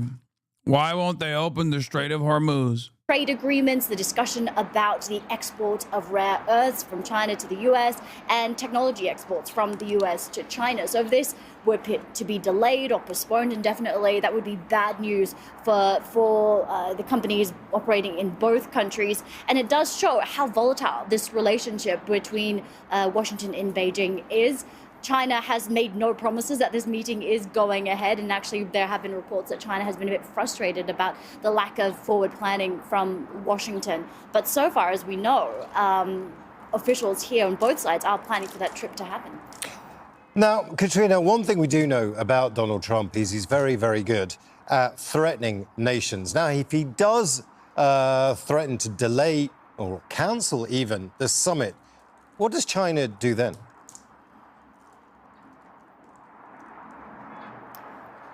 Well, I think it's very unlikely that China is going to do what Trump asked, that is to send some material help to help keep the Strait of Hormuz unblocked. I think there are three main reasons for that. First, Chinese President Xi Jinping does not have a history of capitulating or following any of Trump's orders or coercion or threats. Don't do it, and my we saw goat. this last year with the long-running trade dispute when Trump hiked those tariffs up to over 100%. China just said fine, and it hiked. Get those export controls going, my goat. Do it. Starve out the American beast of empire. Tariffs up in kind. So I think that's the first thing. The second thing is that we know that China has been one of the biggest critics of the U.S. and Israel's war on Iran. It condemned those attacks that happened when negotiations were still underway. China's foreign minister has said time and time again that force is not the answer. It's urging for de-escalation and return to the negotiating table. So it's quite difficult to imagine that Beijing would send firepower to that region. And third, I think the last reason is that when you look at the Chinese oil that is transiting through the Strait of Hormuz, there are some reports that Chinese ships are still being allowed to pass. And that is because China is a very friendly and positive partner for Iran. It's the biggest trading partner, the biggest buyer of Iranian oil. So there are reports, albeit unconfirmed, that Iran is still allowing Chinese shipments to pass through the Strait of Hormuz. So that would reduce even further Beijing's motivation to send some warships or do whatever Trump said to keep the Strait of Hormuz unblocked. That's Katrina.Eu live for us there from Beijing. Now, Andy Mock is a senior research fellow with the Center for China and Globalization, a think tank that's based in Beijing. He's also a professor at the Beijing Foreign Studies University, and he joins us from Beijing. Andy, this was completely predictable and totally avoidable. The shutting of the Strait of Hormuz was going to happen if this escalated. But does this give China an opportunity to reassert itself, assert itself as an alternative to the US when it comes to a power broker? Well, Imran, I think you're certainly right that the U.S. walked into, a morass or a quagmire. And there's an American phrase, FOFO, right? Mess around and find out. And I think it really, again. That's crazy.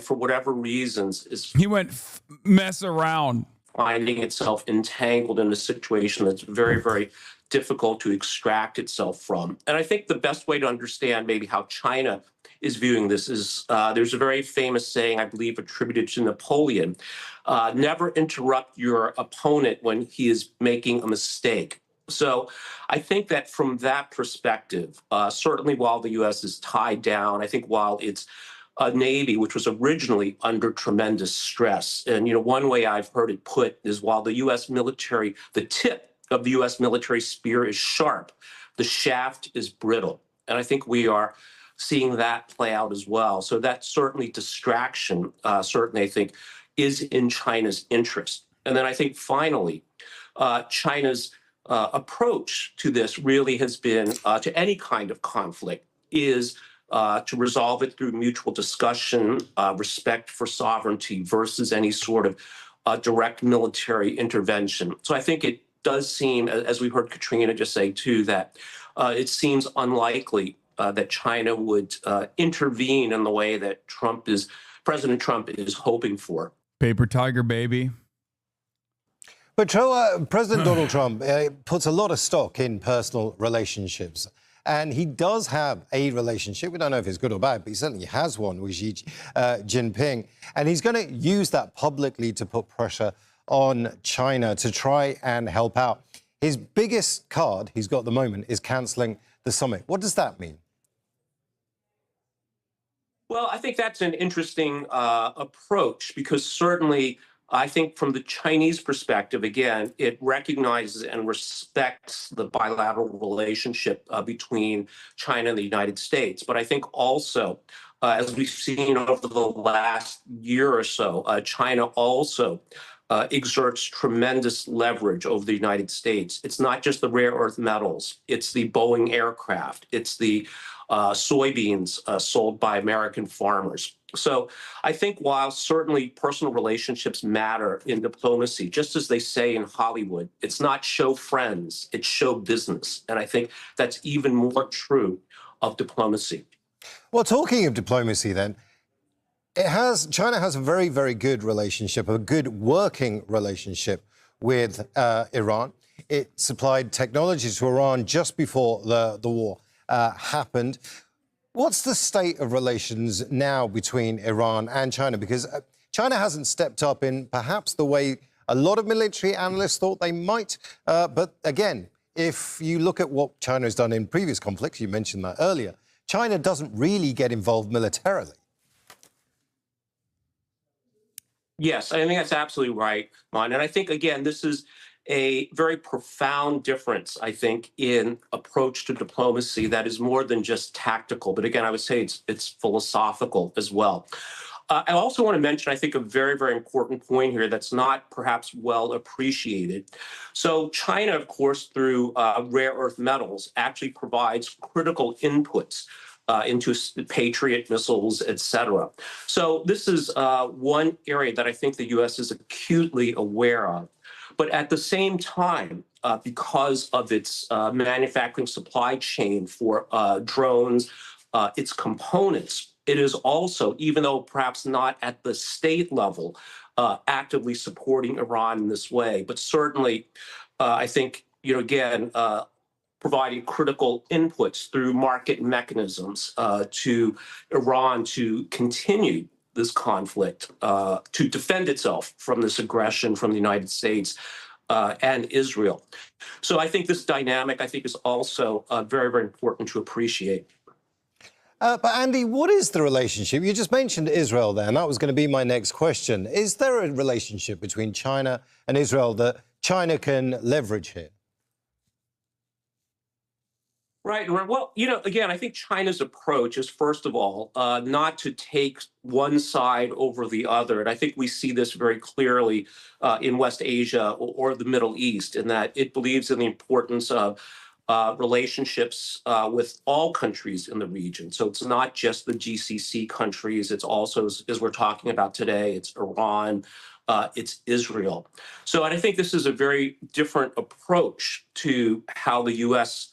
Approaches diplomacy in this region. And I think, again, we're seeing the negative impact on this. So it's not only the short-term oil disruption, the impact it might have on global economies, including the United States, but this may actually irrevocably damage the trust that, in particular, the GCC countries have in the United States. So I think, again, there are, I think, very high costs to the U.S. approach of taking one side, and I think these are becoming more visible with this recent action by the Trump administration.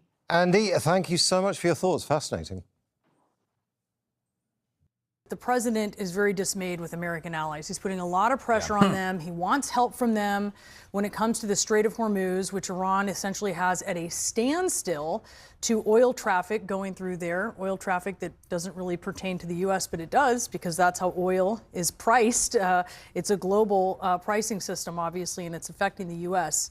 But he's frustrated with American allies. It doesn't have to be. But even then, you would be destroying the rest of the planet. Like, you would be destroying so many countries that rely on the imports. Like, American oil export controls, especially at a time like this, would destroy the energy grids of so many other countries as well. So there's also that problem as well.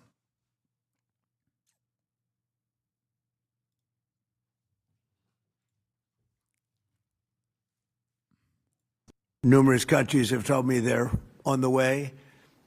Some are very enthusiastic about it, and some aren't. Some are countries that we've helped for many, many years. We've protected them from horrible outside sources, and they weren't that enthusiastic. I just want the fake news media and everybody else to remember that that was said, because I've been a big critic of all of the protecting of countries, because I know that we'll protect them, and if we ever needed help, they won't be there for us. All right. Our reporters are at the White House, Tel Aviv, So and New York. They've been listening to the president's remarks. They're covering all different angles of this. I want to bring in CNN's Elena Trine first at the White House. Elena, he truly is a baby. Like, he truly is. He operates like a baby. Like, he's like, I broke it. Why won't you help me fix it by making it worse, actually? Put your bodies on the line for me. I could totally de-escalate. And for the record, a lot of these other countries, these vassal states, are disgusting. Like, they could turn around and say, hey, this can be fixed if you just de-escalate, you know? If you left Iran alone, this will be fine. Why won't you do that? That would be the honest take here. That would be the honest approach. But of course, we will never have the honest approach when it comes to international politics, international relations, because these guys are vassals. So at most they'll say, oh, well, we don't want to intervene.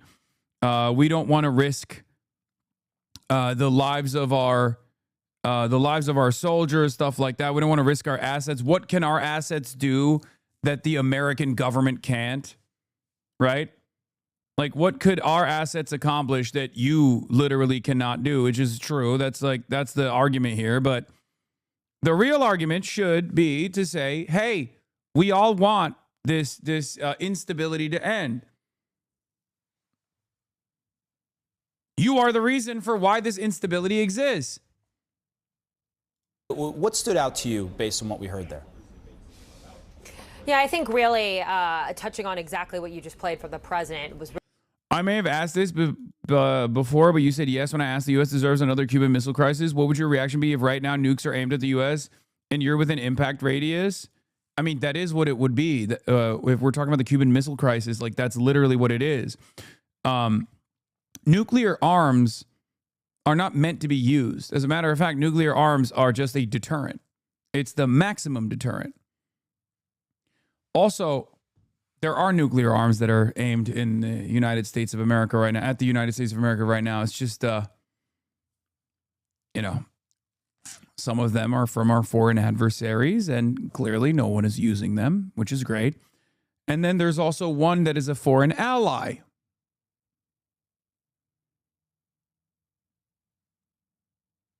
Israel has nukes. They're aimed at the United States of America. I'd be more worried about that shit than Russia, honestly.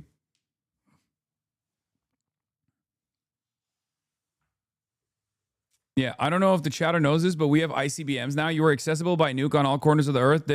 Those didn't exist during the Cuban Missile Crisis. They also, not only did they not exist during the Cuban Missile Crisis, they exist now. And you know who else has ICBMs? Fucking North Korea. Everybody always talks about how North Korea, oh my God, if they get nukes, if they produce nukes, it's over, right? They have nukes. Then they were like, oh, well, if they get nukes, but then they also develop the delivery mechanism in ICBM, then it's over. Because they're unstable, they're dangerous, they're crazy. Well, they have them too. They have ICBMs and they have nukes. The only thing that is created for North Korea is that we don't fuck with them. We don't fuck with them. Do you understand? Perhaps that's the real reason why And I was a fan, and I still am, in theory, a fan of denuclearization across the board, right? Universally destroying all nuclear arms. That should be the goal. Having said that, however, it's not going to happen until everybody has nukes, in my opinion.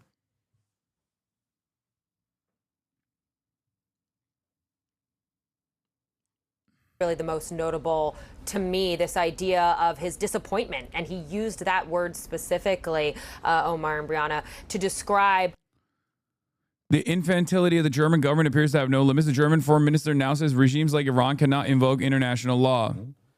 The most fundamental principle of international law is that it applies equally to all states. To challenge that is to declare yourself a rogue state. Yeah. Terror. IRGC threatens to target American firms across the Gulf, including Halliburton, Honeywell, Oracle, and Lockheed. Bloomberg, the massive Shah natural gas field in the United Arab Emirates, caught fire after a drone strike has shut it down. Attacks in Erbil, Kuwait, and Saudi continue, by the way. Yeah, footage of the embassy CRAM shooting drones over residential areas in Baghdad. Iran fired missiles towards Tel Aviv. One was intercepted near Ben Gurion. Hezbollah announced a third direct ATGM hit on a Merkava near Tibet within the span of 90 minutes.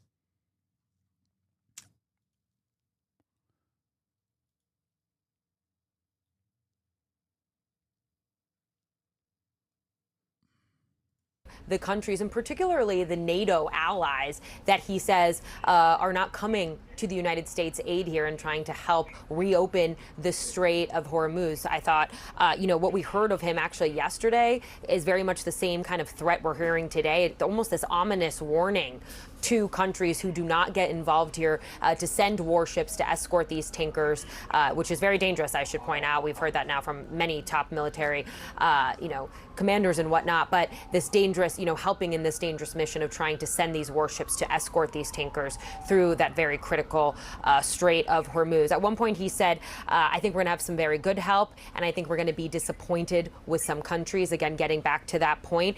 But one thing that very much was clear, and it was a bit clear from that clip you played, is that he continued to talk about this idea of how he's always thought of the NATO alliance almost as being more beneficial for other members than it is for the United States. At one point, he said, I've said for years that why aren't we being reimbursed for what the United States is doing in the Strait of Hormuz? He kept saying, I've been saying that for years. He brought up this point that he believes that when these countries need help from the U.S. is willing to help them, not necessarily the other way around. One thing I do want to be clear on, though, and just some context to all of this, is what has been so interesting about the president calling on these countries to send these warships to help reopen the strait is that this is the first time, really, that we've heard the president be so eager to involve other countries in this war. I'd remind you that when the U.S. first struck Iran, of course, with Israel as well, a lot of these countries said that they were surprised and that they, were kind of caught off guard when that first happened. So I'd keep that in mind here as well. But really, I think this enormous pressure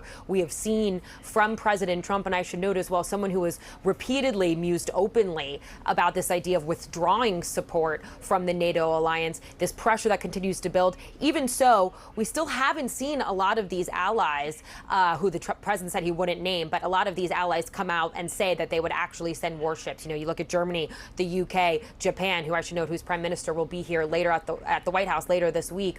All of them so far being very cautious about heeding the president's urges here right now. Members of NATO are responding after President Trump warned that the alliance would face a, quote, very bad future if it doesn't help secure the Strait of Hormuz.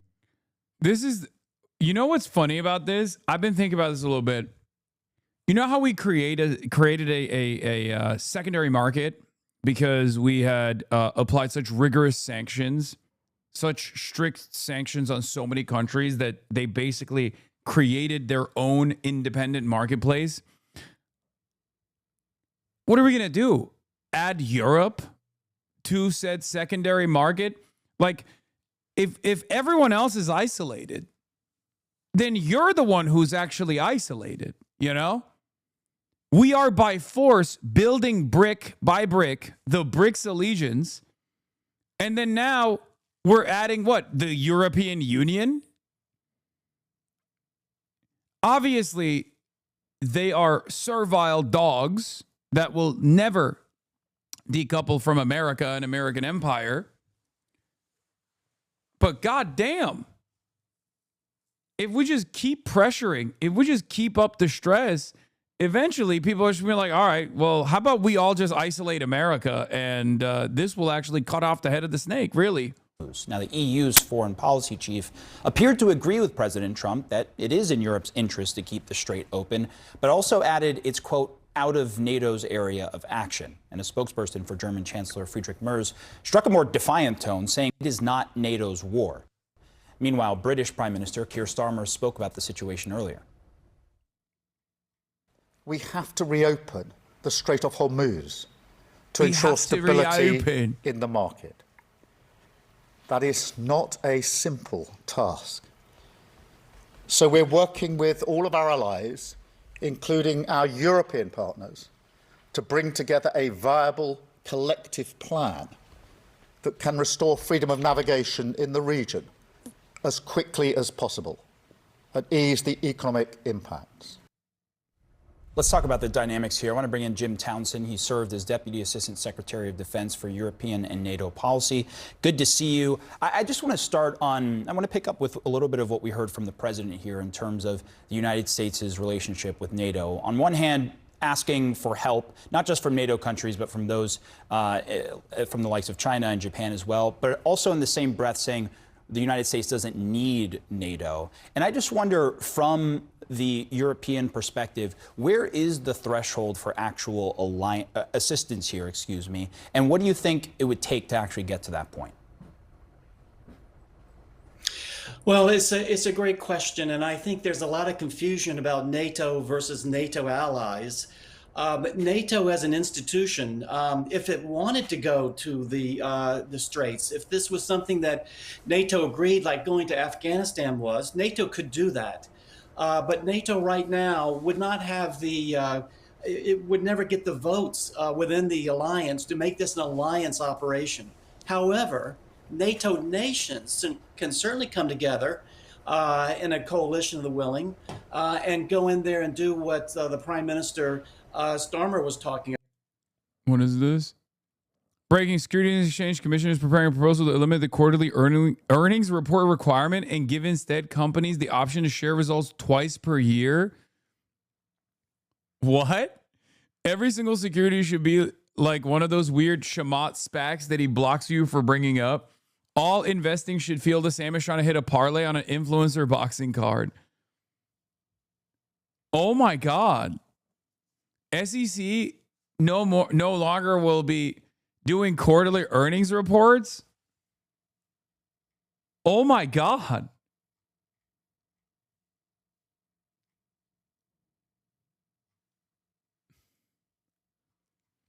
I mean, fuck it. We ball, right? It's all fake anyway. Holy shit. The market is so fake.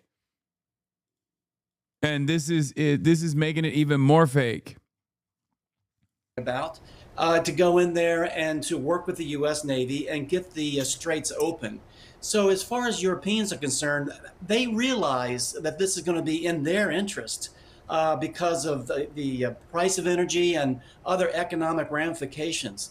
But they're still stung by how they have been addressed by Trump and how the alliance has been addressed in terms of NATO. So there's not a lot of good feelings towards the United States right now, particularly because they were not part of the process in the run-up to this war.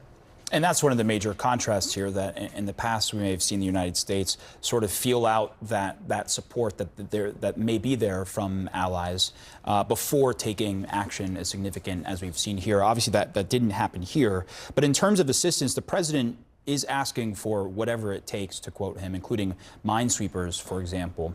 What help could NATO countries actually offer here that would help in the United States efforts?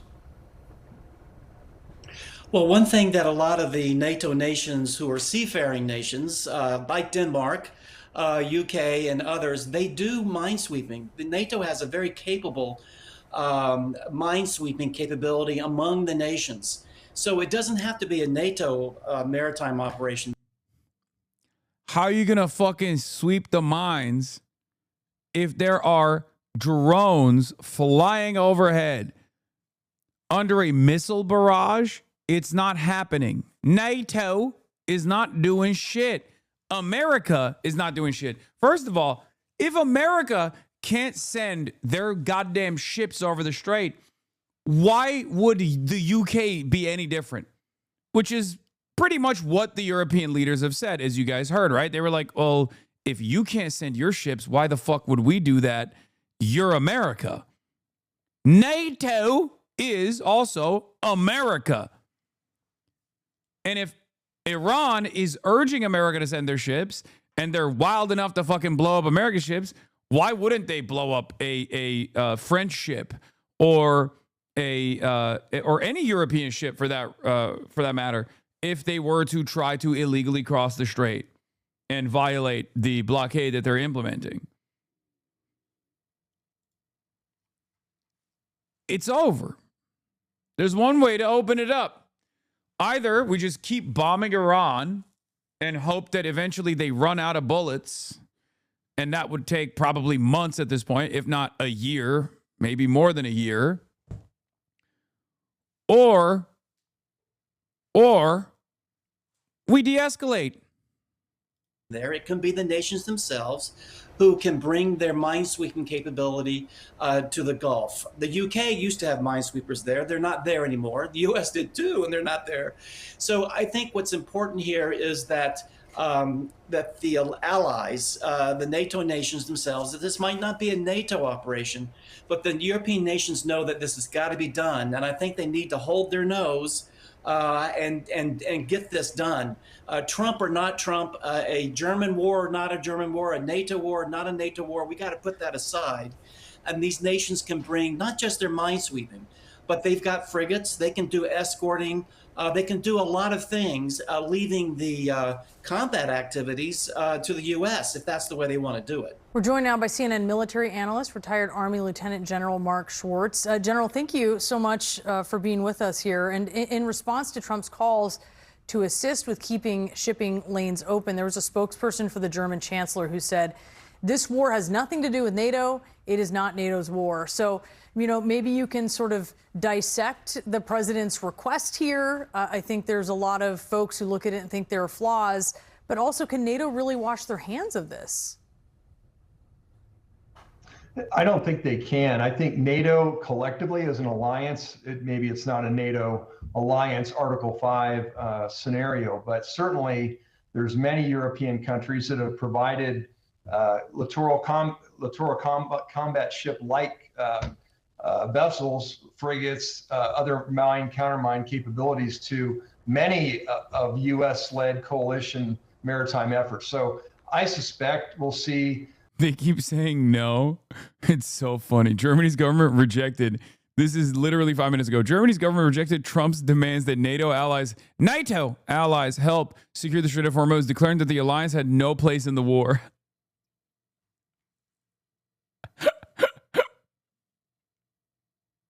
It's so funny. Oh, it's so awesome. They just keep saying, no, dude, no. Why would we do that? And it makes sense because Trump is not doing it, right?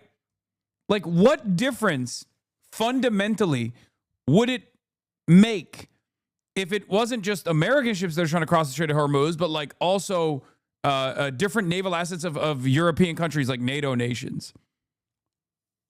Like, what is the goal, to just like overwhelm their munitions as like a missile sponge?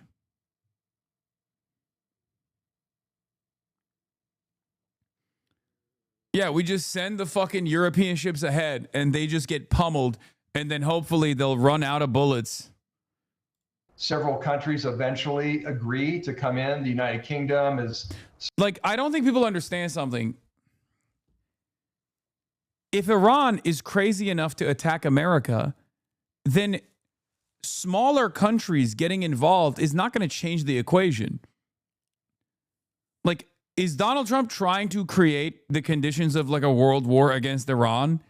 Like, is Donald Trump trying to get every country to create a coalition of the willing to to send like thousands of soldiers and naval assets to try and like go and invade militarily the nation state of Iran? Because anything short of that is not going to fucking work.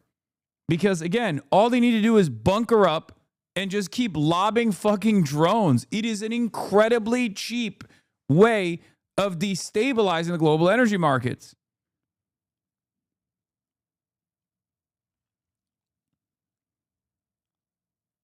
Okay, the more I talk about this, the more I'm realizing maybe that is the fucking point. I guess like is he going to try to do like a world war or something? Like what?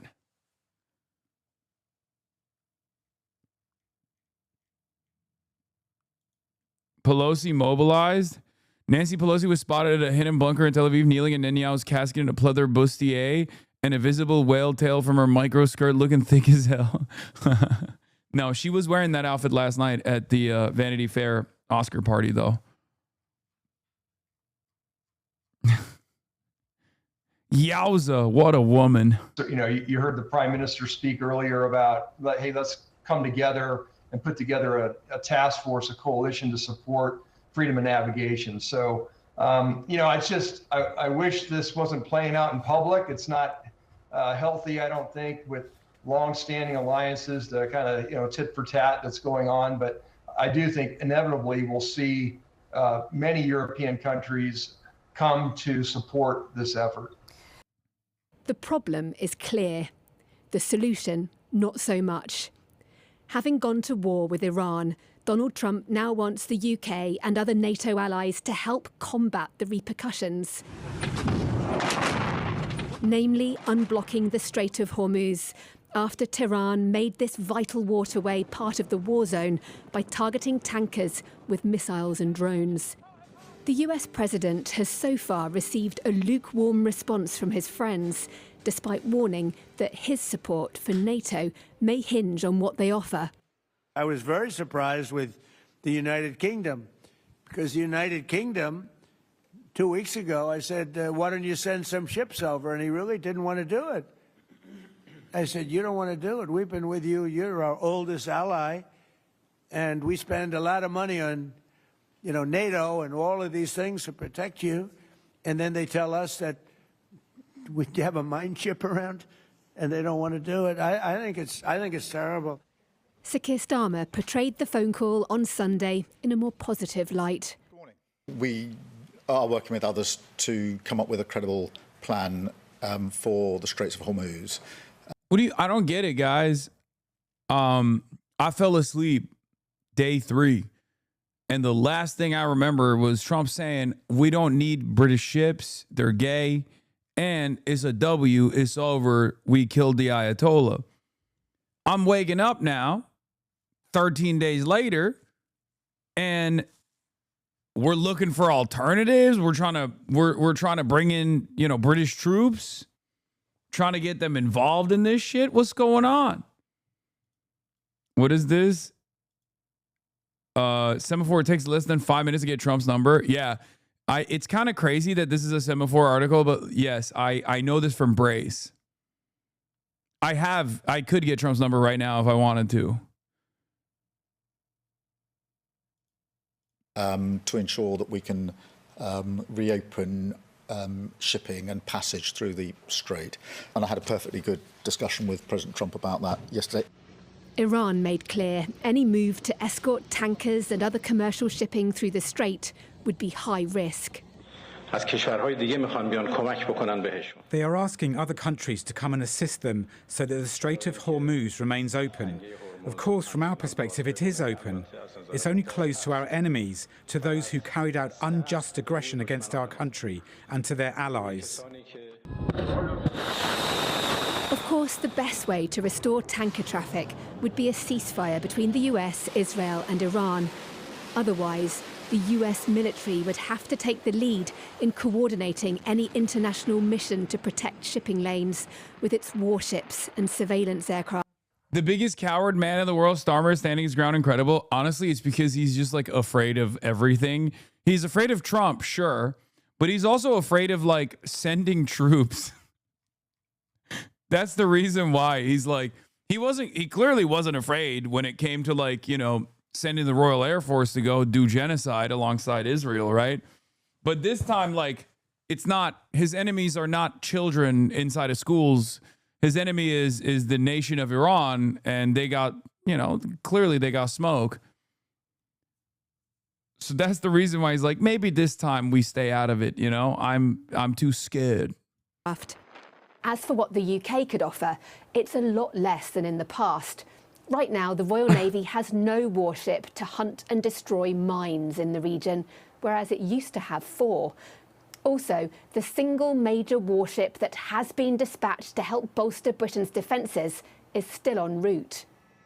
The UK has talked about sea drones as a possible option, but they fall far short of the sort of protection provided by a destroyer or a frigate. It's the reality of defence cuts over time that's left Britain so reliant on the US for its own protection, and so exposed if Trump really does decide to go cool on defending Europe. Deborah Haynes, Sky News. Day 17 of the war, and of course we see the things we would expect to see at this stage, which is more attacks on both sides. The map changes every day, but it's a map that we can expect to continue in that vein for a while. More interesting at the moment is what is happening in the Strait of Hormuz, because this has now become a very hot issue, and the politics of it are extremely delicate. Let's take the politics out of it for a moment and just think about the technical side. If any military was going to try to open the Strait of Hormuz, what would it need? Well, it would need 3 things. The first thing it would need is a series of air defense destroyers which could actually operate along the coastline, providing air defense against missiles or drones being... This is so dumb. They would get fucking destroyed. I don't think that there is the necessary manpower. Guys, this area that you can navigate by sea is 2 miles. This area from land to land is 20 miles, and the only area that you can navigate through the sea is 2 miles wide. It is fucking dumb as hell, bro. There's no shot.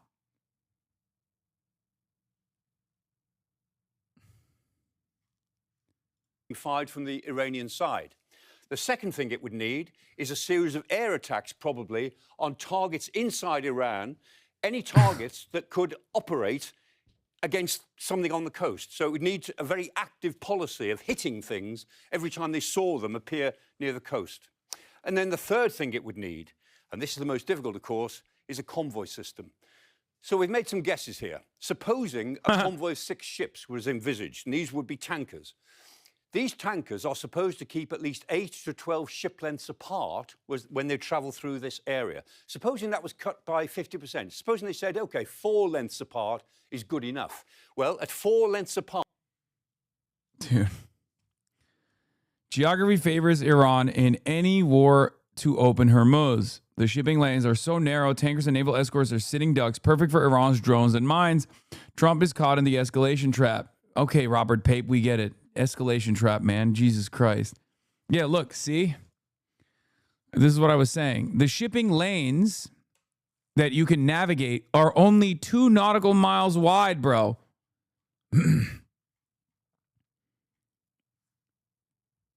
This entire, like, land-to-land distance is 20 miles, but the rest of it is too shallow.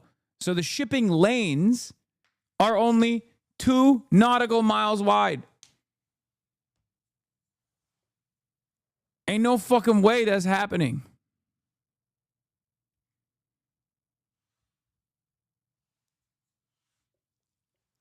A Hormuz tight? Yeah, bro. That shit is tight. It's tight as hell. Fuck.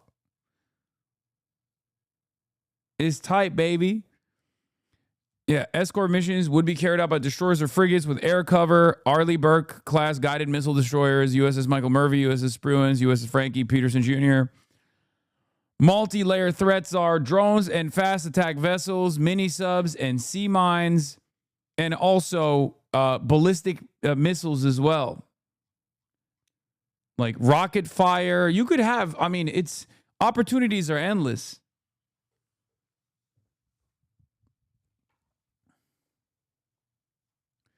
Yeah, Hormuzi. So it's just not going to happen. The size of these tankers, we're still talking about a convoy that would be about 12 kilometers long. It would still be a very large... Why can't you put the oil in a much faster boat so the rockets and drones can't hit them? Are they fucking stupid? Yeah, why didn't they think of that, bro? Just tiny go-fast boats.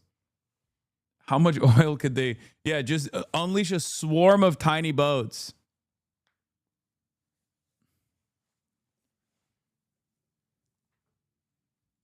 Convoy, even with a warship at either end.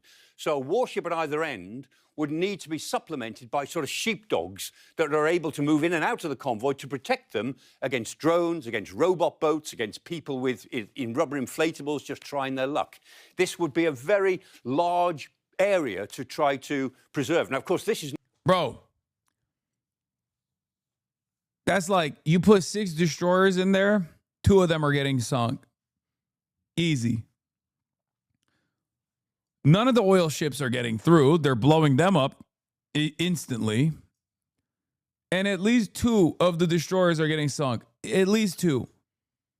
And then the others have to do evasive maneuvering. They probably get damaged beyond repair as well. It's just not happening.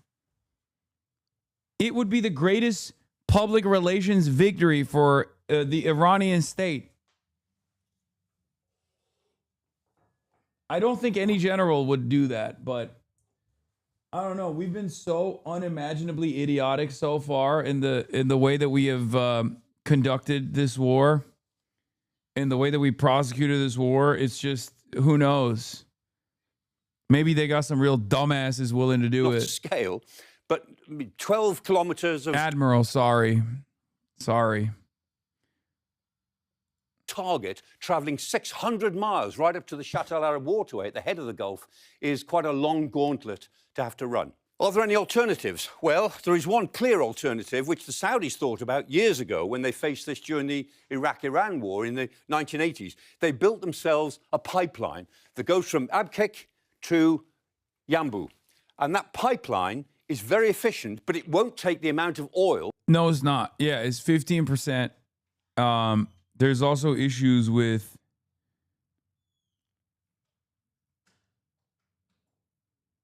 it's not all the refineries. It can only take 15%. Oil pipelines can be destroyed in the same process with like drone strikes. And last but not least, even at Yanbu, that's still the Houthis could still start nuking the ones that are not going up the Suez Canal because they still have to go through this choke point.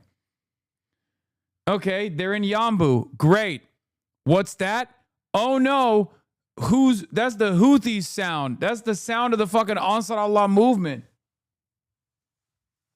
What are they going to do now?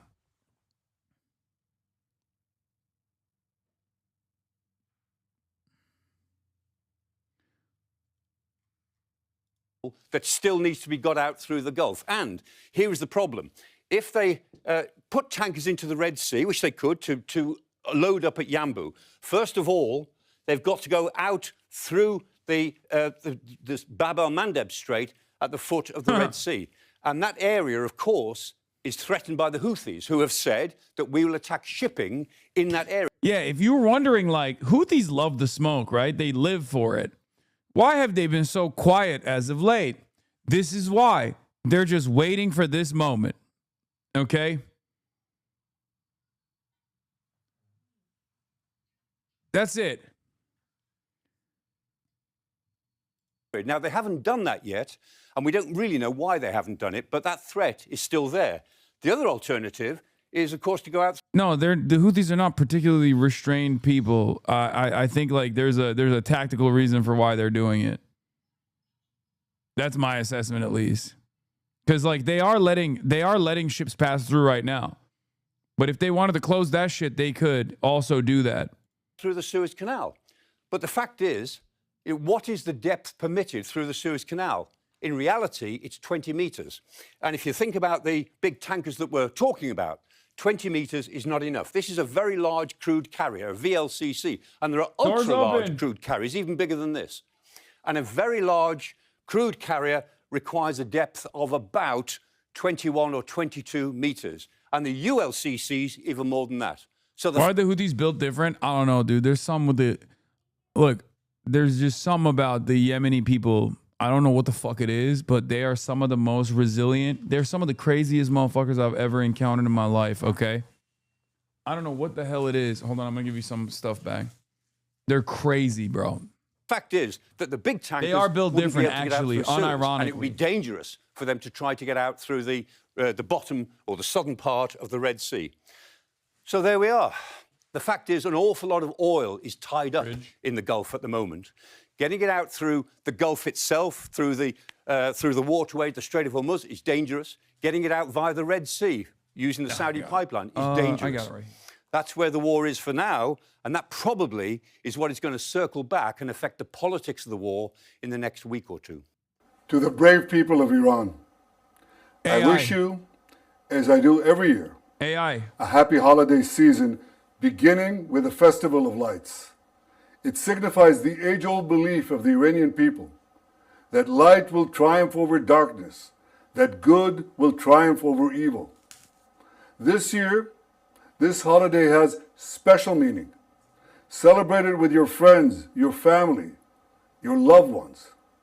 I take this opportunity to wish you... It'll be the last time you see them because I'm a murderer and I'm coming to do murder.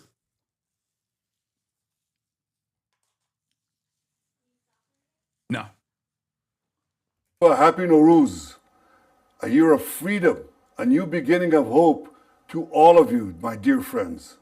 Nowruz Piruz, Payande Iran. We turn now to the Foreign Minister of Iran, Abbas Araghchi. He dead, bro. Good evening to you, sir. Well, good evening to you. Thank you for having me for the second time. Yes, and they are extraordinary times. Minister, President Trump said this weekend he is not ready to make a deal with Iran because the terms aren't good enough yet. His administration is saying this war could last another 3.5 weeks or so. Has Iran asked for a ceasefire?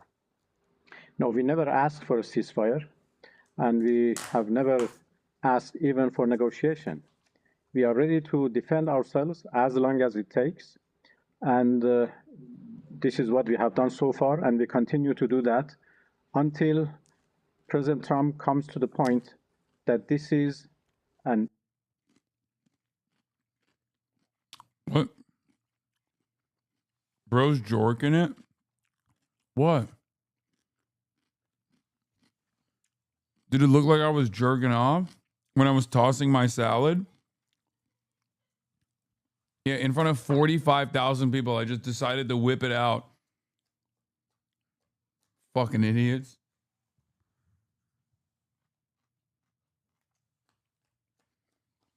Illegal war with no victory, and there are people being killed only because President Trump wants to have fun. This is what he has said. Have fun? We are not. Yes, this is what he said, that they are sinking, ships and targeting different places because it is fun. He did say that. The Secretary oh my God. When your president is so stupid, when your president is so unimaginably stupid that the foreign minister of an adversary just repeats what he has said and you don't believe it.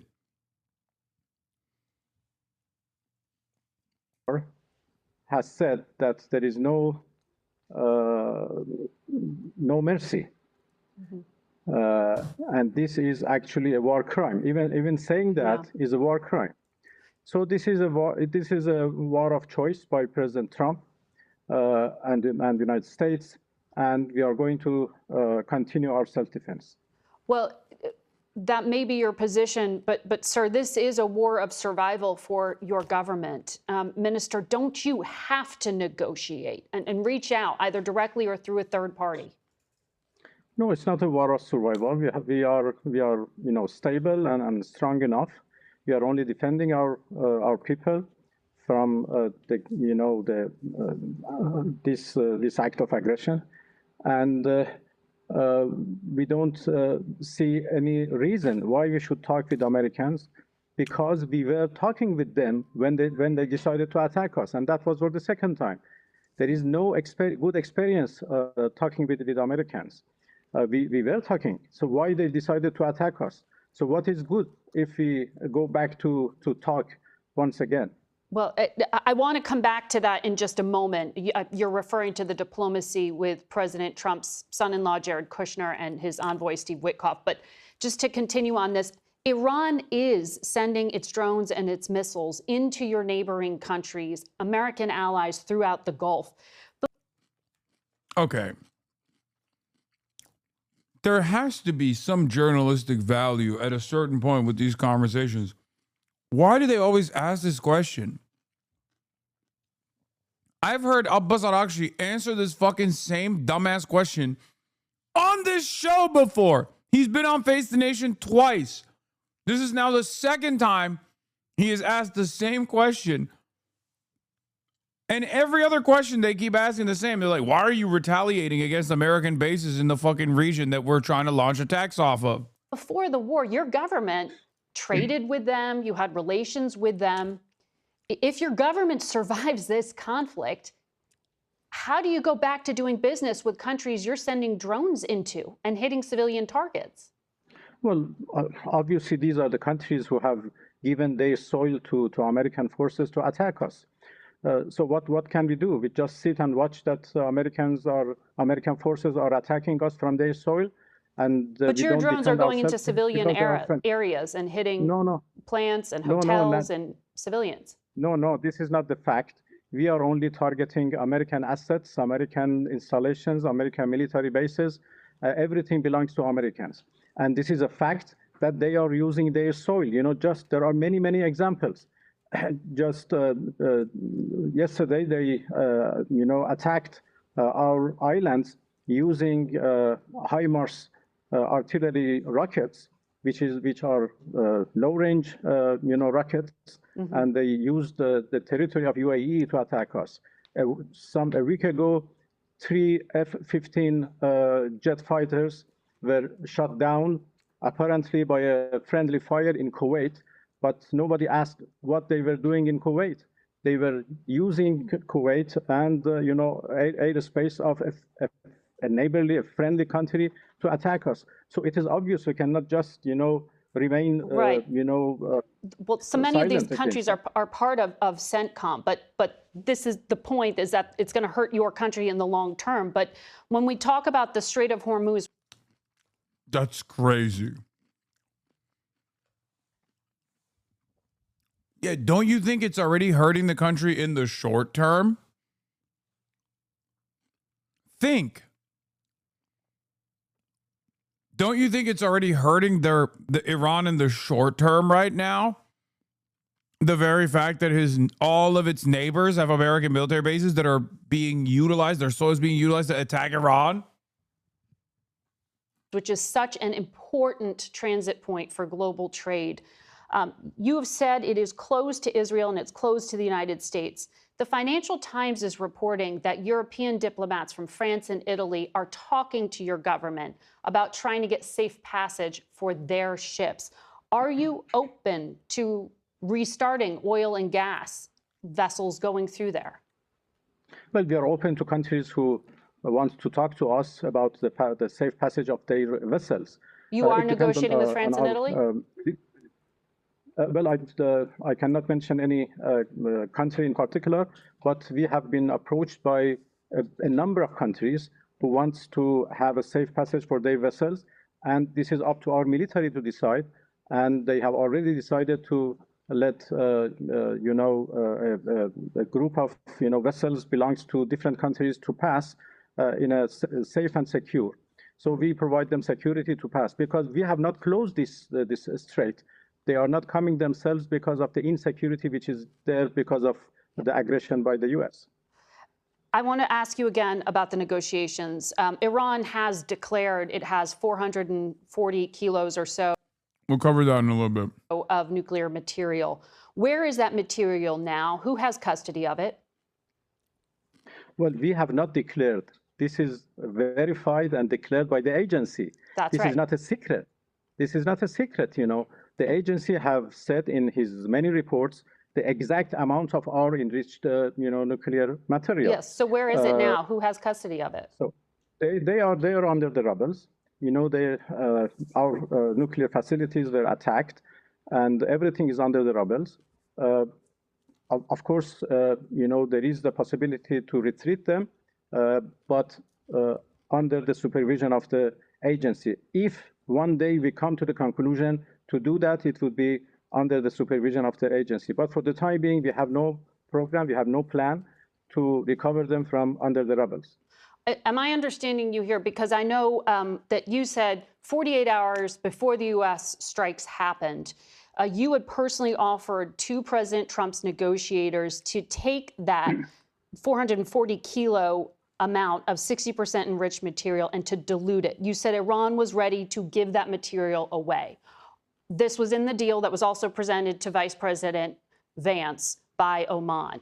Today, is Iran still willing to let go of that enriched uranium? Well, that was one of the elements of a deal that we were negotiating with our, American interlocutors.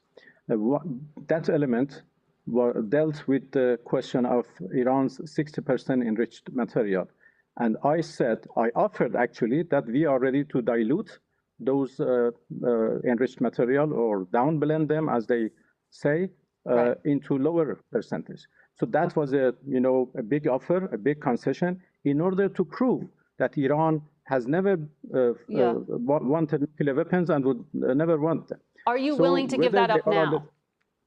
Well, there is nothing on the table right now. Everything depends. Dude, the fucking face the nation anchor is not capable of conducting diplomacy with a sovereign foreign adversary that we're currently waging war with. Are you going to give it up? Tell me, are you going to give it up? He's going to say, we're not giving anything up right now because we're in war. Depends on the future. If any time in the future we decide to enter into negotiation with the U.S. or other interlocutors, we may decide what to put on the table. For the time being, nothing is on the table. There are at least 4 Americans being held at Evin prison that we know of, including a journalist, Reza Valizadeh, and Cameron Hekmati, a 61-year-old man. What is the status of those Americans? Are they safe? This part is beast mode. Listen to this. Well, if the U.S. and Israel do not attack our prisons, I guess they are safe. Foreign Minister, we are running out of time, and I can see the internet is going in and out here. I just do want to point out, you're speaking to us via Zoom. Are you guys going to bomb them? No? Okay, then they're safe. The Iranian people don't have open internet access, but you do. Why? Well, because I'm the voice of Iranians, and I have to defend their right. So this is why I have access to internet to just have our voice being heard by the. I'm sorry. Again, you want to know what the honest answer is? Because they're under fucking attack by Israel and America. And they do not want infiltration. They do not want additional worries of espionage. They don't want America to be able to fucking, turn on the propaganda faucet like they're known to do and cause complete fucking chaos. So you mute the people? Yes, yes, yes. Yes, what do you mean? Like, it's war, man. It's war. It's war. What the fuck are you talking about? It's war.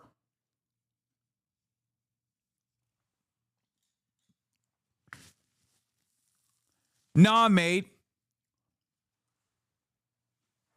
Like, I'm sorry, you can't fucking... There's a line.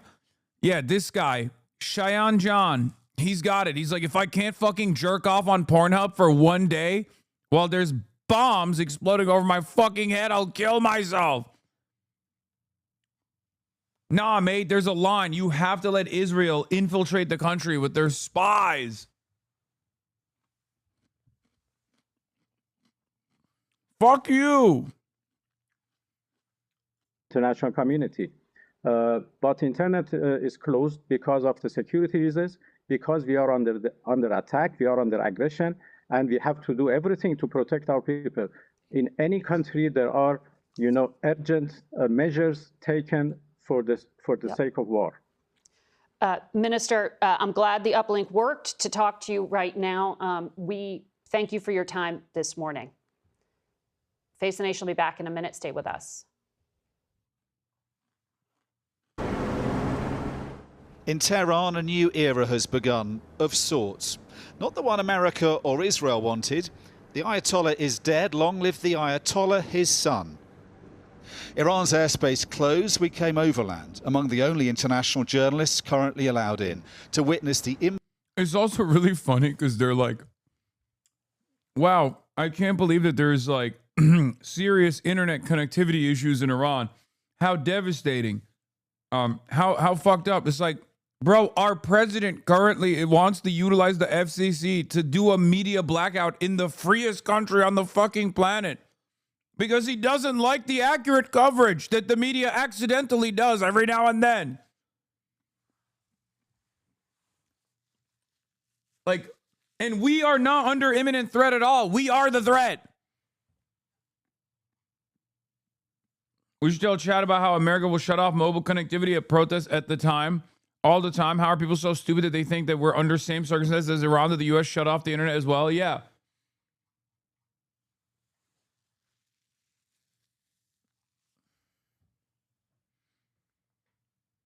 Like, America literally got Larry Ellison, one of the IDF's biggest billionaire donors, to purchase TikTok because Americans were too aware of the war crimes that our tax dollars were contributing to.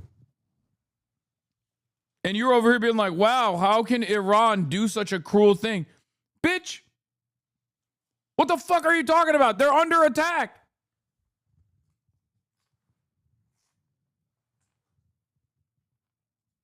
Impact of this war on the ground as it continues to escalate. In an exclusive interview with Iran's deputy foreign minister, an ominous warning as speculation grows that America may next send in troops. Even suggesting that a foreign country can put boots on the ground of another country, invade another country, occupy the land of another country, is something very much rogue, very reckless, illegal, and against all international law. There are thousands of US Marines on the way. What happens if they get used, do you think? We defend. What does that mean, though, for these Marines if they were to land in Kharg Island? Just read what happened in Vietnam. I hope that wisdom prevailed and diplomacy prevails on the other side. They understand that those who drag them into this war can drag them into also a quagmire for them. The government still seems in control here, but while the new supreme leader's face may be everywhere, he's not been seen yet. Have you seen him? Is he okay? Is he well? Any information about his welfare? I'm not in the business of speculations. You know that. We are just working by facts. He's healthy, he's in charge, and he's doing whatever is supposed to be done by him. Why haven't we seen him? Because the war is happening, and because the moment that he or his office decides to do that, they will do that. Across the capital, across the country, Israeli and American airstrikes are leaving deep scars. Whole buildings are razed from the map. This is what so-called... Yeah, where's Bibi, bro? Also, I don't care. He might be dead. I don't give a shit. I'm not Shia. I'm not Iranian. I am, however, aware that whether he's dead or alive doesn't change the dynamic at all as far as, like, Iran's ability to continue waging this war. You know what I mean? That's why it's like kind of funny that these guys are like, well, is he dead? Is he gay? Is he alive but a homosexual? Like, who cares, man? Are you eating the fucking Shahed drones? Are your buildings and your military bases hungry for Shahed drones or not? That's what I care about. Who cares if he's fucking dead? If you're an American, this conversation is utterly irrelevant. Seriously. Like, America could just keep decapitating the leadership of Iran over and over again. The way that their defense system works is this mosaic structure where there's like a very clearly horizontal, decentralized response measure that they've already implemented. The first Ayatollah Ali Khamenei, his father, Moshtaba Khamenei's father, was killed. And that's when they started pummeling all these countries in the region. Smart bombs due to homes next door to their targets. An apartment left devastated. Its residents did not escape unscathed. The man who lives here doesn't want to talk on camera, but he's told us that when the explosion happened, the blast waves filled his apartment with thick dust and smoke and put his wife and daughter both in hospital with broken bones and shrapnel wounds. It gives you a sense, really, that however precise the munitions that the Israelis and Americans say they're using, they generally always have some kind of impact for those living around wherever they're targeting. Many have fled the capital. Those who remain try to carry on as best they can. In the market, they're shopping for the Persian New Year at the end of the week. Some prepared to share their fears and concerns. It's very unsettling. Nobody can predict what's going to happen next. We want the war to be over soon. Nobody knows how the situation will develop. It's extremely awful. Nobody is buying anything and I can't do anything about it. Business is not good at all. It's not normally like this before New Year. What's striking is that things are carrying on as normal, as much as they can, even though the war's happening. But there is a tension, not just because of the war, but also because of the protests, the unrest that happened in the weeks before the war that was so brutally suppressed. A lot of people won't speak on camera, but off camera, they're saying things like the situation is terrible, business is awful. And one man said to us that whatever happens during the war, he hopes when it's over, things can change for the better. But with no sign of de-escalation from either side and no sign of diplomacy, the prospect of this being over soon seems dismal and distant. Dominic Waghorn, Sky News, Tehran.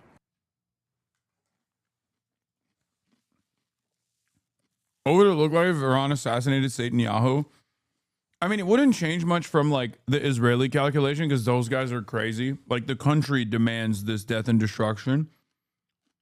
So I don't think it would like cause Israelis to pull back or anything. It would martyr him because he's still like somewhat of a polarizing figure individually. His actions are very popular as far as like waging these wars. But Israeli foreign policy wouldn't necessarily change. But I think people would love Iran. Like, I think people would open up banners to the IRGC, to the Ayatollah, to Moshtaba Khamenei. Like, there would be, the third world would absolutely erupt in joyous celebration. 1,000%.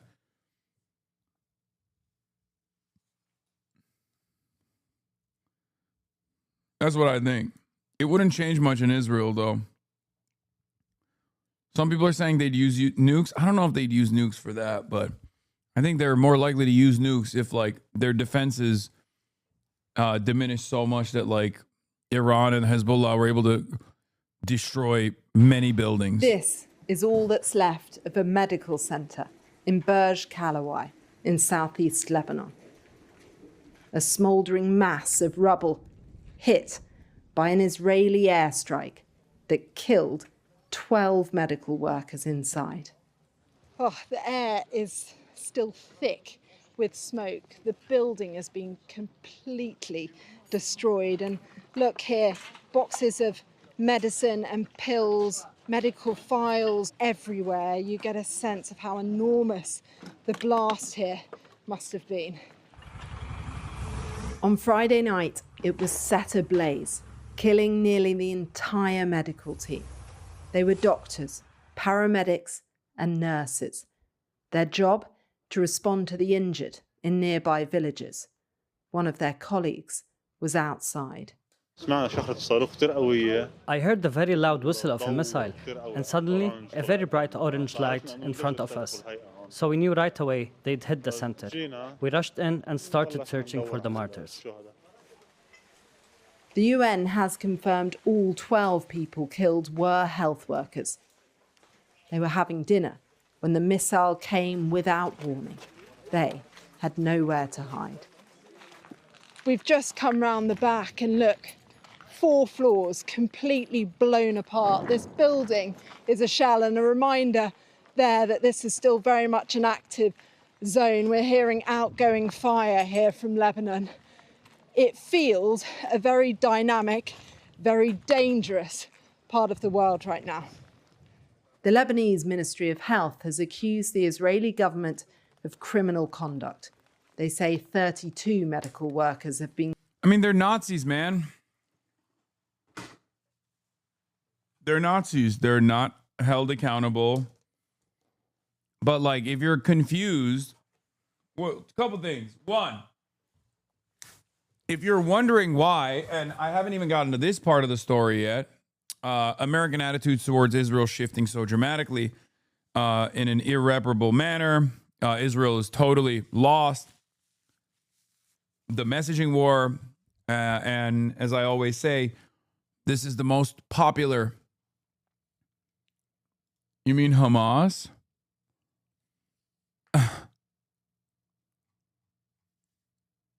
You can't be serious.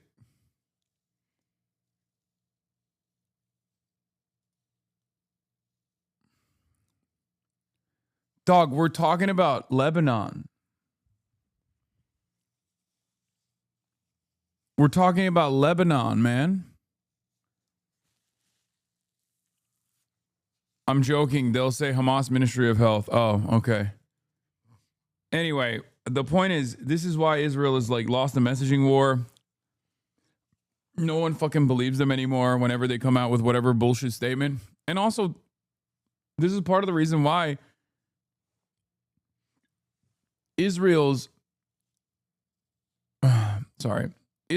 unlimited cruelty of this sort has created a unique environment where, like, people find themselves unironically more sympathetic than they ever would be to American foreign adversaries. Like, I never could have imagined covering a war against Iran for 40, which has, you know, been declared America's #1 enemy for 47 years for ridiculous reasons. And I would have 42,000 people in here listening to what I have to say. And with very few instances where people go, I don't know if I agree with that. Like, things have changed. Things have changed quite dramatically. This is a real attitude shift. I know we occupy our little space on the corner of the internet, but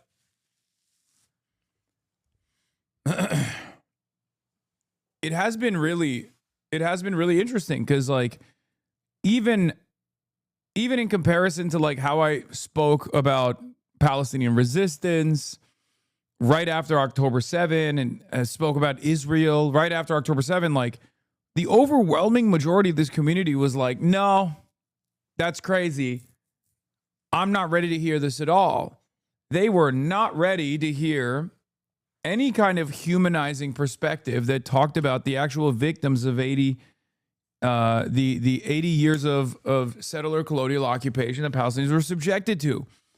Whereas now, the plight of the Palestinians hasn't just made people aware of Israel's unlimited violence. It has unlocked their consciousness in a way that I think is quite significant in a way that many of you now who might not have been receptive to my message, which is just an accurate reflection of events and an understanding of history from the perspective of victims. Many of you that would not have been open-minded to what I had to say on October 8th are now actually listening and have a very different attitude. You have a much more open mind to listening to the plight of those who are dispossessed, the plight of those who are oppressed by American empire.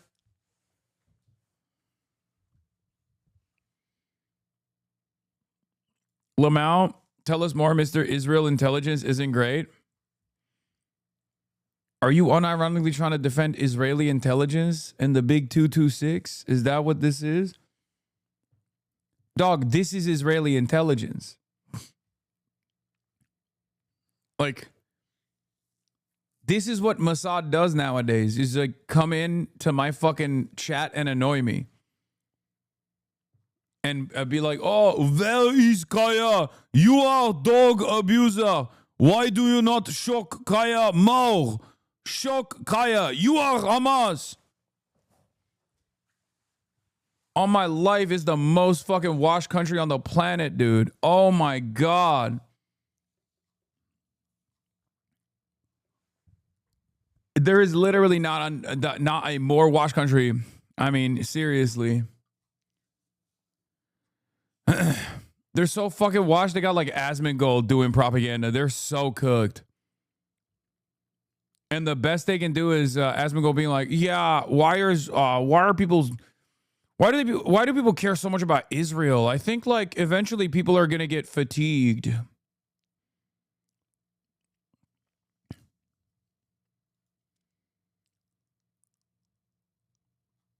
I think people are inevitably going to get fatigued by Israel. Yeah, I mean, this is what I've been saying for years at this point.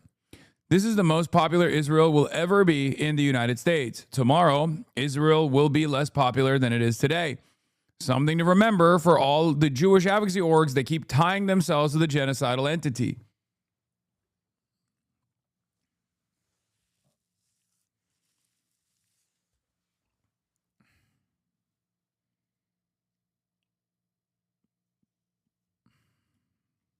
Killed so far in this conflict. And this area is at the very heart of it, 7 miles from the border. The clinic here is part of Hezbollah's network of social services. They are trying to create a false narrative that everything connected to Hezbollah is military. The medical centers and financial centers are being used to pollute the image of the resistance. Donate to their live YouTube channel. Money go to Beirut. Do not worry podcast is doing a Beirut charity. Thank you for informing me, chatter. Are dying, civilians too, hundreds of thousands are displaced. Are you willing to continue to fight despite their exposure? The medical workers over here, as well as the firefighters, are here to rescue the people that are being attacked and injured by the Israeli missiles and aggression. And this is their natural right to stay in their lands. Hezbollah want us to see this. That's obvious from the number of journalists that they've invited. They're not just fighting on the front line, they're also fighting a PR battle. But the IDF insists that they are using medical centres like this and ambulances for military purposes. Whatever the truth, though, it is again. Yeah, come on. You keep saying Israel lost a messaging war. What you are not contending with is that the messaging doesn't even matter anymore because this is now the new norm. What they did in Gaza, they are now doing in Lebanon with zero repercussions or any kind of pushback from anyone. No meaningful consequence. You must realize this by now. Yeah. Then we move the conversation to the next phase, which is that at the domestic level, we don't have real democracy. Okay? That's it. I know. There are still many hills to climb, many hurdles to overcome. But what good or what productivity do you derive from this statement? You know? I know. I'm aware that their betting public opinion doesn't matter as long as the leadership of the GOP and the Democratic Party are with them. Congressional Dem leaders seem happy to ignore voter sentiment on this one issue, just as Biden-Harris team ignored it to keep the arms transfers going. The question I have for you guys is, why are you looking for reasons to quit? Okay, our voices don't matter for now. Okay? If your voices were completely irrelevant in this conversation, Israel would not have spent billions of fucking dollars every single year to ensure that you were kept pliant, to ensure that you got the proper social conditioning and the social learning to think that Israel was actually the most consequential, most moral ally of the United States of America. It's that fucking simple. Of course it matters. Of course broad awareness matters. Are you out of your fucking mind? Take it from someone who's been doing this for years. This change has been unbelievably fast.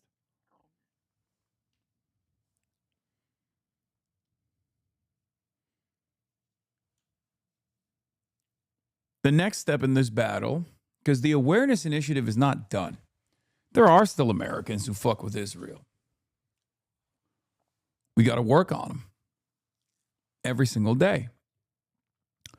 But then on top of that, Israel's foreign lobbyist arm, AIPAC, and its million different subsidiaries are still actively trying to destroy the process of democracy in this country.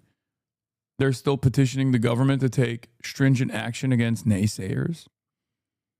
They're still aggressively dominating American politics. They're still going. So now the goal is to fight back against that. Right? The goal is to increase awareness into the many different ways that Israel is engaging in a whole bunch of trickery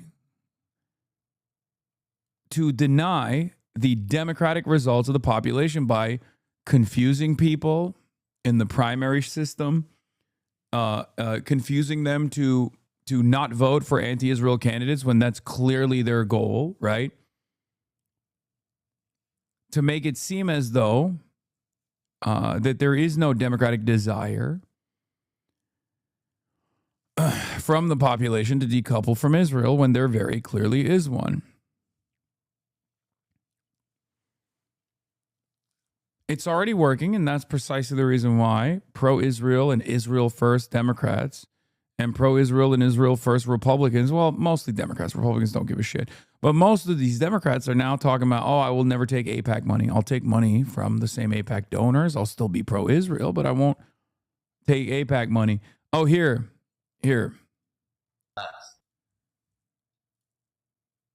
Look, here I am talking to the wonderful Michael Jamal Brooks. This was, I believe, 7 years ago. Rest in power to Michael Brooks. I'm shocked that I haven't been reported to the ADL thus far, but probably because the platforms that I routinely criticize Israel on have actual partnerships with lobbyists and the state of Israel, and literally routinely take down Palestinian, like pro-Palestinian Facebook groups, and also censor my videos that, and like, this is not a conspiracy theory, like they literally censor my videos that I've done on Israel. So that's probably why the ADL hasn't caught wind of my my perspective, even though they are both good and bad at times. But I think they overreact a little bit when it comes to the criticism of Israel is the same as anti-Semitism. So, I mean, anti-Semitism is a totally real thing, and 100%. Also, and you know, and to me, like, one of the reasons that I'm very wary of the misuse and cynical deployment of wokeness and this and that to advance bad politics is because this is the shit that I grew up arguing about Israel. You know what I mean? When I would say like, hey, like, of course nobody should be harmed. We're not talking about attacks on Israeli civilians or anything like that. We're talking about justice and rights and democracy and freedom of movement for everybody there, period. And people would hit me back with like, yeah, but have you ever been there and been in that community and this and this and this and this identity shit? Nah, fuck that. No.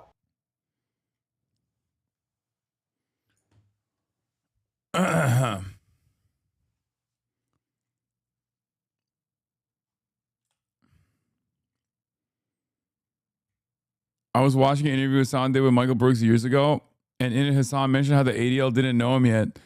Little did he know, almost 6, 7 years later, he'd become the CEO's #1 focus.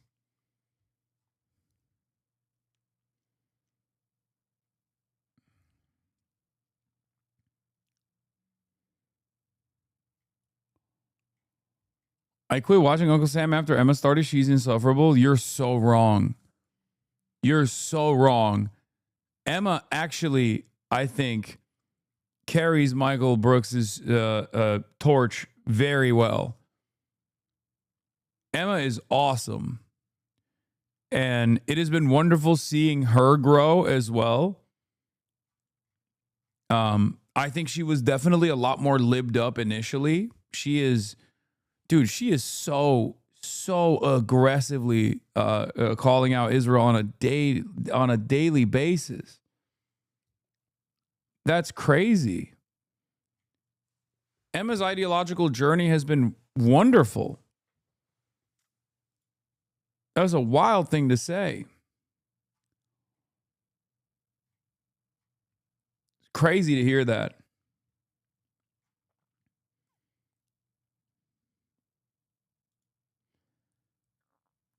The fire that started in the ship's main laundry areas last Thursday, by the time it was over, more than 600 sailors and crew members had lost their beds and have since been bunking down on floors and tables.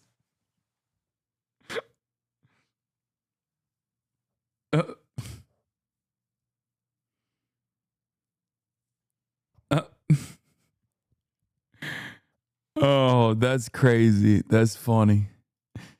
Oh, what do you say to that? Against international law to.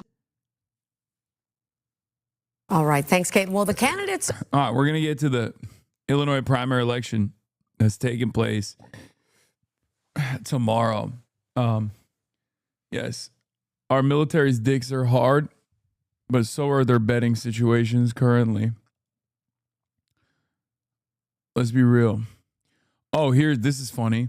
In a series of White House meetings, American oil executives delivered a bleak message to Trump officials in recent days. The energy crisis the Iran war has unleashed is likely to get worse.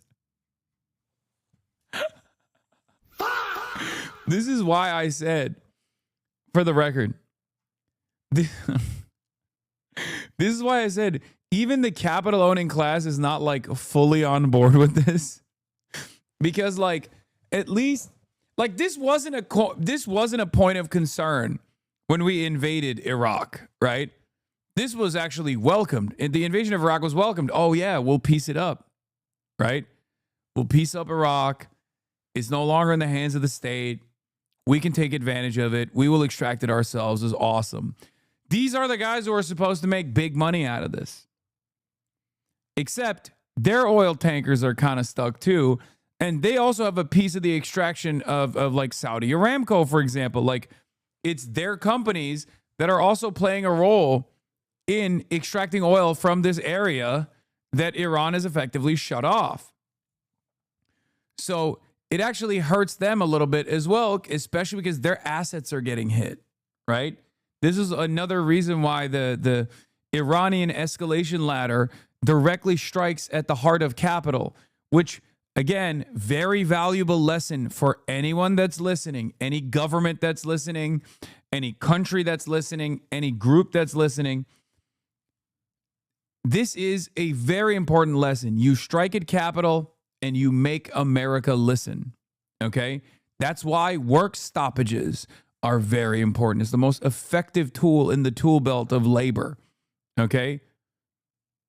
Because every single one of those guys that you're seeing on that photo is still very much a servant to the interests of capital. Okay? So when Iran strikes like an Amazon data center, that hurts the Amazon bottom line. That causes the Amazon lobbyists to make phone calls to people in Trump's orbit to be like, what the fuck are you guys doing? Deal with this now, right? That has secondary impacts. When they say we're threatening American banks in the Gulf, that hurts the interests of capital, once again, finance capital this time around. It's a reminder that things would be better and they could continue doing trade in the ways that they want to if they were to get the president to stop fucking blowing up Iran. Did Saddam lack capital? Is that ultimately what led to the fall of his government? Did he lack capital? It's not that Iran has capital. It's that Iran has the power to disrupt flows of commerce and disrupt capitalist interest in a very important region. Do you understand?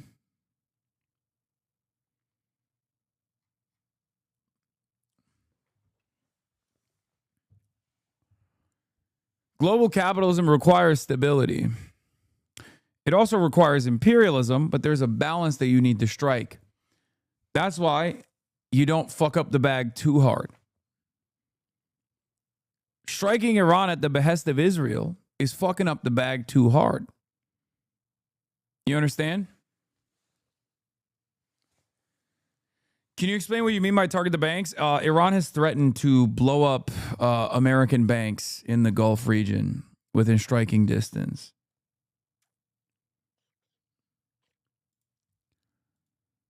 We're gonna get to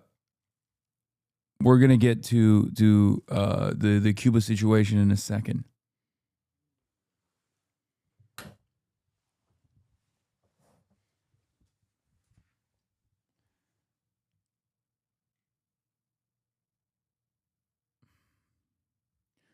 It's also one of those things where, like, if they were to do damage to profit centers without actually harming civilians, with like limited damage to, you know, civilian life, who the fuck in the United States of America or anywhere else for that matter is gonna be like, wait a minute, the interests of Citigroup, like, hold on now. My uncle's name is Citi. I'm Citigroup. I'm Mr. Citigroup. Why are you attacking me? Do you see what I mean?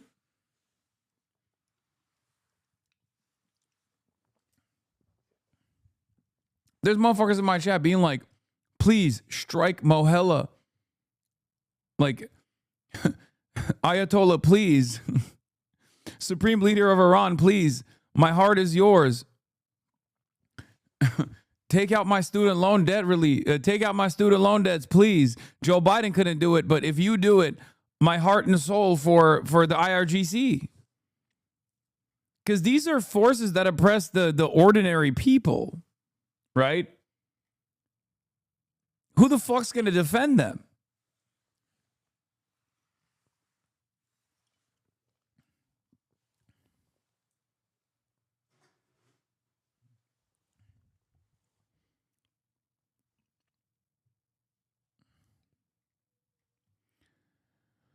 Also, here's additional assessment. U.S. intelligence assessment says Iran's regime likely to remain in place for now, weakened but more hardline, and with powerful Islamic Revolutionary Guard Corps security forces exerting greater control. Oh no, who could have foreseen this? Who could have seen this coming? And this is funny, though. The fire that broke out, dude, at Lint in the laundry room has taken out 600 beds, lit it on fire. So the war efforts are going really well. Also, over 3.2 million Iranis displaced in the last 2 weeks, over 800,000 Lebanese displaced in the last 2 weeks, over 2 million Palestinians displaced in Gaza and the West Bank since October 7th, all in the service of one country and its genocidal neo-colonial project. A report published by David Vine at Broward University conservatively estimated that at least 5 million people have been displaced in Iran, Gaza, and Lebanon, and the West Bank since October 7th, a mass displacement event to the tune of $31 billion in American tax dollars.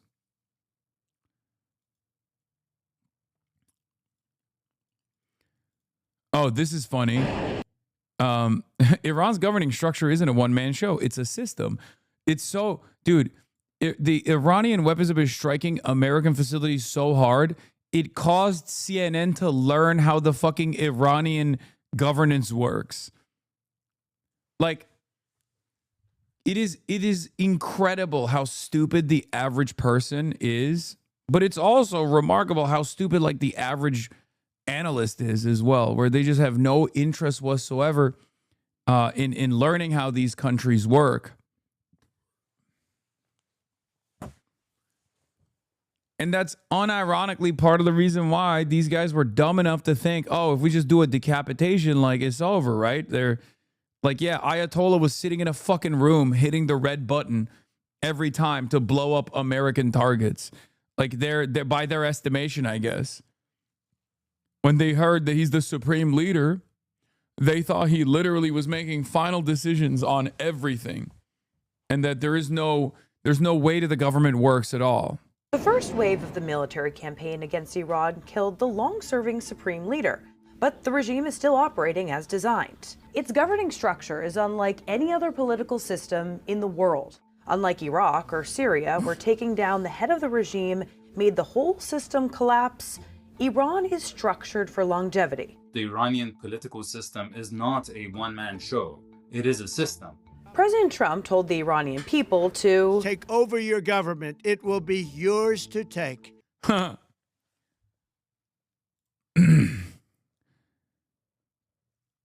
Update. Israel says displaced Lebanese people won't be allowed to return home. Gosh, I'm sure there's a term for this. I can't put my finger on it. Yeah. It's called ethnic cleansing and ethnic displacement. That's precisely what it is. And that's what's precisely happening here as well.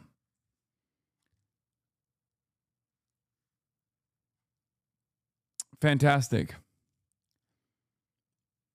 Ugh. But that's more complicated than it sounds. Effectuating regime change in Iran will depend on big structural change, or even collapse. Here's how Iran built its government to sustain attack. Stream the full version of this story. Yeah. CNN is surprised to know that countries in the global south have advanced systems of government and are not savage tribes living in jungles. Yeah. I saw this. I don't know what the fuck's going on here. I need to look into it a little bit further. I know that you guys are, first of all, it's gross to like immediately run to celebrate this as like as a weapon to wield against Daniel Biss or some shit. Okay. It's ridiculous. Calm down. Daniel Biss, candidate for Illinois 9 in tomorrow's election, has been accused of having an inappropriate relationship with a student during his tenure as a professor at the University of Chicago. Megan Watchspress, now a Stanford law lecturer, says she was that student. I know everyone's annoyed at how Illinois 9 is dominating our feeds, but I get the special bespoke annoyance that 20 years ago, one of the candidates decided it was a really cool idea to date his undergrad student, me, until, wait, no, it isn't, which is, as you expect, an unpleasant memory. Watchspress then shared a New York Times essay, What's Wrong with Sex Between Professors and Students?, saying she wished she had read it when she was 17 rather than 37.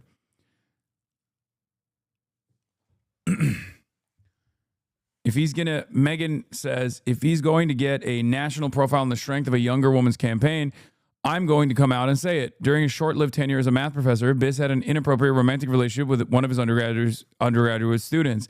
I was that student. It took becoming a professor myself to realize the implications, what it means to be attracted to someone who categorically has less power than you. I don't know if it's disqualifying, but there are too many women not getting a platform as a result of behavior like this for me not to say something. I know everyone's annoyed at how Illinois 9 is dominating our feeds, but I get the special bespoke annoyance that 20 years ago, one of the candidates decided it was really cool. It was a really cool idea to date one of his undergrad students, me, until, wait, no, it isn't, which is, as you might expect, an unpleasant memory. Anyhow, just going to plug this, which I wish I had read when I was 17 rather than 37. That was 3 days ago when she wasn't ready to say his name.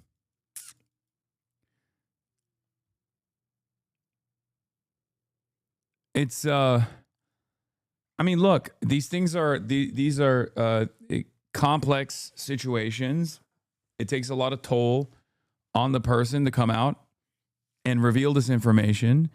I'm just saying that, like, you know, my policy on this stuff is to not reflexively disbelieve the accuser, but instead to make sure that you get proper verification. It's that simple. Okay? That's it. As it stands currently, I have no tools to accurately make an assessment on the veracity of this claim.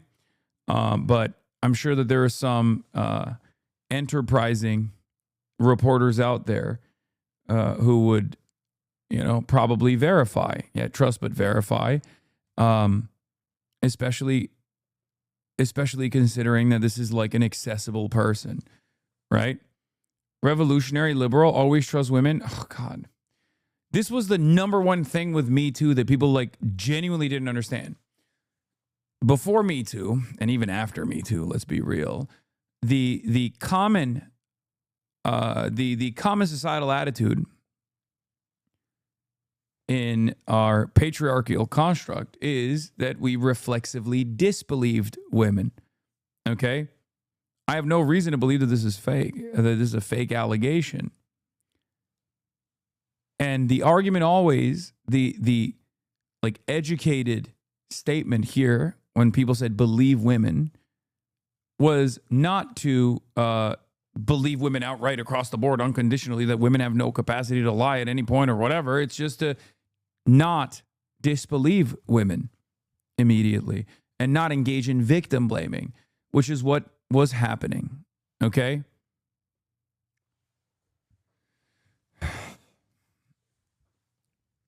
That's it.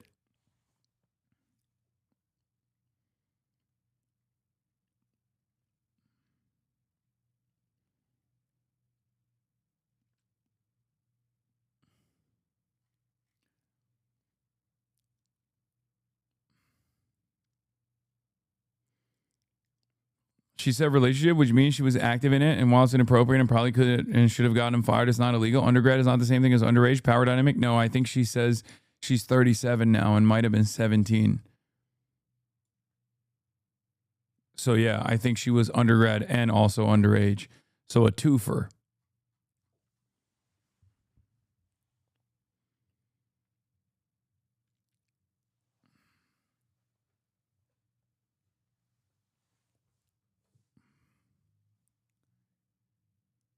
No, that was just the title of the article. Oh, did I misunderstand it? I think she's 37 right now. She said, I wish I read this when I was 37 and not when I was 17. Anyhow, just going to plug this, which I wish I had read when I was 17 rather than 37. Timeline matches up 20 years ago.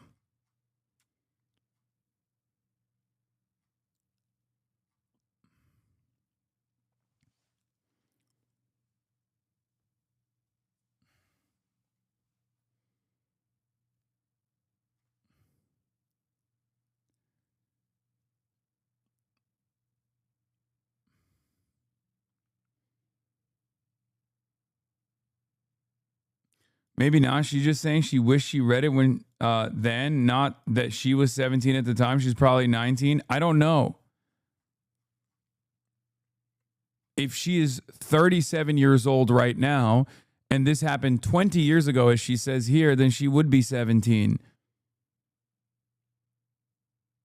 It's just, I don't know what you guys are confused by.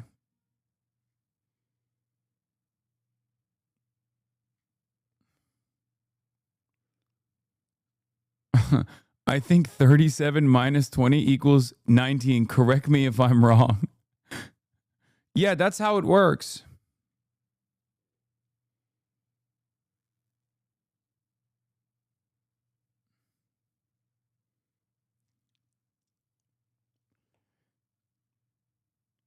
Anyway, the point is,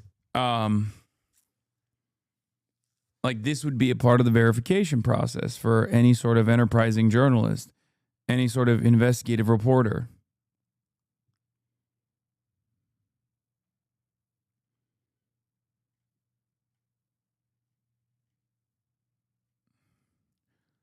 I don't know how old she is, for example. Someone could find out how old she is and then tie it back to 20 years ago. Figure out when they cross verify when she actually went to Stanford. Was Daniel Biss actually reporting on it? If the account is who she claims to be, she's a professor of law at Stanford. Okay, sorry, she didn't even go to. It wasn't at Stanford. It was a different. She's at Stanford now. But this was in the University of Chicago. But what's wrong with sex between professors and students? It's not what you think.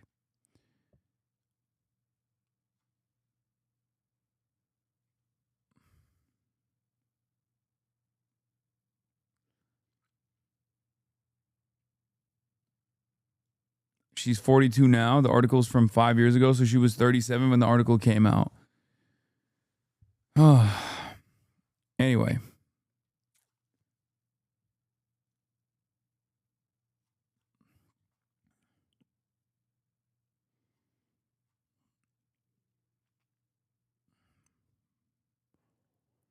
Regardless, like, the allegation that she's putting out there is that even if she wasn't underage, that she, like, very clearly was taken advantage of in an inappropriate power dynamic if her allegations are substantiated. And I have no reason to believe that she's, like, just throwing random fake accusations out there out of nowhere.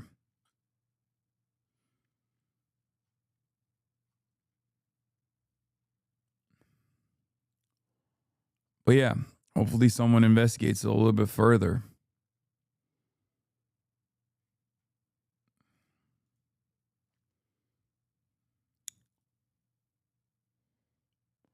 Daniel Biss was a professor at U Chicago from 2002 to 2008. She was born in 1984, meaning she was between 18 and 24. Okay.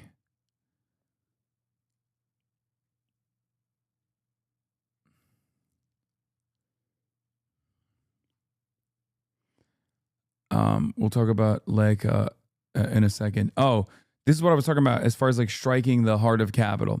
This is kind of the Berlin Wall collapse photo of the hub and spoke airline economy, and to some extent all intercontinental travel. How do you come back from this, right? And Matt Petty says, it's kind of crazy how many economic eggs the masters of the universe put in the Gulf basket while also nursing an insane hostile obsession with the Gulf's next door neighbor. And they told themselves that the former was actually serving the latter.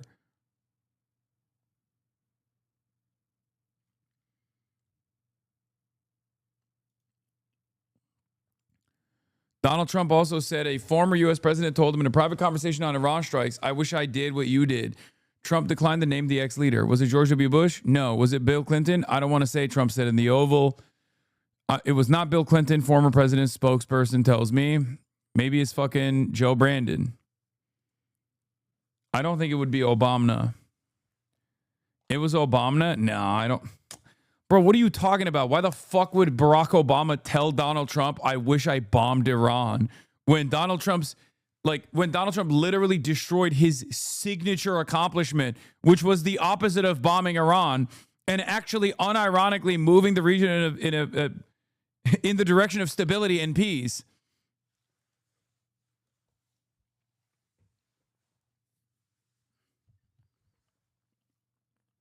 It's infinitely more likely that it was Bill Clinton or Joe Biden.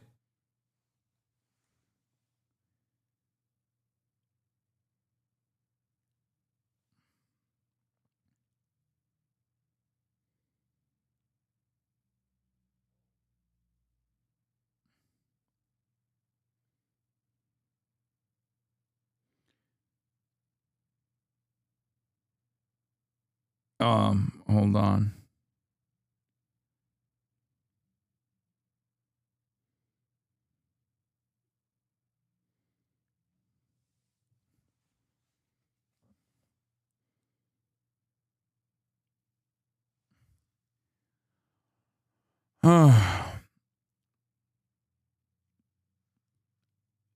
He probably also made that up anyways. I mean, I could see, yeah.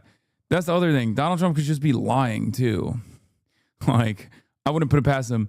Oh my God, I forgot to show you guys the best defense of the Iranian war effort. Hasanabi, you are welcome for us letting you stream. Scott Besant. Thank you, Scott Besant.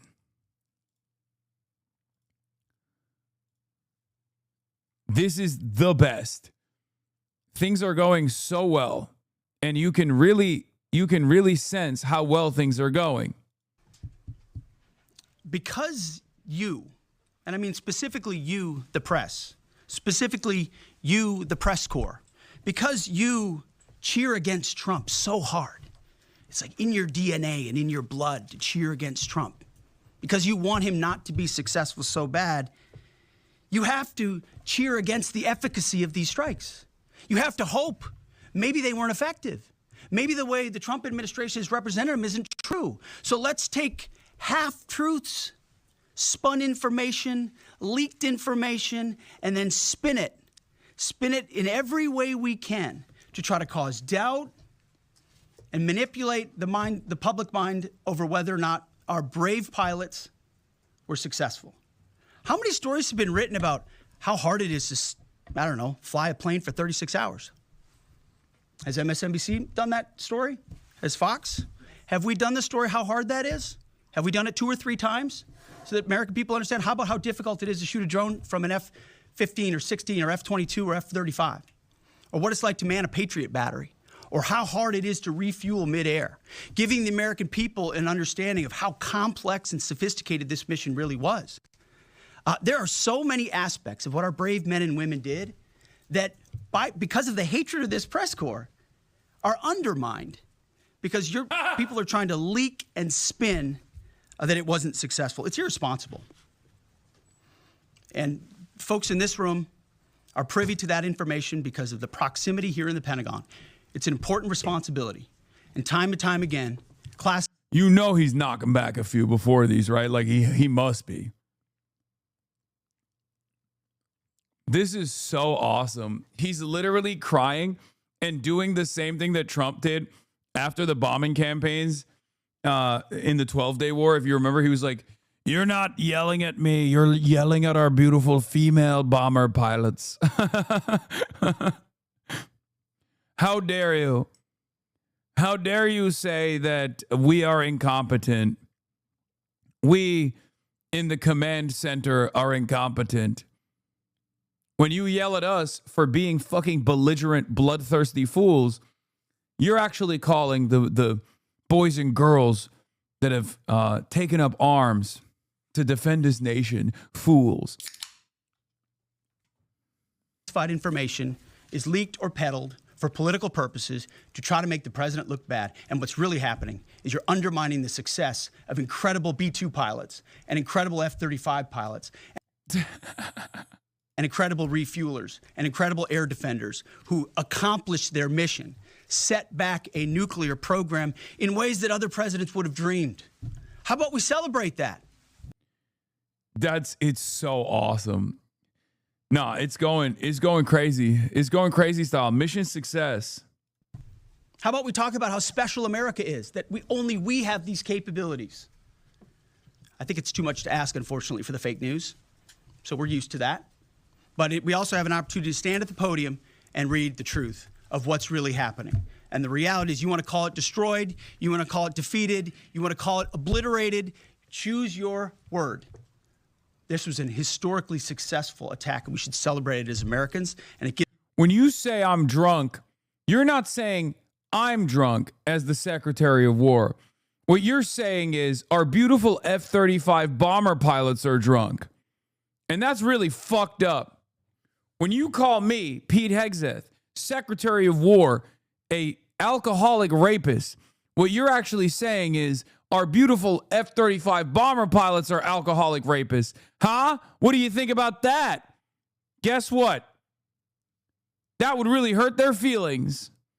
Okay? Gives us a chance to have peace, chance to have a deal, and an opportunity to prevent a nuclear Iran, which is something President Trump talked about for 20 years. Just because I'm drunk right now and may or may not have actually paid a victim off to silence her into submission after doing a violent sexual assault doesn't change that reality. Are you calling, look at this flag.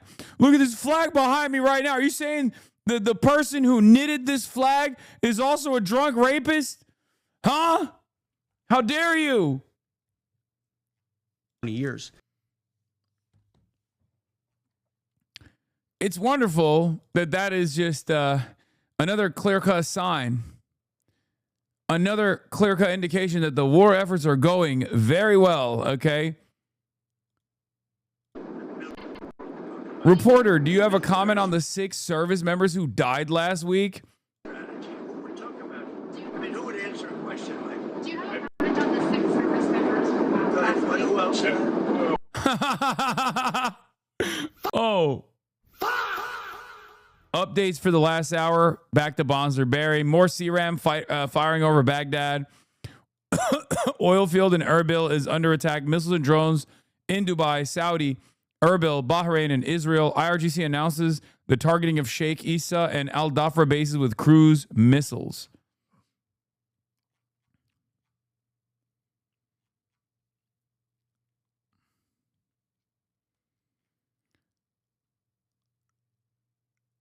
Please check out Heggs's post. Oh, I saw this one. Yeah. I don't know who need to hear this. You know what I'm saying? I see a lot of people be talking shit about America. Hey, if you don't like America, cattle, bro. Straight up. America, go to another country, bitch. I love this country. Some of the most propagandized people on the planet. Once again, straight up. Like this is this is what I mean. Americattle. I'll protect this bitch. Like. By the way, I have noticed something. There's a lot of propaganda on Twitter of specifically black and brown active duty service members. Have you guys noticed that too? Like a lot of like dancing videos of like, oh, we're going to Iran. Like, oh, we're going to blow it up. All this shit. And it's almost always black and brown service members. What the fuck is that? Are they doing like are they pulling like a IDF? Like they're trying to wokeify American imperialism? Is that what it is? 10 to 15 years more and these boomers will die off and they're cooked? No, that's not gonna, you can't rely on that. Yeah, a lot of black women, like a lot of black women in the military. I saw that one where this lady was like, oh, I signed on, like I bought my first house because I'm, active duty.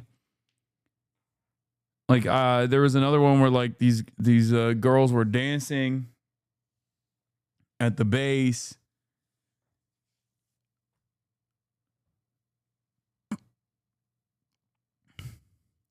Well, even if the black folks are loving it, then we must be right as posed. I mean, kind of. Are the benefits really that good? Fuck no. No, it's a lie. Yeah, they did this too. Look, another version of this. These are old too. A lot of these are older videos. I've seen this video before.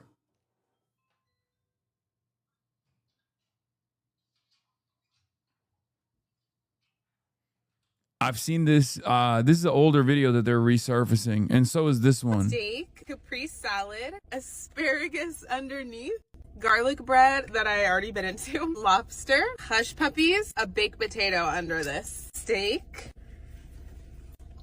That's pretty good. Capri salad. So good. Asparagus.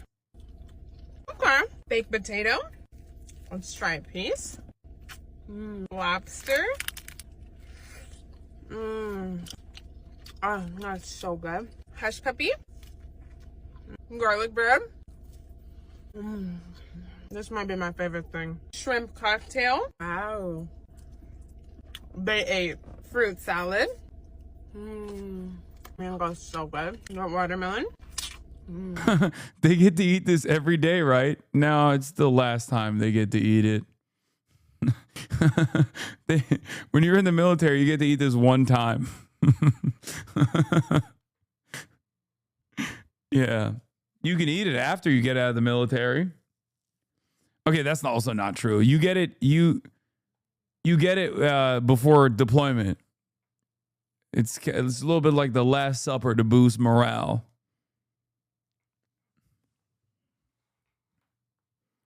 Lieutenant Mukbang. I don't know if you could see there's an actual fruit salad. It's like nuts, blueberries, and like some kind of cream on it. Ooh, it's like cinnamony. Pecan pie. Oh my gosh. Not better than my mom's, but that's pretty good. White cake. This is the good frosting too. Chocolate cake. Ooh, she's soft. Oh my gosh, bro. That's so good. And you know I gotta get my Stanley, girl. Crisp. All right, girl. Time to get back to work. Woo! And by work, I mean an ice cream party. So, I hope, yeah, this isn't new. The military's been putting up billboards and advertising in black neighborhoods forever. They target black people. Yeah, it's not new. It's not new at all. Hello. Someone just got groomed. Little lady just got groomed. So that's not new at all. Yes, it is known that the American military is exceptionally predatory in their targeting. Of black and brown neighborhoods, impoverished neighborhoods in general. And I mean, we saw it in action, right? When we went to the block party in the South Side, like the Marines were there. They had like the Army was there. They were recruiting little kids. It's very, very indecent. Brothers Defect has steak and lobster. How's your steak and lobster? All right. Damn, you're decent. How's yours? I'm ready for war. We're going to war. I might have to double it. I had to run it back.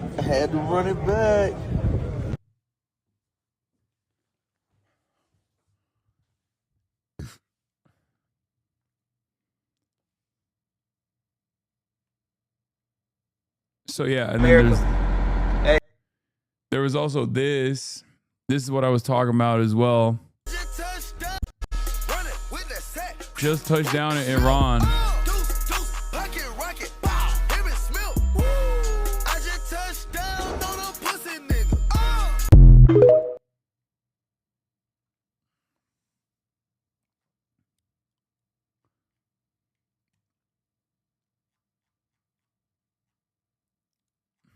It doesn't even look like good steak. Yeah, of course it's ass, but it doesn't matter. When you're eating, it's better than fucking MREs and all the other dog shit you normally eat. You know what I mean?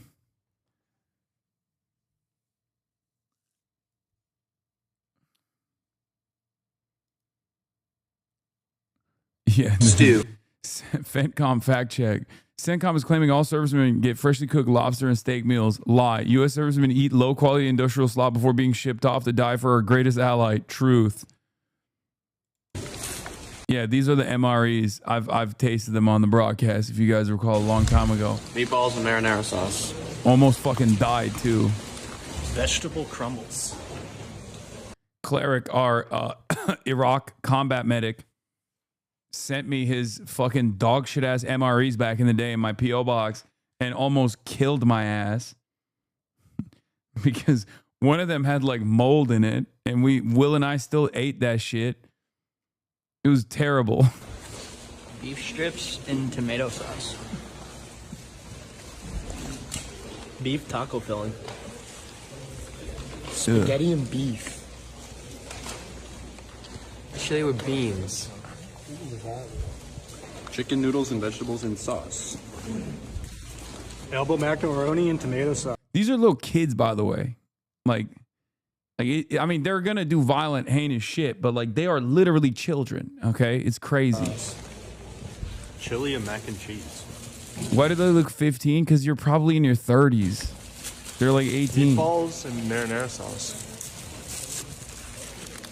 I have beef stew. Vegetarian taco pasta. You're still opening. I'm fasting. You're opening. What you got? Spaghetti with beef and sauce. Chicken chunks. Wait. Oh, that's the worst. Vegetarian taco pasta. Chicken chunk. Is it true that if Americans die for Israel, they get 72 burgers?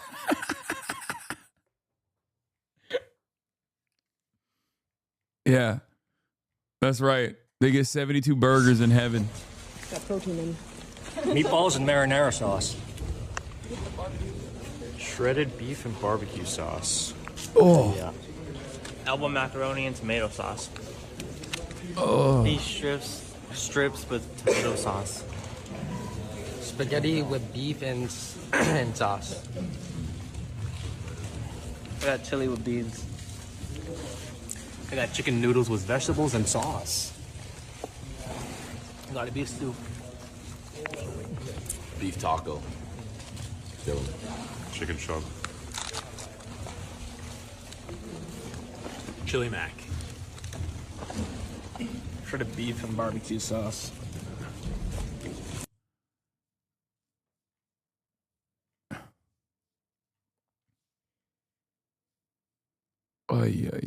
Kaya eats better than these guys? Oh, 100%. People in the military dancing to an AI diss track about Iran? World War I, and we did World War II. Bitch, we'll do this shit again. Iran, we ain't scared of you. No cap. Where the fuck do y'all stay? We ain't never fuck Iran. Bitch, we did World War I, and we did World War II. Bitch, we'll do this shit again. Iran, we ain't scared of you. No cap. Where the fuck do y'all stay? We ain't never heard of you. We send troops at your door. Bitch, you know we purging. Again. How you gonna be, Jack?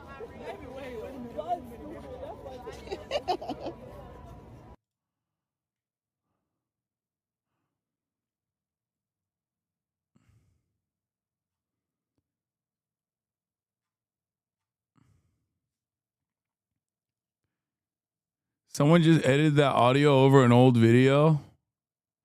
These videos read as satire.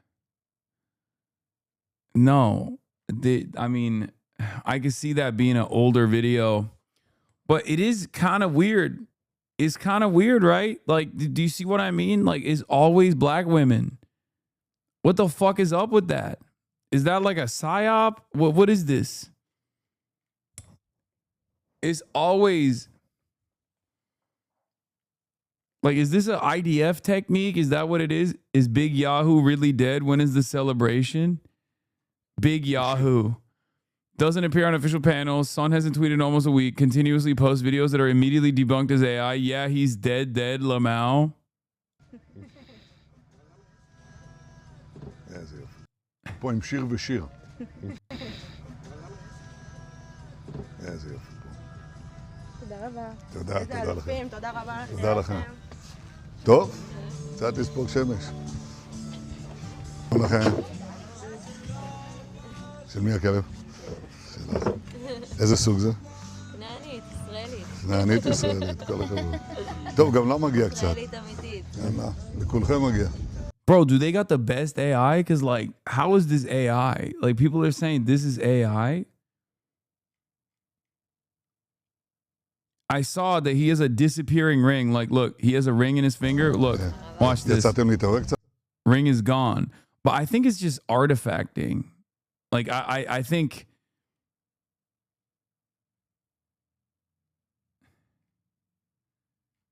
Old footage from COVID, they got masks on? No, dude. No. Of course, Benjamin Netanyahu's guard, his like closest security always wears a mask. Have you guys never seen like Mossad agents always wear a mask? People in the IDF also that do war crimes always wear a mask. It's not from fucking COVID. The mask thing is normal. But yeah, people were saying like he has a ring on this finger right here. Look, he has a ring on the finger. גם לה מגיע קצת. יאללה, לכולכם מגיע. יצאתם להתעורר קצת. And then it's gone. But I don't know if it's like actually gone or if the video just like due to artifacting or something, or maybe like due to a filter. It could be a reason why. People wear masks regularly. Yeah, the fucking IDF is not wearing masks for COVID-related reasons. Oh my God, why are the COVID conscious like this? It's so weird to me that every time the mask conversation comes up, someone who's COVID conscious has to immediately be like, no, actually, people do still wear masks. Yes, they do, but this is not the reason why you think they're wearing masks, okay? They're wearing masks because they want to hide their identities. It's not because they have fucking long COVID. Shut the fuck up. I know COVID still exists. Oh my God. I understand that. There's a difference here. ICE agents, for example, don't wear masks because of COVID. ICE agents wear masks because they want to hide their identity.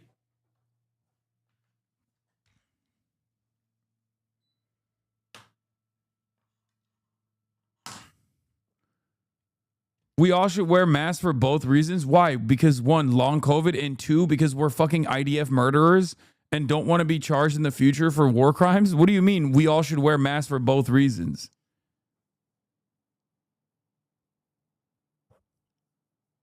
It's so strange.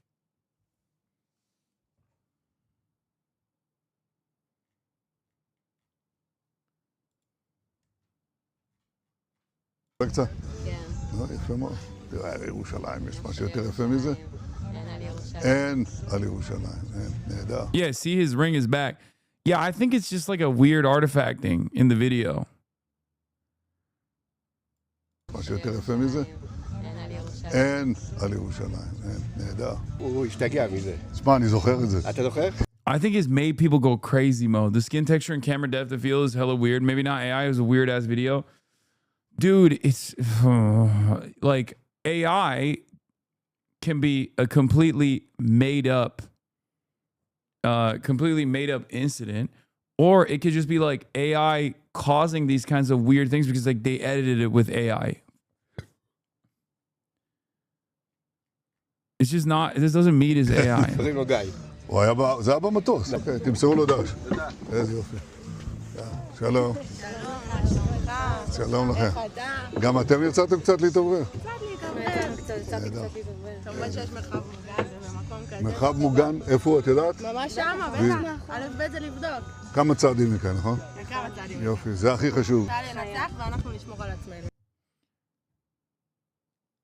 It's most likely either a filter or artifacting. I don't think this video is proof that he's dead. What's even crazier that this was never a question 2 years ago. Yeah, I mean, technology has improved dramatically and it's breaking people's brains, I think. It's not even I think, I know it is. What is this dog? He might be dead. Is really trying to Ayatollah AI post to fight back? מה שאלת אותי? ראש הממשלה אומרים ברשת שאתה בכלל מת? אני מת על קפה, אתה יודע מה? אני מת על העם שלי. איך הם מתנהגים, פנטסטי. אתה רוצה לספור את מספר אצבעות? אתה יכול להראות לנו? פה. היית? יפה מאוד. לחיים. אני חושב המסר לאנשים שיוצאים ומתאווררים? לצאת להתאוורר, אבל ליד מרחב מוגן. והעמידה שלכם היא מדהימה, נותנת כוח לי, לממשלה, לצה"ל, למוסד. אנחנו עושים... מה שאלת אותי? Hassan Brain is bye-bye.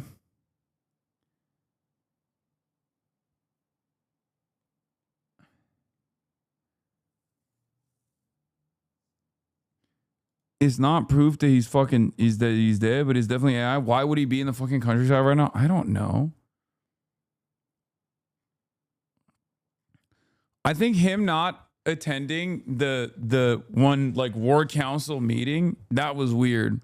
His son not tweeting, even though he's a prolific tweeter, that's weird.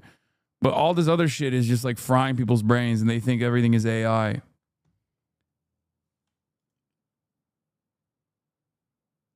Okay, dude. Okay, dude.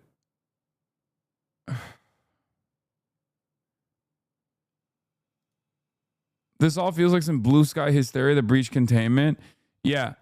Zoomers don't know, but before allegations of AI, we had this. Does Hillary have a body double? Bizarre conspiracy theory claims to be pneumonia-stricken candidate has been replaced by a look-alike. Yeah.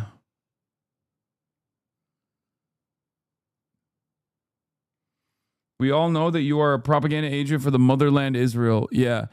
I mean, he could not be attending the fucking meetings because he's literally in another country. Right? I don't know.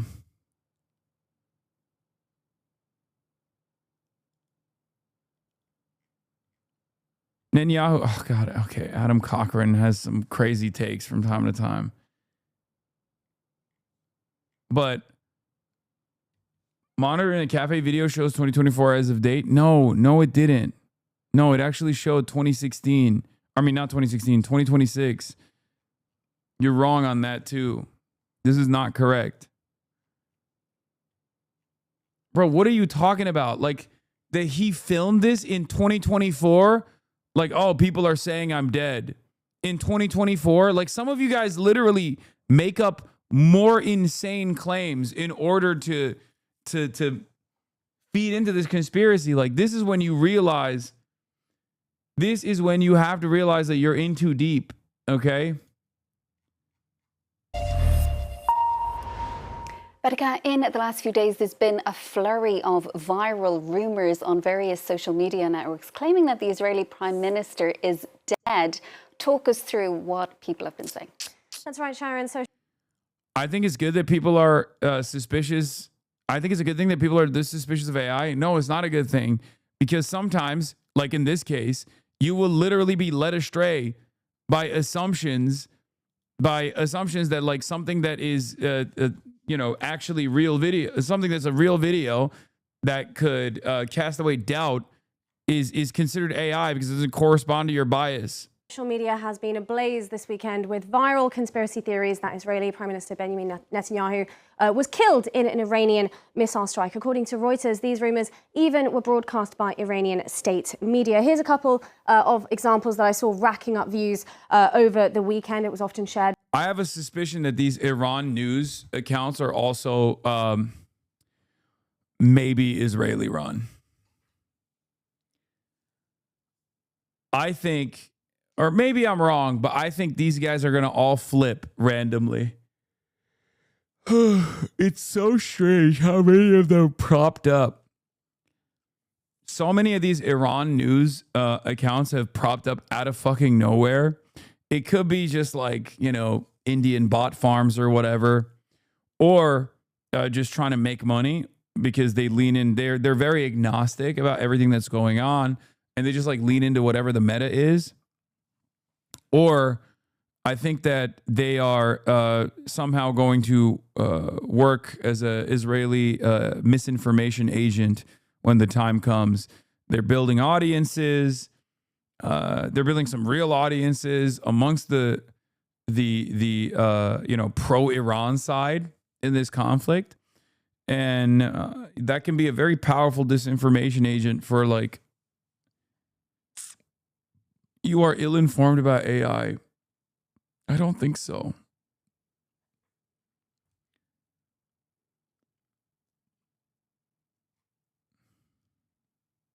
By pro-Iran accounts, and as we can see, with little or no sources or quotes to my mom got a puppy. She's never seen a TV before. She loves watching you. As far as to even share fake AI-generated images depicting Netanyahu's body submerged in rubble. But all of these death rumors were in fact triggered by a press conference that Netanyahu gave last week on Thursday, a press conference that internet users are convinced is generated by AI due to the amount of fingers on his hands. Internet users claim that he has 6 fingers visible on his hands, and they say that this 6-finger theory is in fact what escalated the online rumors of his death. Social media users claiming that the 6 fingers show that in fact he is not with us anymore, and that Israel is using AI to generate these press conferences. We know, of course, that AI does struggle to generate hands, and sometimes that is a telltale sign of AI usage. However, I will say that this is a false claim. I would say that it's an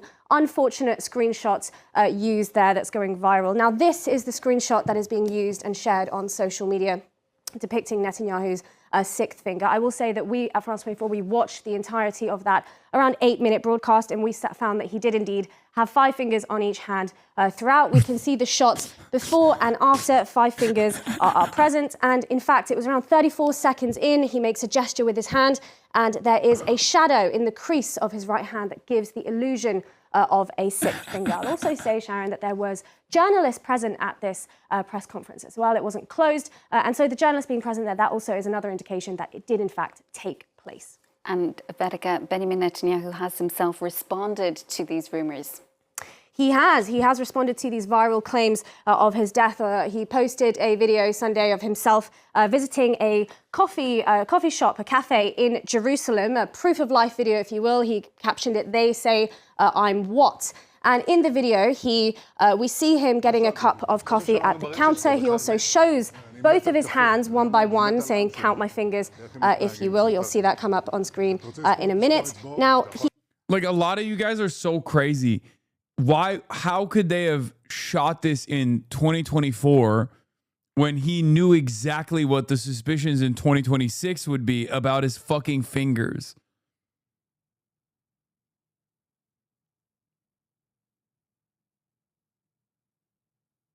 Look at the pocket Hassan, it moves on his own. Dude, I think a lot of people don't realize how much AI already works, like how much AI already exists in compressing imagery, in packaging images.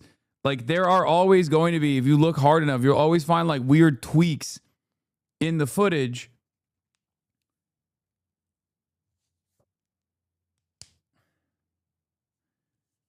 It's just, oh God. also says in this clip, he also uses a pun on the word dead when he picked up that cup of coffee. In Hebrew slang, that means sort of crazy about, so essentially saying, I'm dying for coffee or I'm dead for coffee. Now, this wasn't the only video that he shared. He also shared a second quote-unquote proof of life video. This one was filmed outside the cafe. It shows Netanyahu greeting cafe goers, taking pictures with them. We see him approaching visitors on the terrace, etc. So overall, 2 videos posted on the official accounts of Benjamin Netanyahu to sort of tackle these death rumors. And finally, Vedika, not everyone online has been convinced by these proof of life videos, have they? No, social media was not convinced by this appearance of Netanyahu online. Internet users began speculating that that too was created by AI. They say that the coffee cup was full. We're so cooked. We're so cooked. We're so incredibly cooked. This is an entire community that was like up in arms about the Kayagate shit. And it's like, this is in some ways not dissimilar to that, where you like, if you look at something hard enough, you can just like imagine fuckery. Okay. Like, I don't think Benjamin, he might be like, I just don't think these are AI videos and that he's dead. Like, I think that's so crazy. People are so goddamn desperate. I think he doesn't want to be targeted by Iranian ballistics if he does live appearances. The current Ayatollah is probably deep in hiding too. These stage videos Bibi does makes it seem like he's keeping a low profile and moving around a lot to make sure Iran doesn't know where he's located. Yeah, but I don't think it's like fake. I don't think these videos are like, I don't think these videos are like AI made. Okay, dude. To the brim on the counter when he picked it up, and it remained full to the brim even after he took a sip, which they're called. The cafe in the video has been closed since the war began. ... That cafe hasn't been open in 35 years. All right. Coffeegate online, saying that it's also generated by AI and proof that he is in fact dead. It wasn't just the first video that's gaining this kind of scrutiny. That second video we saw of him outside, that too has generated speculation. Users saying that his ring disappears from his hand when he was greeting people outside. Now, we at France 24 have not found any evidence or indications of manipulation. We did run it through AI detection tools, which told us that it is unlikely generated by AI. However... Okay, AI detection tools are also dog shit at detecting AI. So that's the... No, you just got to use your fucking human brain, okay? AI detection tools are also terrible at figuring out whether something is AI or not. What the fuck are we doing? Oh my God.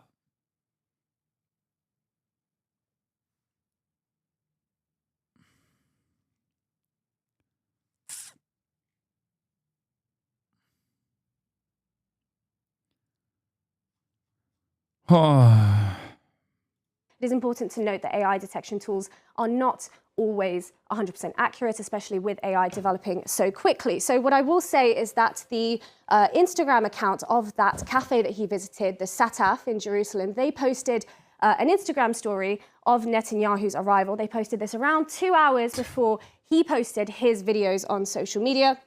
The cafe also posted a video behind the scenes showing Netanyahu filming his own video to his own camera as well. So overall, what we'll say is, rather than quell those rumors and squash the rumors of his death and the theorizing, it seems that by putting out these two videos, Netanyahu has actually invited more speculation about its authenticity. But what I just don't think that going forward, God, we're done. We're done.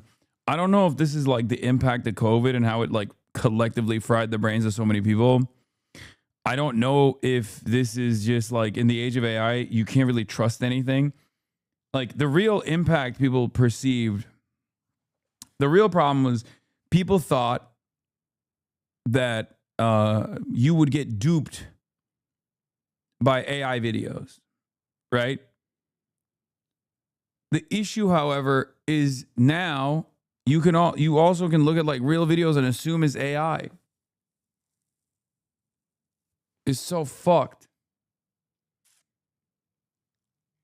I'll end with is that there's also been a swirl of speculation and rumors about whether Iran's new Supreme Leader Mojtaba Khamenei, whether he's also alive. He's not been seen in public since the war. I've seen a lot of stuff on social media theorizing about his death.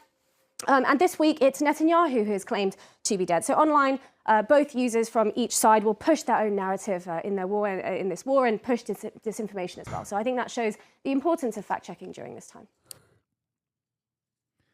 Yeah, I don't think those videos are AI.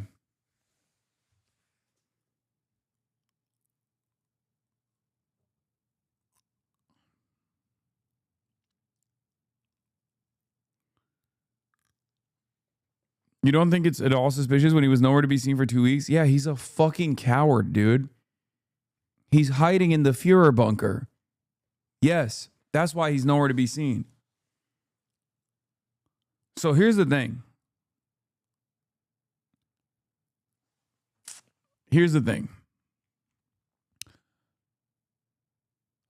Governments can kind of figure out where other heads of state are, especially if they're in striking distance. Okay?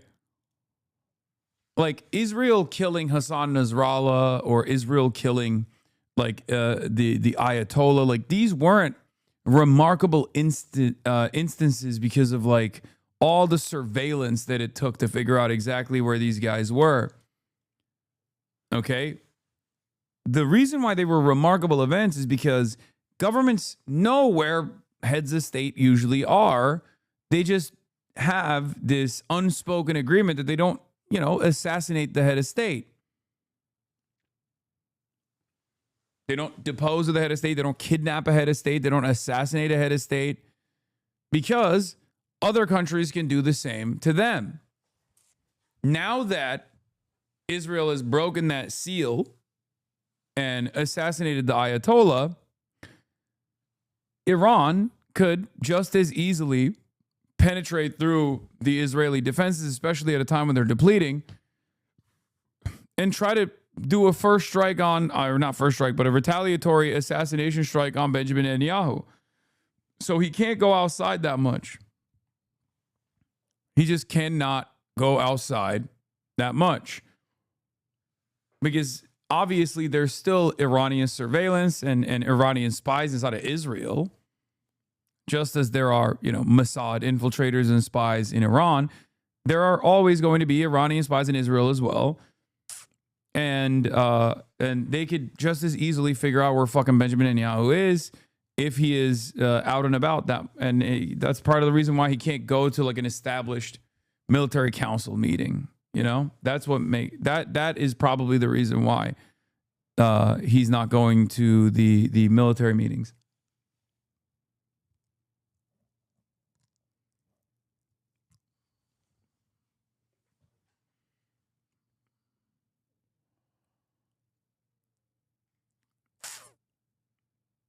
Anyway, APAC foreign lobby. Ayatollah is gay. Oh, there's this.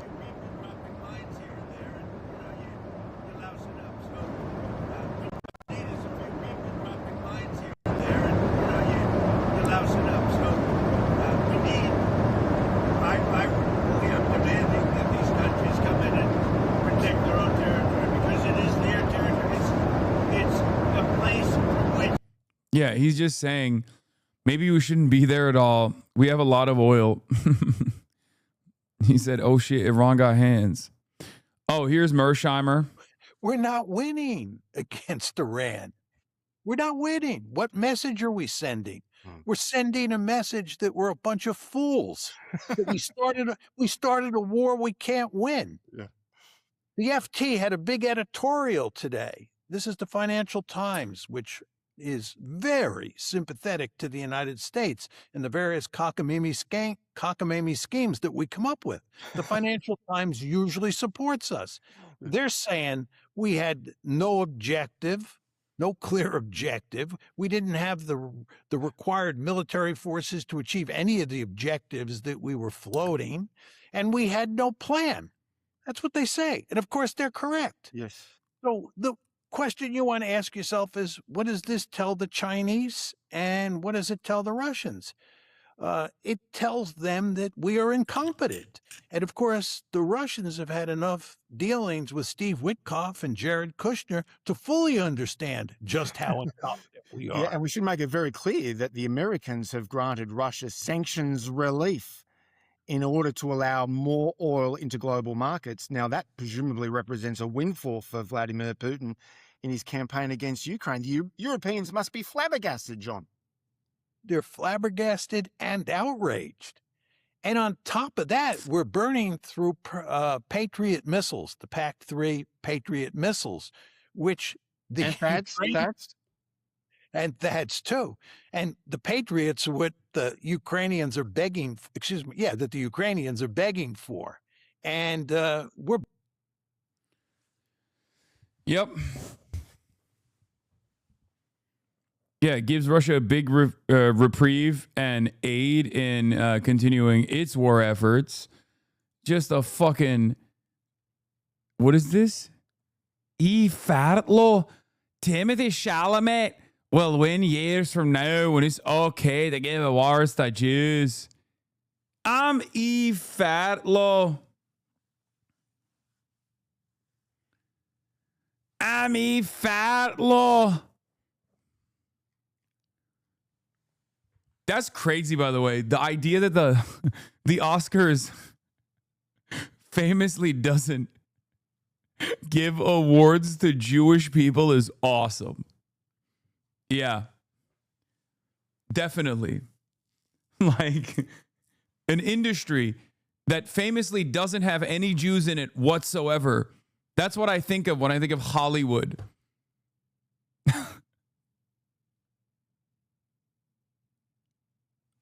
Oh, that's awesome. That's great.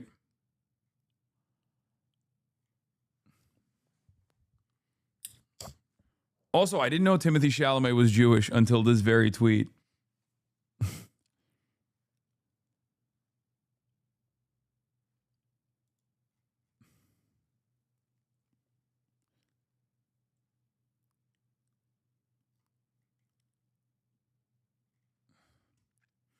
President Donald Trump has spent Sunday calling for the death penalty for reporters covering his Iran war in a negative manner. The war must be going really well. Yeah, it's great. Yeah, no Jewish people have won an Oscar for 35 years. Yeah, famously. You guys hear other posts about the Oscars? What Javier Bardem did with the most elite echo chamber inside the Oscars theater is as morally contemptible as anything Harvey Weinstein did. Oh my God. What the fuck? What? Saying free Palestine is just like doing mass rapes. Being a prolific rapist, as a matter of fact, being a prolific rapist might be better than saying free Palestine. He signaled that human rights don't matter. Freedom for 90 million Iranians don't matter. Ridding the world of the biggest financiers of terrorism doesn't matter. Blaming it all on the Jewish people is the name of the game. Free Palestine and resounding applause. A room that had been curated by pushing anyone with decency and common sense out of sight. The same psychology is behind both men and both collectives. Narcissism. To behave like an entitled gangster. I don't know why I'm turning it into Scottish a little. Irish a little bit. In broad daylight and be protected by an industry of loons who have convinced themselves that they've evicted the patriarchy as a joke. They have built the new Titanic, armed to the teeth by self-congratulatory terrorist apologists.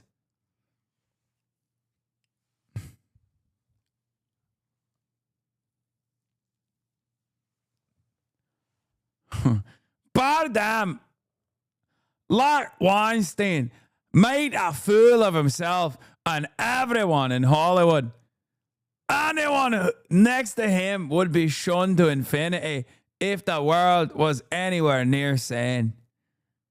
And the biggest coward in all of this is the Jew who's protecting him. Ari Emanuel. Yo.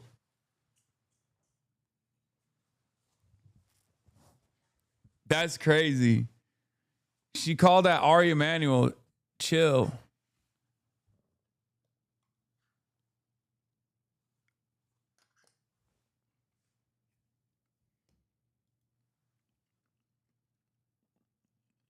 You moron. You moron. Enjoy jihad. Eve Barlow and Harvey Weinstein. The worst part is the hypocrisy. I used to think this impression was exaggerated, but I watched a clip of her yesterday, and this is 100% your best work. Yeah. Eve Fatlow. Stop. I can't believe it. Stop using my hate name. Stop using my hate name. Stop calling me Eve Fatlow. That's my hate name. My name is Eve Shatlow, not Eve Fatlow.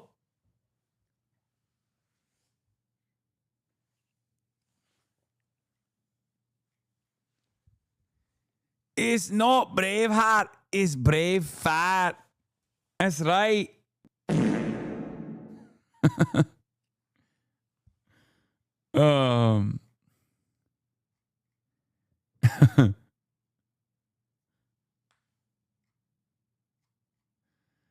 Netanyahu, thank you, Trump, for giving me the war on Iran I've always wanted. Matto, who benefits from this war? Netanyahu, thank you, Trump, for doing this for us. Amazing. Is it the Gulf states? Yo, right over here. Matto, let's look at Qatar. Dude, blaming Qatar for this is insanity. When everyone in Israel is like, thank you so much for fighting our war for us. You guys are real suckers. It's awesome. Also, Qatar is the number one terrorism advocate on the planet. They are our number one enemy. We hate them. They're doing unimaginable amounts of terrorism at the behest of Iran. Like the very same guys that are fucking... Qatar is a punching bag, yes. Like the very same guys. Out of all the Gulf states, you could say this about UAE. Maybe you could say this about Saudi Arabia. Qatar is the last Gulf state that you could say this about, other than like Oman. You know what I mean? Also, breaking news, but there was a emergency declared. A state of emergency was declared at Ben Gurion Airport to allow for the emergency landing of military aircraft, possibly another refueler. Oh no, they fucking hit another refueler. Ongoing attacks at the U.S. Embassy in the Green Zone. All videos from the fighting. UAE closes the airspace.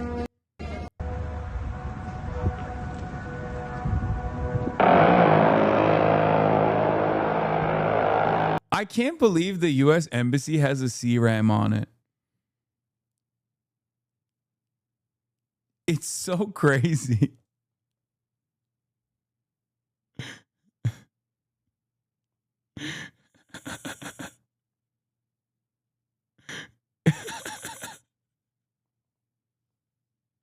What the fuck? We really are the Terminator nation. It's just put a burger next to it. CRM on the embassy and a burger.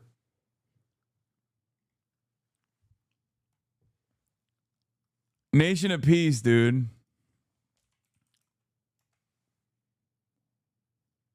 Oh, man.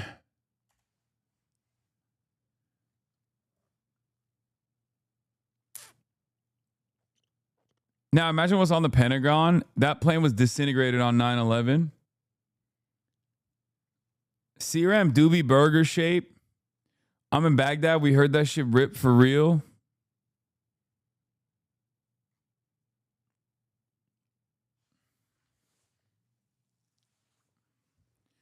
Iraqi militias were claiming that they hit an aircraft before this emergency was declared on Telegram. Yeah, I mean, the Iraqi Shias are operating on a fucking different wavelength. I'll be honest.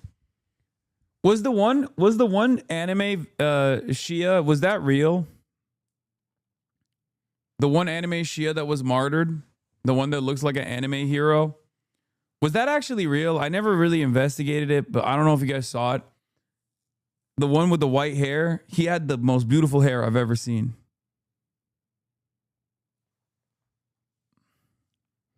Lol, no, that was some Saudi edit. Bro, what are you even talking about? Okay, someone will link it to me and we can look at it together. Motherfucker looked like Gojo. Yeah. Israel just killed the main anime character of Iraqi Shiite militias. He will return improved.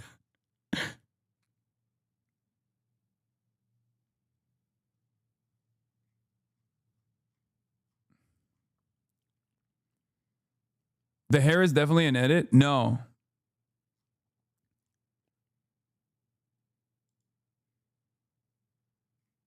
Yeah, you بس could... قبل اقص من شعره راح اسوي له تسريحه على هالشعره مدلل البيت خطبنا له عروسه الغالي خطبنا له عروسه او سمعونا الهلا الطش شكليت خطبنا له عروسه او خطبنا له عروسه ابوياي تلمع من بعيد الحلقه بالايد تشوفوهم يا عالم كانهم العيد او تلمع من بعيد الحلقه بالايد تشوفوهم يا عالم كانهم العيد يحبها وهي قالت غير ماري يحبها وهي قالت غير ماري الدي جاي على الصوت انا اسوي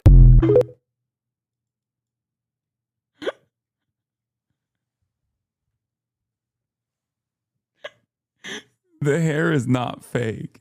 That's the reason why I wanted you to see this. The hair could very well be real.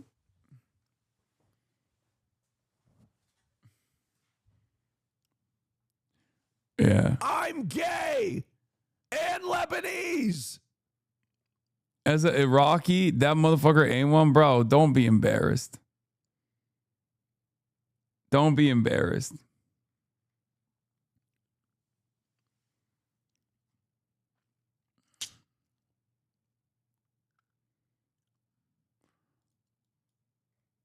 Law, what the fuck? Atwani edits on stream before GTA 6.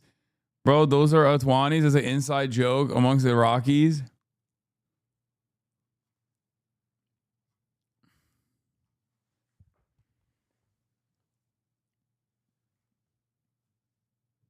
Anyway.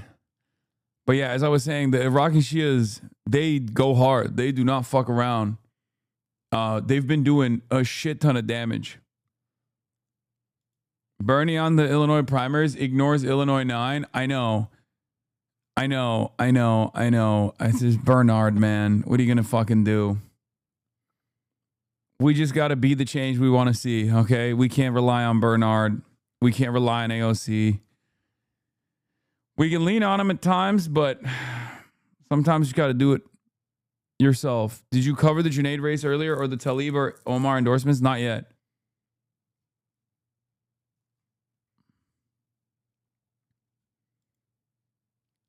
Direct hit on U.S. Embassy after unsuccessful CRAM engagement.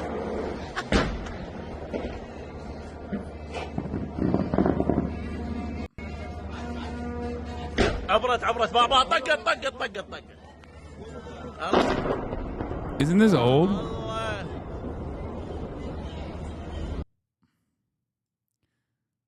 Dude, those are like mortars, right? The brrrt, like each individual one. No, each individual one like that they're deploying. What is it? It's like a bomb. Like those aren't like the things that you're seeing are tracers, but what they're actually shooting out rapidly are explosive material. It's not like, no, it's not all that hit the news wires. Oh, okay. They have hit the top of the embassy before. The lights that you're seeing are tracers, but the actual thing that is shooting out is not like normal bullets. It's artillery, right? It's explosive ordnance. They're rounds of proximity charges. 20 millimeter Proximo HE rounds.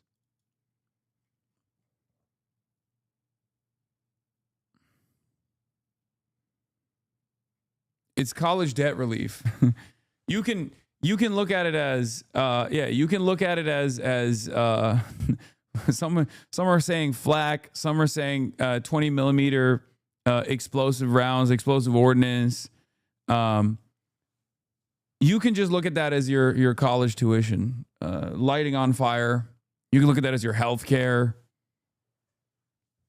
You know, you can look at that as austerity at the home front. It's wonderful, wonderful use of our wealth. It's a 20 millimeter auto cannon. The rounds detonate via proximity to the target. If they miss, they auto self-destruct.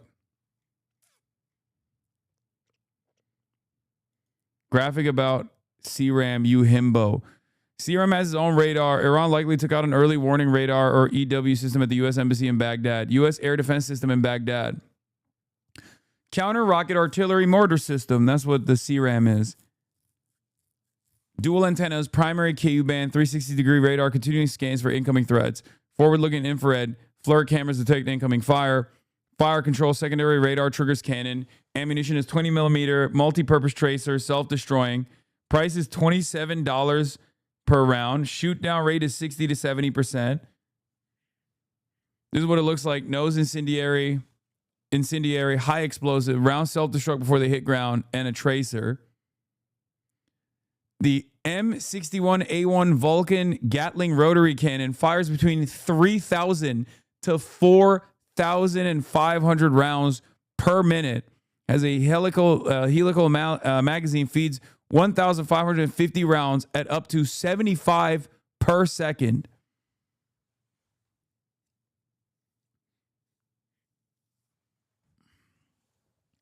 At $27 a round.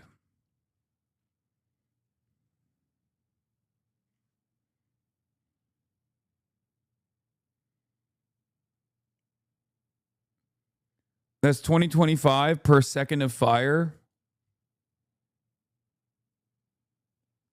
$20,025 per second to fire the CRAM. He goes brrr. Yeah, you can now officially pretend like the stars in the night sky are no longer shooting stars. The airplanes in the night sky are no longer shooting stars. They're quite literally $27 per round, 20 millimeter multi-purpose tracer self-destroying ammunition that is being fired from an M61A1 Vulcan Gatling rotary cannon. Fantastic. I'd rather have austerity than be considered weak before the world. I have aggressive erectile dysfunction.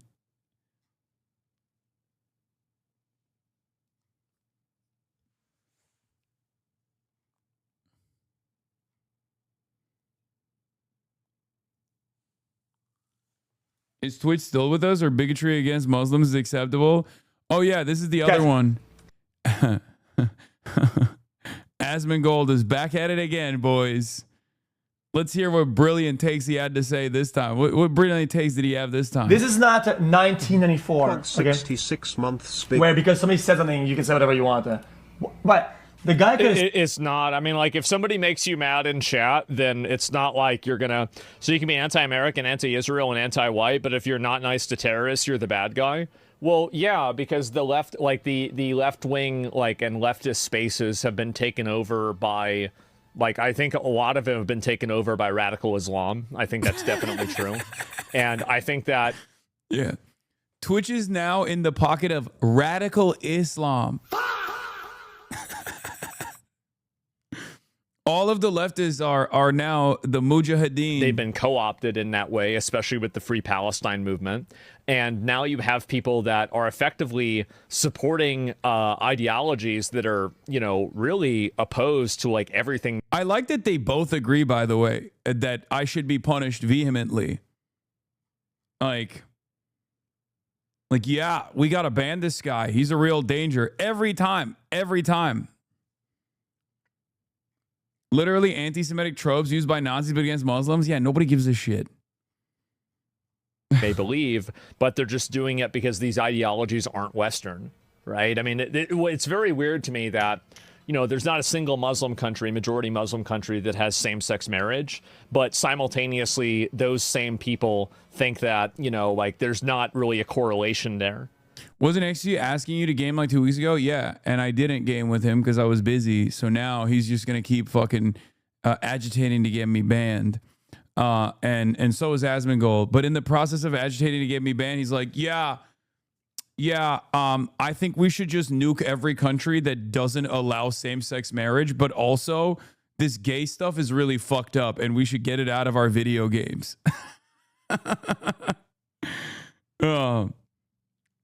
Like, who gives a fuck, man? I think if a country doesn't have gay marriage, yeah, that sucks. I wish the gay people there could get married and live happy lives, right? But you know what effectively destroys that? American munitions, okay? You know, Tomahawk missiles, B-2 bombers dropping 2,000-pound payload on top of schools. That's not, you know, somehow a delivery mechanism for gay marriage.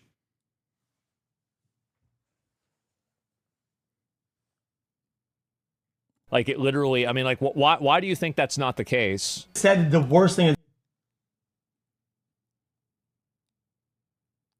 I feel like it's kind of weird to call someone a terrorist supporter and also want to do a stream and gaming collab with them. What, you mean XQC? The reason why he does that is because he doesn't actually give a shit. He doesn't think I'm a real terrorist supporter. He doesn't give a shit about anything. He just loves farming some of the biggest dullards. Just look at what happened. ADLCO Jonathan Greenblatt is back at it again. XQC and Asmongold's favorite guy, Jonathan Greenblatt, apparently, you know, my baldest op is back at it again. Let's take a look at what he had to say this time. In the days after. He said all your takes are automatically awful. Yeah, I mean, I welcome that, to be fair. Because if you're... I mean, his own audience doesn't even agree with him. He can't even convince his, like, fans. Who the fuck is going to XQC to learn about politics? They're there to clown on him when he says some dumb shit. So even if he farms, like... the dumbest possible people by being like, hey guys, I know you think I'm like a toenail eating gremlin with a, you know, crippling pill addiction and a crippling gambling addiction to boot, but also I'm actually still better than Hasan. You guys should hate Hasan. Okay, those guys were not salvageable anyway. Some of them might actually encounter my commentary and make up their own fucking minds, right? But it's like someone being like, yeah, I get all my fucking politics from Clavicular. And he said Hasan doesn't fucking frame Mog. It's literally no different. Like the intellectual fortitude demonstrated by the likes of XQC, Asmongold, and Clavicular are no fucking different than one another, especially as it pertains to politics. So I read it in the same way as when someone's like, nah, dog, Aiden Ross is actually goated when it comes to his perspective on IR. This guy's created an entire new field to study, right? Okay. I mean, what do you want me to say to you? You're openly a fucking moron.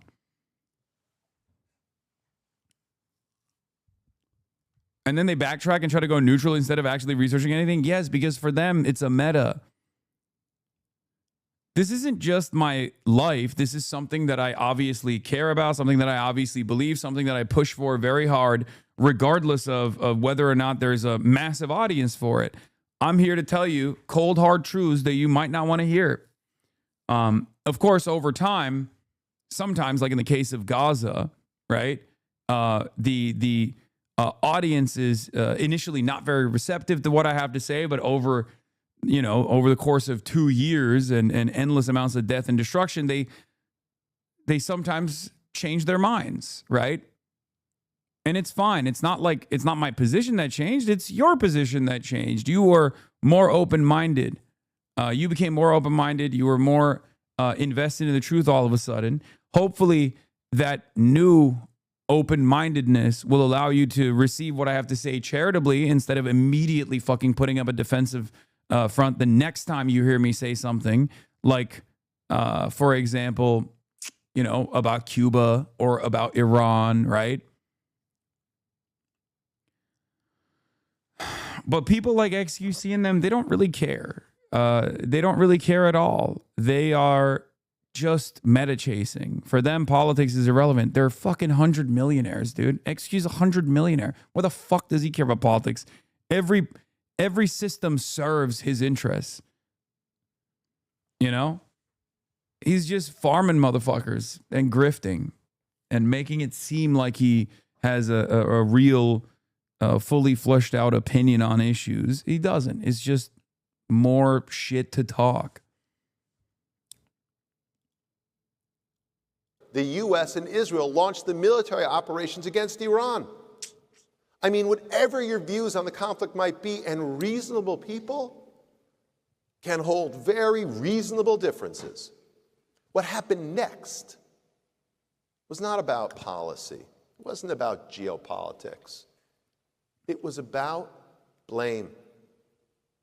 And the blame, as it so often does, was placed at the feet of who else? The Jews. I thought we could say Israel. Nope. He said the Jews. No, I'm pretty sure it's because Donald Trump, Marco Rubio, Benjamin Netanyahu, Lindsey Graham, the Wall Street Journal, CNN, New York Times, Financial Times, The Economist, dailymail.uk, dailymail.com, the Daily Wire, Ben Shapiro, and virtually every single person openly stated that this operation was conducted for Israel. Maybe that's the reason why people were like, wow, we're going to war for Israel. For some, they pointed fingers at the Israelis who they claimed whispered a few too many times in President Trump's ear. Dog, that was Lindsey Graham going to Israel 55 fucking times before the Operation Epic Fortnite Chungus started, and openly saying to Wall Street Journal that Israel convinced me and gave me the tools to convince Donald Trump.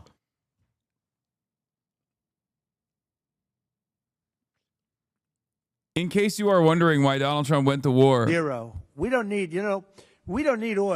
We have all the oil we need for ourselves. It's one of the great assets that we have. We have more than double what anybody else in terms of oil production. We're at more than double any other country. So we don't need it, but we did it. It's almost, you could say we did it out of habit, which is not a good thing to do. But we did it because we have some good allies there. We have some great Middle Eastern countries there, Israel there. So we did it for a lot of reasons. Oh. Why did we do it? For Israel. We did it out of habit is so funny. It's, again, unironically, another moment of brutal honesty from Donald Trump. For the senior senator from Maryland, a state with one of the most large, most active, most observant Jewish populations in America, he blamed AIPAC, which he slandered as un-American. Dude, you're the head of the ADL. Why the fuck are you saying AIPAC is not un-American? You're supposed to be a civil rights organization. AIPAC is literally, like, aside from being a lobby for a foreign country that simply, weirdly enough, doesn't get a FARA restriction for some reason, don't know why, okay? It's quite literally reflective not of the American values that you're supposed to care about, because you're a civil rights organization. AIPAC is a far-right organization, right? AIPAC is a far-right organization. You're a civil rights organization. What happened to the civil rights component? It's crazy. Then there's the U.S. congressman who stated that he stands against the, quote, neoconservatives who led the U.S. in. Ooh, scary. The neoconservatives. Dude, this is so hot because they used to hit this line back in the day and it used to bang. Like, neocon is an anti-Semitic slur, was a very fashionable way to shut off the conversation against people who were, you know, anti-war activists back in the day. I haven't heard that since like 2006. That's awesome. That's cool. He's bringing it back. This time it's going to work for sure. To the current war, and instead, his words, he's proud to stand with Hassan Piker, one of the most outspoken, toxic, virulent anti-Semites. Bro, he fucking hates me, dude. Yeah. He fucking hates my ass. Dude, I swear to God, if I am assassinated one day, it will literally be because of Jonathan Greenblatt, I think. I mean, he is an agent of Israel anyway. It'll be probably another agent of Israel, but it's crazy. Neoconservatives who led the U.S. into the current war, and instead, his words, he's proud to stand with Hassan Piker, one of the most outspoken, toxic, virulent anti-Semitic influencers in the world. In the world. Oh my God. Oh, dude. In the world, dude. I am one of the most virulent, toxic, anti-Semitic streamers in the world. Dude, it's awesome. Oh, that's so funny. Oh my God. He's just so... I think one of these days he's going to accidentally be like, we should kill Hassan Piker. Like, I think he's... Because he gets so mad every time it brings me up. He's just going to let it slip.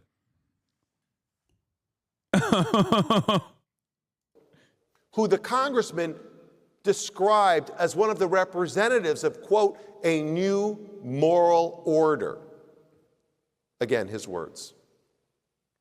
Other elected officials felt... You got to libel suit these motherfuckers? First of all, the ADL has been successfully sued for defamation in the past because they're the always defaming league, okay?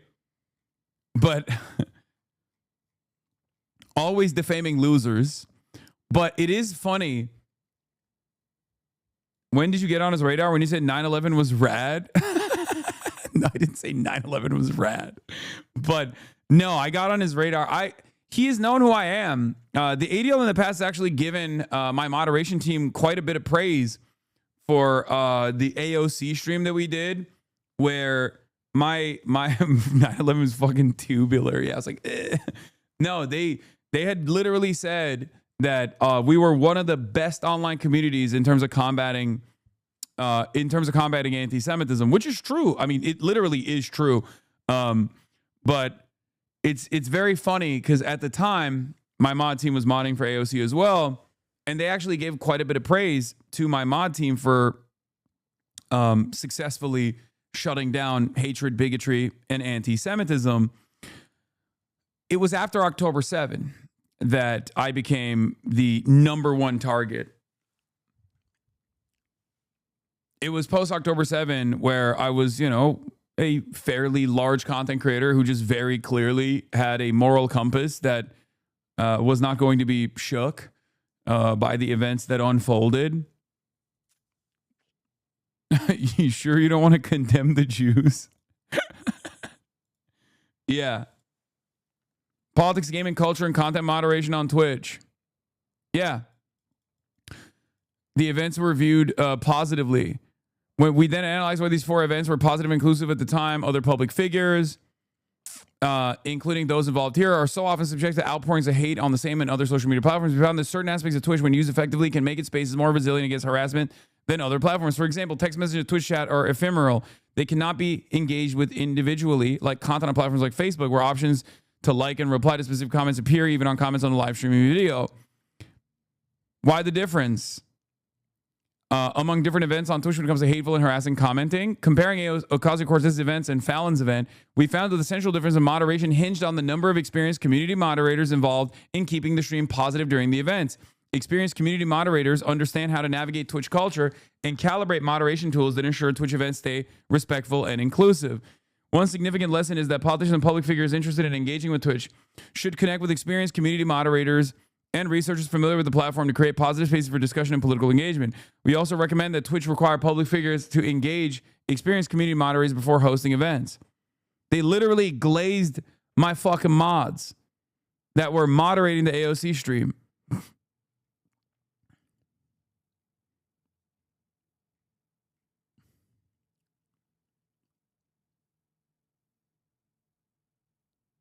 If you scroll down, there's a screenshot with our names too. Yeah. Look. These are my mods. Including Frogan, by the way. Some of my older mods that are no longer on the platform. And my current mods. It's mostly entirely my moderation team. This is before you replace your mods with Hamas? No, Hamas. Frogan is right there. Hamasaphase is right there. Hamas juice is right there. Hamas filter is right there. Hamasabot is right there. Hamas fizz.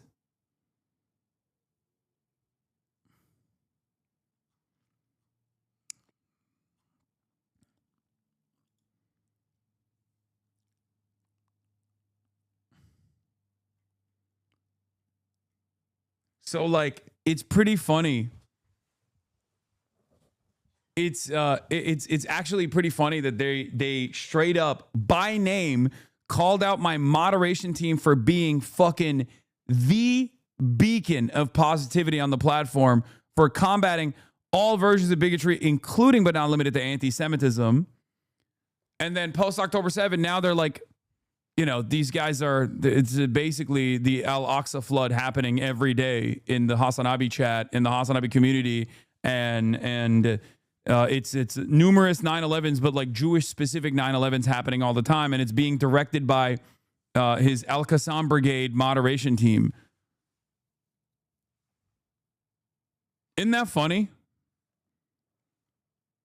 Yeah, because they only care about fucking Israel. That's it. This motherfucker only cares about Israel. At least back in the day, he used to like fake it. Like the ADL used to have a fairly comprehensive, they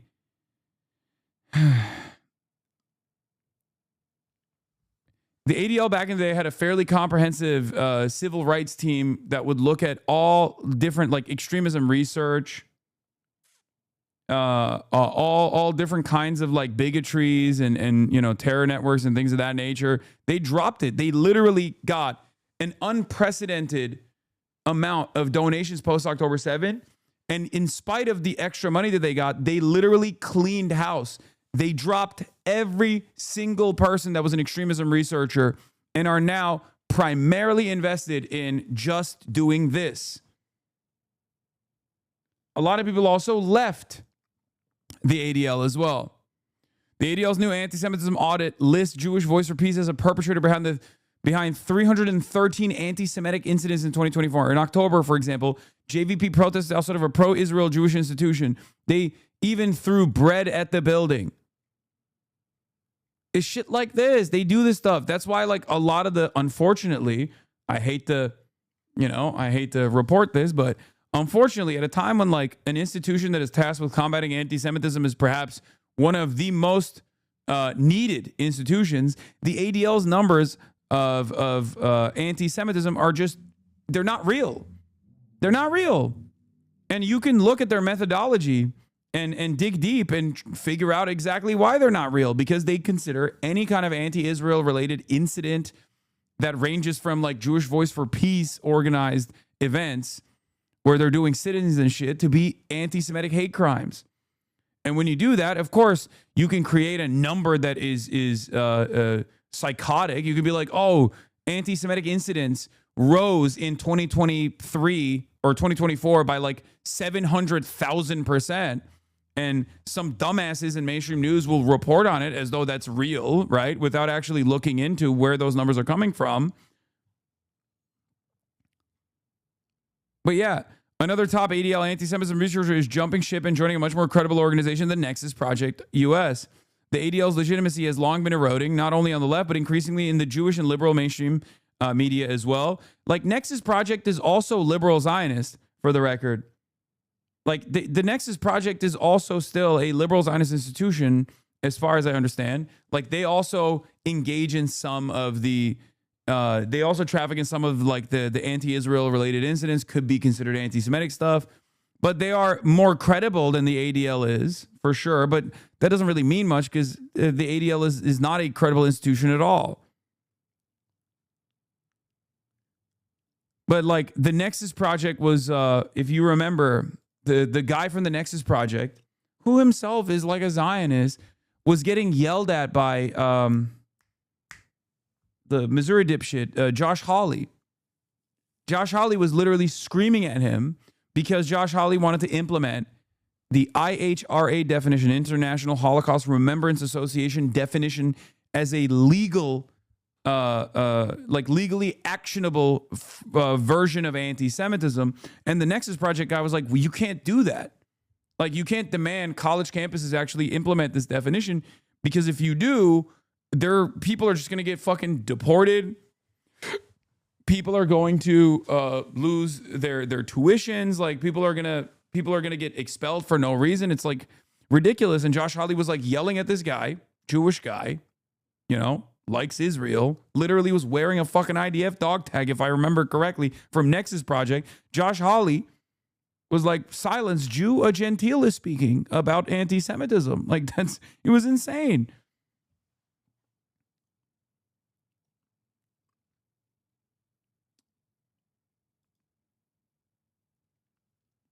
The Nexus Project, a liberal anti-Semitism watchdog, says the ADL report repeatedly blurs the line between anti-Semitism and anti-Zionism, and that risks substituting presumptive suspicion for constructive engagement. Mamdani shown to respond promptly when anti-Semitism is identified.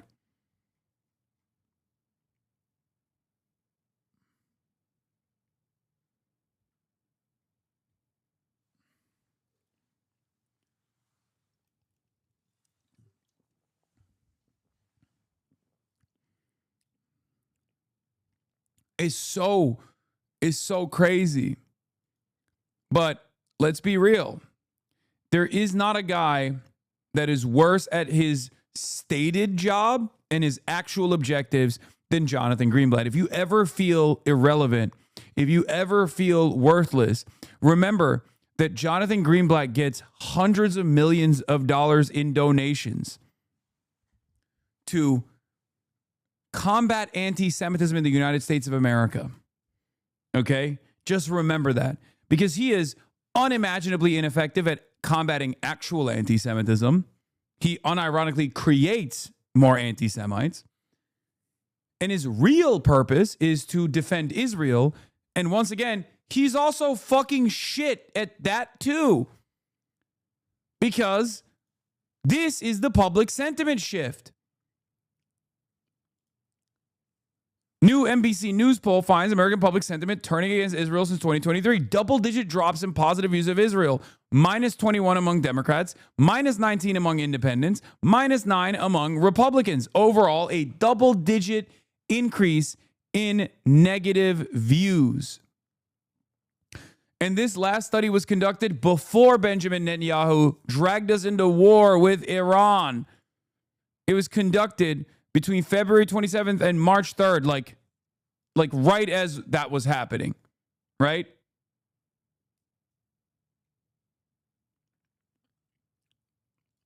You look at it, and in 2023, views of Israel have shifted negative, especially among Democrats and independents. You look at it in 2023, 47% had overall had a positive view of Israel. 30% were neutral and didn't know or were unsure, and 24% had a negative view. Now, in 2026, 32% have a positive view. This is overall, remember. Okay, and 30% have a neutral opinion, and 39% have a negative view. Amongst Democrats, the shift is even more dramatic. In 2023, amongst Democrats, 34% had a positive view, 35% had a negative view. Now, it's 57% of Democrats that have a negative view of Israel. Okay? And only 13% of Democrats that have a positive view of Israel, and 30% are unsure. Obviously, we still have a lot of room here, okay? We still have to keep going. We still have to keep going, okay? That's another reason why ADL, Jonathan Greenblatt, fucking hates my ass, right? Where is it? Let's keep going. Among independents, negative opinions of Israel went from 22% to 48%. And amongst Republicans, the most resilient demo that is still dick riding Israel, it went from 12% to 18%, right? And the positive opinion and positive association with Israel went from 63% to 54%. So Republicans make up the large share of positive feelings on Israel in this country, right? And if you ask, overall, in the Middle East situation, are your sympathies more with the Israelis or more with the Palestinians? Overall, it's at 40% for Israelis, 39% for Palestinians. In 2013, it was 13% with the Palestinians, 45% with the Israelis. Amongst Democrats, in 2013, 30% had a more sympathy with the Israelis, 18% had more sympathy with the Palestinians. Now, amongst Democrats in 2026, it's 67% sympathies with the Palestinians and 17% sympathies with the Israelis. Among independents, it went from 10% sympathies with Palestinians and 37% with the Israelis in 2013 to 37% with the Palestinians and 27% with the Israelis. And once again, on the Republican side, there has been an increase in sympathy for both the Palestinian side, and weirdly enough, also sympathies have increased for the Israeli side because the Republicans are fucking strange. Okay? And it's really interesting because, and I said this already, a lot of these guys think that this happened because of people like me, right? And people like you in my community. And sure, while we may have played a small role in spreading the word and going out and protesting and being steadfast in our advocacy, knowing full well what the truth was, we are not singularly responsible for this. Like, I don't have a Islamic hypnosis beam that I opened up on my community, and then they were like, whoa, wait a minute, I was saying I'm Israel high last week, but now I hate Israel. Oh my God. Like, this is not what happened. That's not what happened. So taking me out and like deplatforming me or trying to deplatform me unsuccessfully, even if it was successful, is not going to change this dynamic. Buying TikTok is not going to change this dynamic. Okay? Tweaking the algorithm is not going to change this dynamic. That's it. But these guys don't understand that. They think if we just shut off people like myself, then all of a sudden the public attitude will change.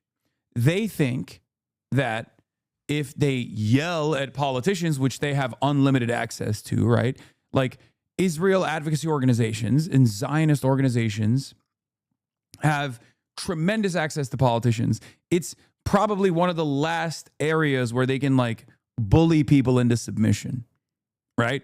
They can't change the public attitude, but they can actually make boss calls and say, look, you got a lot of big donors that I would hate to make hate to make phone calls to deny you of the campaign contributions that you need, right? And that's precisely why there is this major disparity, this weird, undemocratic system where the overwhelming majorities in the base of independents and Democrats believe one thing, but that one thing is not reflected in their democratically elected representatives.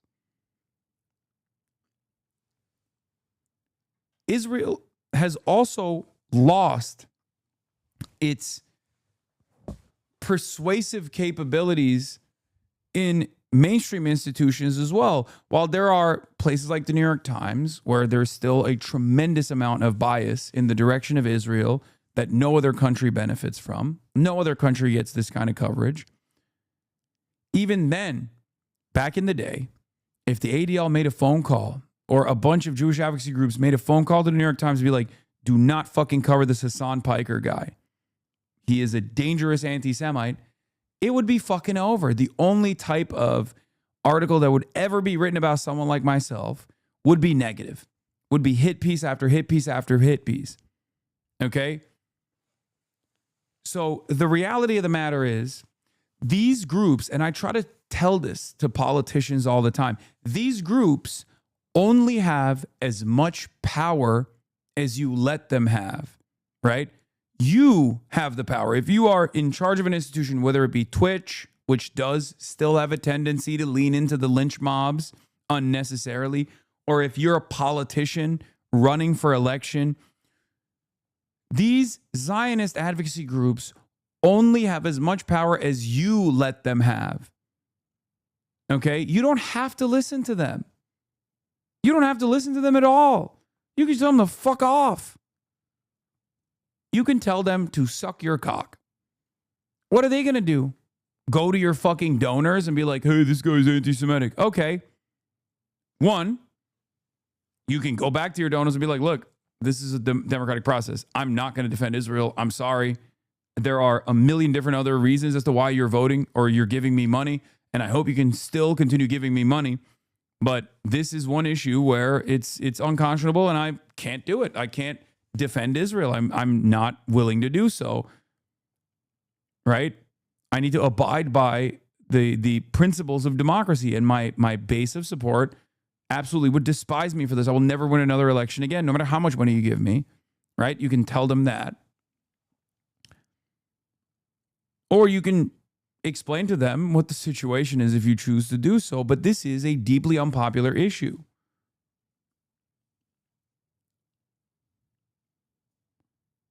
It's that simple.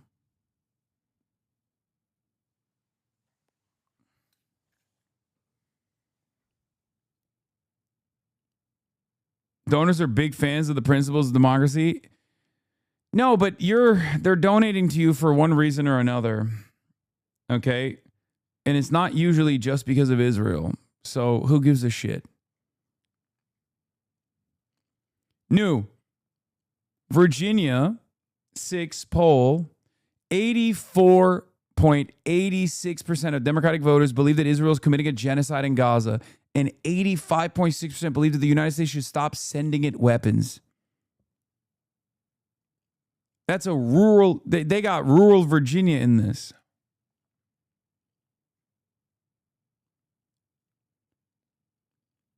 And there are still motherfuckers out here who try to act like this is a real conversation. There's a real disagreement here. Oh, they're cutting us out of the party. We're Jews and the Democrats are cutting us out of the party. No, dumbass. Jews still overwhelmingly vote Democrat. You are using your Jewish status as though it's like a meaningful shield to defend Israel. You care about Israel, and you want to keep voting for the Democrats while still hoping that the Democrats defend Israel. And now you're throwing other Jews under the bus to make it seem like they only give a fuck about Israel when they live here. They live in the United States of America. They don't live in fucking Israel. Shut the fuck up. The age gap among Israel approval is also insane. Brutal new polling from NBC News shows views of Israel among Americans have declined across all age groups in the past several years. In 2023, young voters' views on Israel turned sharply, leading to declines across age ranges. In 2023, between the ages of 18 and 34, 37% had a negative view of Israel, 26% had a positive view of Israel. In 2026, it's 63% that have a negative view of Israel and only 13% that have a positive view of Israel. This is between the ages of 18 to 34. It's fucking done, right? The numbers are not exactly great for 35 to 49 either, though. In 2023, 33% negative. In 2026, 43% negative. In 2026, 20% have a positive opinion between the ages of 35 to 49. And once you start getting to the Gen X and Boomer generation, obviously those numbers grow. This is the backbone of the pro-Israeli sentiment.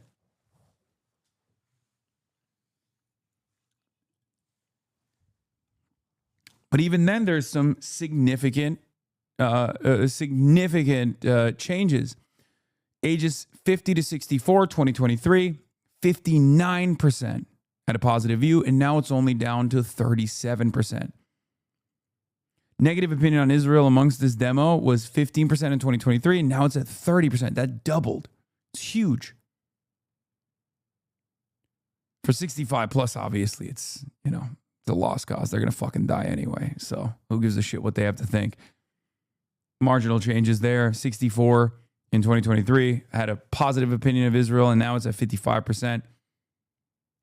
This graph is basically how much in your formative years did you rely on mainstream news?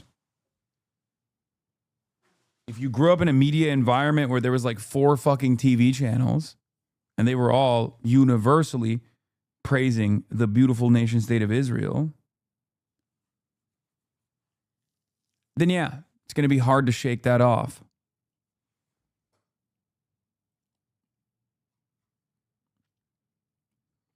But even then, 12% had a negative view, and now it's at 21%. That's huge.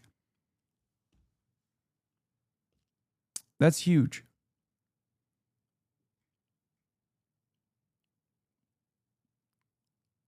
It's over.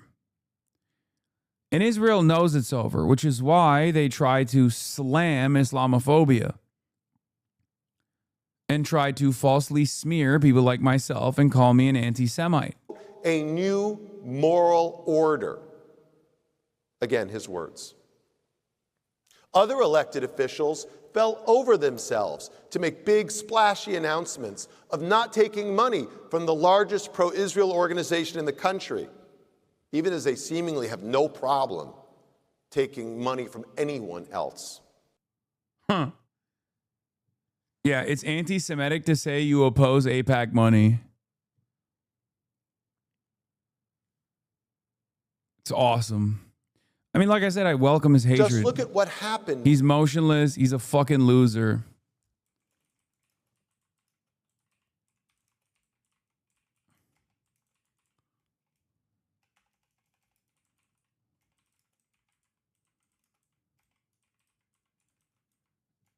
If you're ever feeling worthless,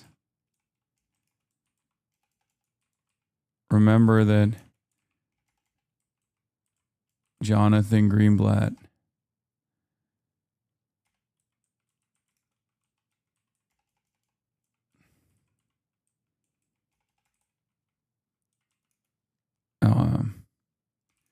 is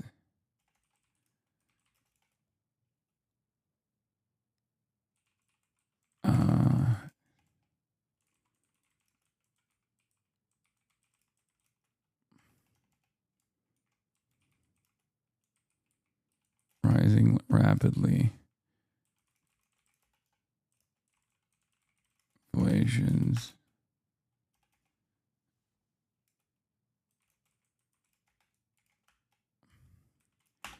He is literally the mouth of Sauron. I don't know what that means. Tasked with combating anti-Semitism, rising rapidly due to his conflicts in Israel, and to defend the nation state of Israel. To defend the nation state of Israel's approval ratings.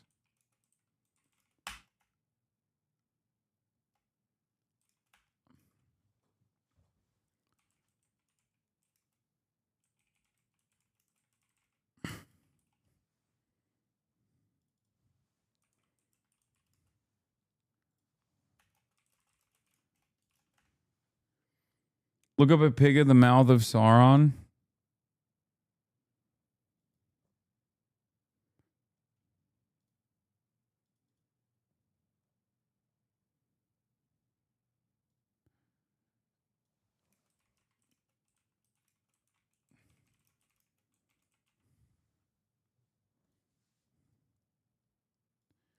And then I'm going to package that up with the fucking Israel numbers.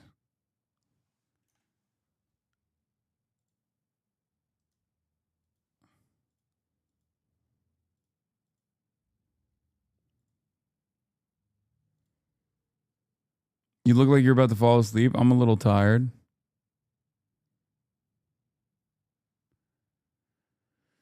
Said if you're ever feeling worthless, remember that Jonathan Greenblatt gets paid millions to fight anti-Semitism, rising rapidly due to his conflations to Israel, and to improve Israel's approval ratings in the U.S.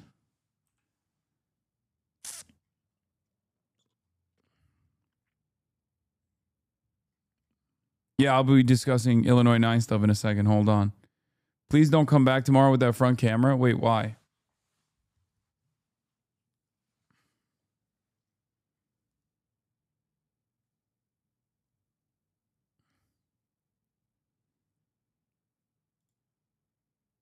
That's just job security for him.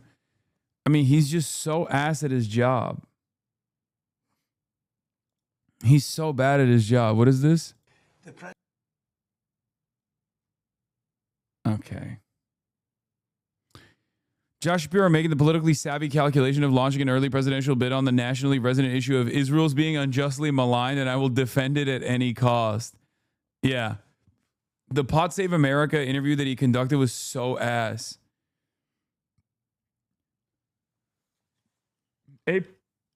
AIPAC's eagerness to subvert American freedoms and its commitment to say absolutely anything in support of a foreign genocidal nation state is not only not patriotic, it's bad for the U.S., bad for Americans, and bad for the world. Dual loyalty would be a major improvement here, says Sam Hasselby. Yeah, I can't believe you're saying like AIPAC is criticizing AIPAC, which is, again, an Israeli lobbying institution, okay, that very clearly works with the Israeli government to go along with the Israeli government's goals and to basically destroy American democracy, as many other advocacy organizations do as well, like many other lobbyist groups do as well. But AIPAC specifically is like so indecent, like There is nothing that comes close to the cynical ways in which these guys spend money. They will never mention Israel. Because, like, the thing is, if you're like a cryptocurrency, I don't know, gambling lobby or something, like, you will bring up like why you're doing this, right? Why you're defending a certain candidate oftentimes. AIPAC never brings up Israel when they're doing attack ads. AIPAC never brings up Israel when they're running positive ads about their candidates. They'll hand select the candidate that they like, that they know is pro-Israel. Candidates go and petition with their policy papers, including Daniel Biss in Illinois 9, right? As many others. And then AIPAC will choose one of them to boost, and then simultaneously will attack all the other ones that they think are going to be a danger to Israel. And that doesn't necessarily mean someone who is a anti-Zionist. In many circumstances, like in Tom Malinowski in New Jersey, AIPAC will attack Tom Malinowski because he has said in the past that he might condition aid to Israel in the future. Tom Malinowski's always been pro-Israel his entire life. Okay? He's always been pro-Israel. He's always defended Israel. And yet, because at one point he said he would maybe condition aid to Israel under, some really horrible circumstances, Israel thought that was too much of a threat and spent millions of dollars boosting another candidate in the race while millions of dollars attacking Tom Malinowski. And in the process of that expenditure, the actual anti-Zionist candidate, Anna Lilia Meia, rose up through the ranks. Now AIPAC has seemingly learned from that lesson and are dumping money into every single Democratic Party primary in Illinois right now, because the Illinois primaries are happening tomorrow. For those of you who don't know, AIPAC-linked PACs have spent $21 million across 4 House Illinois primaries. 4 Illinois House primaries. It's unbelievable. You got Affordable Chicago Now, United Democracy Project, Elect Chicago Women, Chicago Progressive Partnership, and the EDW Action Fund. Every single one of these action funds and PACs are straight up AIPAC affiliated. Okay? None of them actually talk about Israel. None of them talk about Israel. Every single one of them is like attacking candidates from every angle. Sometimes even attacking them from the left flank, as we've covered already. In Illinois 9, Laura Fine is their candidate. Laura Fine is not going to win. Okay? Illinois 9 is one we've paid close attention to. In Illinois 8, it's Melissa Bean. In Illinois 7, it's Melissa Conyers Irvin. And in Illinois 2nd, it's Donna Miller. Okay? Bernie Sanders has endorsed Robert J. Peters, Junaid for Congress, and also Karina Villa. Bernie Sanders, unfortunately, has not endorsed Kat Abu-Ghazaleh, but it is what it is.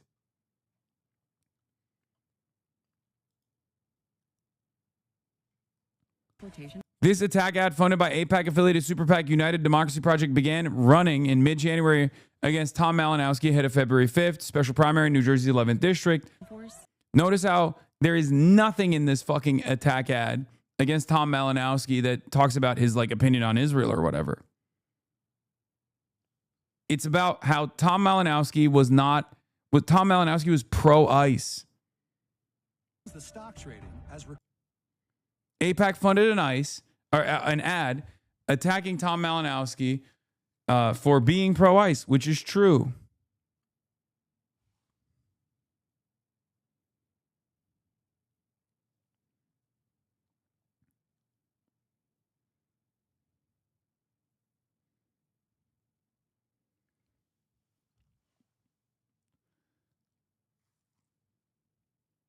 The reason why, for the record, I will say, the reason why ADL does shit like that is because there are still some progressive figures in this country that are scared. I will say it. there are some progressive figures who just don't want to have to deal with like an endless amount of attack ads because AIPAC and the like have unlimited funds. Okay. They can just bully you endlessly, mercilessly, ruthlessly. They can just like open up a shit ton of they can open up mailers. They can buy television ads and attack you non-fucking stop. A lot of politicians don't want to deal with that. Okay. They don't.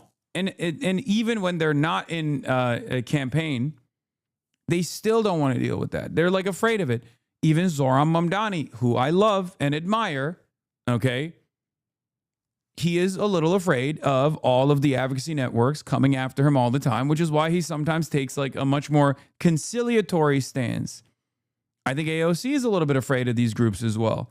In the past, she has absolutely caved on not just AIPAC necessarily, but like Zionist advocacy organizations that masquerade as Jewish advocacy organizations that are tasked with combating hate crimes come to people like AOC and tell them like, you can't deal with this person. You can't do this. You can't say this thing. Okay. And then they back away, partially because they don't know, right? Partially because they feel worried that they're going to come across as like bigoted, right? Longtime viewer, what voltage you shocking your dog at? It's the same voltage I use on your mother's pussy. You should ask her. She loves it. It quakes.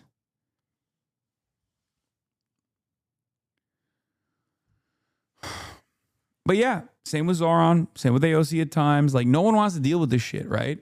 My point always is there's going to be a point where you have to deal with it, right? And it's nowhere near as consequential as it once used to be. So you might as well just say, no, I'm not doing it. I'm not backing away from this, right? It's that simple.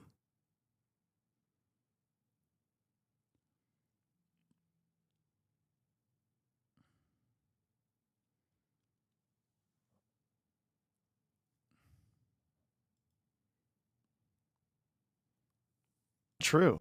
Theo Vaughn says that the left-wing media is Jewish and anti-white on Rogan's podcast. The type of anti-Semitism we got going on across the world, and people are whining about Rama Dawaji doing nothing wrong. Yeah, I mean, that kind of stuff is just like, that's just being slung everywhere. Anyway, let's get back to reading this spin between the lines. AIPAC expects Daniel Biss to win. Yeah, Mark Rod. Senior congressional correspondent Mark Rod says, a source close to AIPAC says the group's main goal in Chicago is stopping who it sees as 6 potential squad members: Robert Peters, Keena Collins, Junaid Ahmed, Yasmin Benkhol, Kat Abu-Ghazali, and Bushra Amawala. That's an apparent strategy shift from the New Jersey 11 special election. David Weigel thinks this is spin. He says, reading this spin between the lines, AIPAC expects Daniel Biss to win Illinois 9. AIPAC wants Biss to lose. Spent to help Laura Fine, spent to attack him, and Abu-Ghazali spent to boost Bushra, split the progressive vote. Saying it would count Bushra and Kat as a win is pretending that Biss doesn't exist and hasn't been running as an anti-AIPAC candidate. The reality of the matter is, Dave Weigel is not wrong. Okay? He's wrong when Daniel Biss is anti-AIPAC. Okay? He's quote-unquote anti-AIPAC, but he's pro-Israel. Okay? This means AIPAC is cutting their losses. This means AIPAC is cutting their losses on a significant race that they pushed, where they didn't want Daniel Biss to win initially, and they certainly didn't want Kat Abu-Ghazali to win either, but they didn't want to repeat the mistake of Ana Lilia Meia. Okay? Daniel Biss is pro-Israel. He is. But Daniel Biss has also said things that are somewhat critical of Israel, and AIPAC finds that to be unconscionable. It's all or nothing. Daniel Biss, on the other hand, is pro-Israel. I'm going to keep stressing this over and over again. That said, you can find people who think Biss was trying to get AIPAC's endorsement. He wasn't, and that he took AIPAC cash. He doesn't. An AIPAC tracker graphic lumped in J Street. Money as AIPAC money. This is the problem with quote-unquote AIPAC as a singular boogeyman. Okay? It's not just AIPAC. This is why who you get money from is somewhat inconsequential, right? what you say and what the policies that you advocate for is consequential. That's why you have to listen to what the candidates are saying. Daniel Biss is pro-Israel. Okay? Daniel Biss is pro-Israel. He might be anti-AIPAC. So is Gavin Newsom, apparently. But that doesn't mean anything. This is why AIPAC Tracker is not reliable. You are delusional. AIPAC Tracker is unimaginably reliable. AIPAC Tracker is probably one of the best watchdogs that we have in this country right now. AIPAC Tracker doesn't just track AIPAC. AIPAC Tracker lumps in all pro-Israel donations. It just says AIPAC Tracker because AIPAC is the most popular version of this. AIPAC Tracker doesn't just stop at AIPAC. It looks at J Street donations too. Although J Street and AIPAC are rivals, J Street is still a liberal Zionist organization. And at times, they might say AIPAC is going too far. But the reality of the matter is J Street still is a liberal Zionist organization and therefore a Zionist organization. Okay? Democratic majority for Israel is basically AIPAC, so it doesn't matter. J Street is the only one of these like advocacy orgs that's like still pro-Israel, but like much more tolerant, right? They're like anti-West Bank occupation, stuff like that. Same issue regarding AIPAC versus Israel rhetoric versus policy when judging Bernie. Yeah, I mean, Bernie is a liberal Zionist. What do you want me to say? This is not a secret. I've brought this up over and over again. I know. This is not, you're not like bringing up something that's new information to me. Bernie Sanders was one of the most anti-Israel candidates, one of the most outspoken anti-Israel politicians in this country for decades. One of them, right? There were still obviously more anti-Israel candidates out there. But Bernie was probably the most high-profile viable Democratic Party candidate that openly stated that they would condition aid to Israel as long as it continued its apartheid practices in 2016. Okay? He said things, and I'm telling you this as someone who's been doing this advocacy for a decade plus. He was saying shit in 2016 that you never heard from any American politician with that level of prominence. Okay? Never. He was out there dancing with Palestinians doing dabka at fucking campaign events for that reason. But Bernie Sanders also happens to be still on copium, clown maxing. Me? Buddy? I was there when these things were happening, okay? I didn't fucking learn about Israel yesterday and got really offended and really mad when I found out how unconscionable Israel's crimes were, and now I'm the #1 anti-Zionist in the country, okay? Shut your bitch ass up. When I'm telling you something about how the media landscape was in 2016, bringing up Bernie Sanders' like advocacy on this, you better sit the fuck down and listen, okay?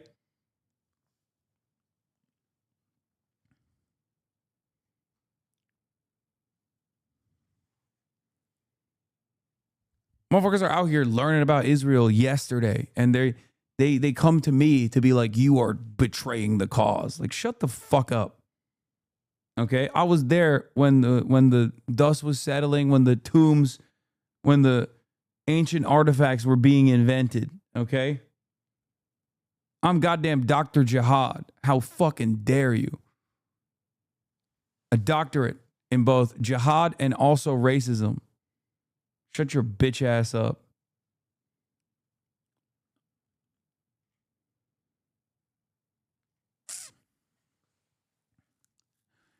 Anyway, post 2023, post October 7, Bernie Sanders actually was getting outflanked by everybody else. Okay? That's it. And he still is. Took him quite a long time to call out the genocide. Still barely ever fucking calls it a genocide. It's obvious that he's conflicted on this issue. He just stayed a liberal Zionist. It was shocking. It was shocking for me and many others who actually still have a lot of respect for Bernie Sanders. But sometimes you just got to give up on, big dog on this issue. You know, he's 854 years old. My man went to a fucking kibbutz, and he still thinks labor Zionism is a real concept in his mind. You know, he's too embarrassed to say it out loud, but it feels like his attitude on this issue is like fucking Stalin in 1948. You know what I mean? Yeah, he's like, of course, Israel is an incredibly valuable ally to the Soviets. Are you kidding me? There's like, you know, they're gonna be super valuable as an ally. We should funnel weapons to them by way of Czechoslovakia illegally, in contravention of international laws, so they can go do mass slaughter. Stalin did that. Okay? Just remember, we can use Israel as a destabilizing factor against British interests in the Middle East. That was the goal of the USSR at the time.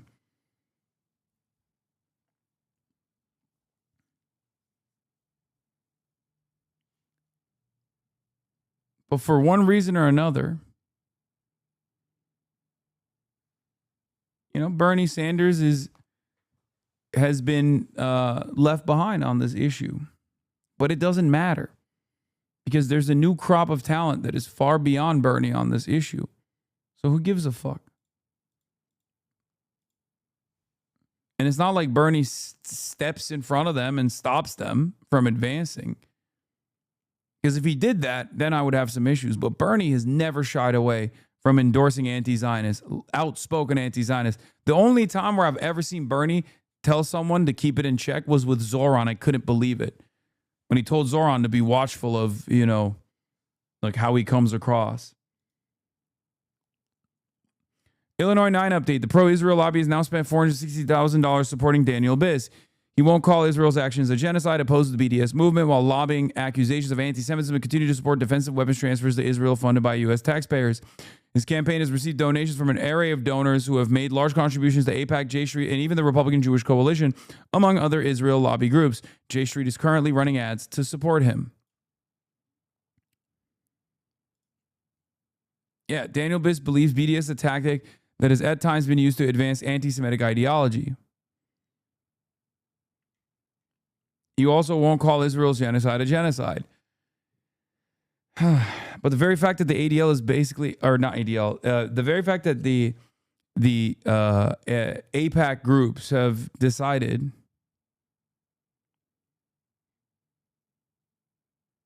that they can no longer deny Daniel Biss, or they would rather have Daniel Biss than they would have Kat Abu-Ghazaleh is interesting.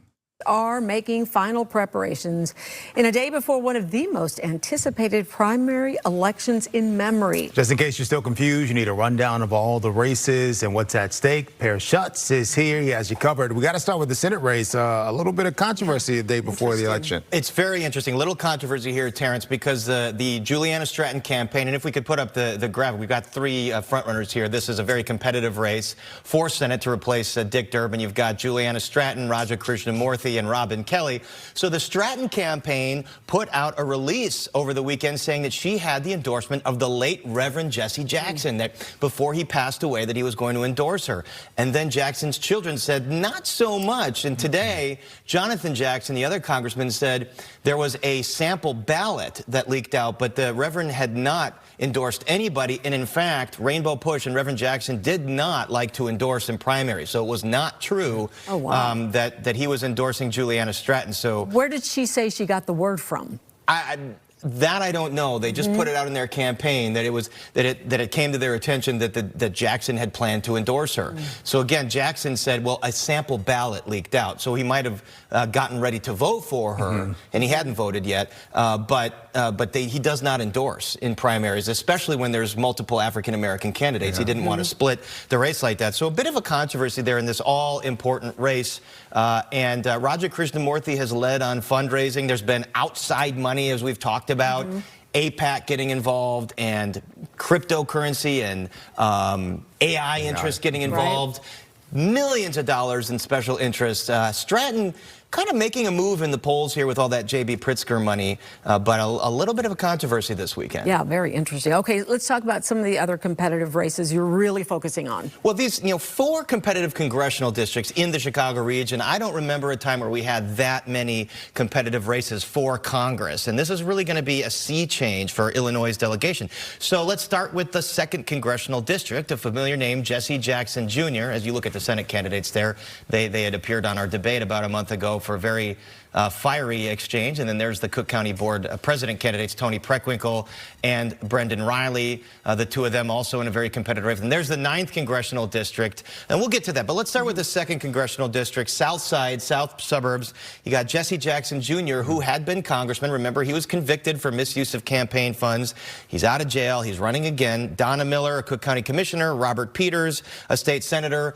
Those are the big candidates in that race. And then if we go to the 7th congressional district on the west side, there's a lot of candidates here. It looks like front runners are Melissa Conyers-Irvin, who is the city treasurer, Richard Boykin, a Republican, Anthony Driver, LaShawn Ford, Jason Friedman, and on and on and on. We got the 8th congressional district. This is the northwest suburb, Schaumburg, Hoffman Estates. So this is to replace Raja Krishnamurthy. You've got Melissa Bean, a former congresswoman, front runner. She's gotten the support of AIPAC there. A couple other candidates, Junaid Ahmed, Yasmin Bankole, Kevin Morrison, Dan Tully. And then the 9th district, which you saw, Kat Abou-Ghazaleh, Daniel Biss, Laura Fine. Those are the top 3. An interesting wrinkle in that, there you go, you see some of the candidates there. An interesting wrinkle in that race. Kat Abou-Ghazaleh is the progressive. She's the podcaster. She's very critical of Israel. I think it's really interesting that Kat did journalism at Media Matters for years, and they always call her like an influencer or a podcaster. I keep seeing people posting you mocking Islamophobes that make you seem hilarious, like a pro-Hassan ad everywhere on Twitter. Yeah, she's a journalist. Like, it's like crazy that she spent so many years being a journalist, and they call her just like a podcaster and influencer. AIPAC has been a big issue in that race. There was an ad that came out over the weekend from AIPAC supporting another progressive person that's been hard on Israel, Bushra Amawala. And the thought is AIPAC is trying to get people not to vote for Kat Abou-Ghazaleh, vote for the other progressive, because it seems like they think Abou-Ghazaleh... Kat's new take on Hamas, I don't know what her take on... it doesn't matter. Like, if you're gonna fucking hit me with, like, her website had, like, NED-ass, like, pro-NED-ass, like, pro-regime change, anti-Hamas messaging, it doesn't fucking matter, okay? That's not what she believes. You're fucking... You need to stop. Okay? It's so crazy that people just like, they find out about things after the fact. They come in here, they don't trust my word, they don't take my word on it, and they just literally fucking chirp about shit that has already been addressed. It's so fucking annoying. Is making a bit of a run here. Daniel Biss looks like he's had in the polling pretty much the lead, but I think some nerves here. Look. We're not going to make it. We're not going to make it. We're not going to make it. Because we love war with China. I want to do nuclear first strike on China. Is that what you think? Is that what you think is going on here? I can't. I'm not. It's tomorrow. Primaries are tomorrow. Stop. Shut the fuck up. Shut the fuck up. Shut your stupid ass up. Shut your stupid bitch ass mouth up, okay? Shut the fuck up. On the part of AIPAC and some of those interests that Stop stepping on rakes, please. Oh, Mike's interview with Kat was great. She answered a lot of questions. Oh, I'm glad. I'm glad finally you guys are... Some of you actually watched it, and now you actually have a different opinion. But there are still dumb fucks that are coming in from what they saw that was posted on Twitter from, like, I don't know, a month ago. Zala, who is very progressive, is really making a run. And then we mentioned locally, Cook County Board, Cook County Assessor, the incumbent facing a stiff challenge. There you go, Preckwinkle. There was a poll today that came out from M3 Strategies, a very reputed pollster, showing Preckwinkle with a pretty sizable lead here, about 21 percentage points up against Riley. Preckwinkle, of course, tried to tag Riley with being close with Trump because Riley appeared in a press conference with Trump when the building opened. It's in his ward. And Kat Al-Ghazali is the worst enemy of Hassan Piker and all the most cringe Reddit tankies you've ever met. Why? Because she's pro-Taiwan. Vote Kat Al-Ghazali if you want a progressive foreign policy without the tanky third worldist R-wordation. Hassan is an enthusiastic vocal supporter of Kat Lamau. Kat and Hassan are literally friends, by the way. No. That doesn't change that they're friends, and Hassan has been pushing hard for her to get the nomination despite their differences on foreign policy positions. He has said she is disqualified, will not be supporting her, and accuses her of supporting the Imperial Core. He does not support her. This didn't happen. He was telling everyone to vote Kat this last Saturday. That was before this happened. He was literally praising Mike from PA like 2 days ago for apologizing and changing his stance to be pro-Kat. Lydia blocked me for pointing this out.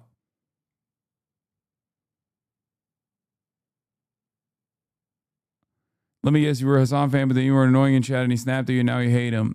God, no. I despise him and I've never been a fan of him. I think he's a complete tanky nut job.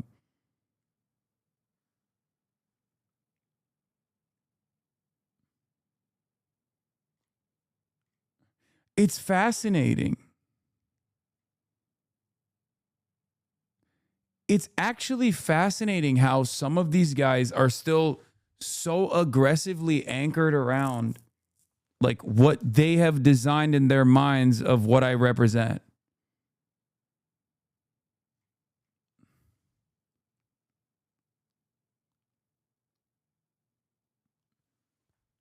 Like they have invented a guy that they hate in their minds. And they will go so far as that, like, Kat isn't just someone who I'm supporting. Kat is a member of this community. Okay? And has been for many years. Like, she is a Hasanabi head. Which is why it's so weird that these guys would just be like, like, that's so crazy.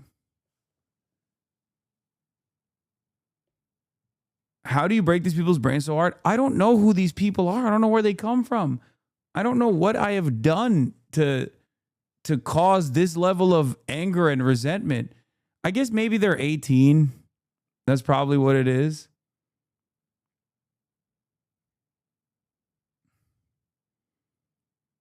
Common sense leftist pro-Talarico firebrand. This person is apparently Polish. Maybe that's what it is.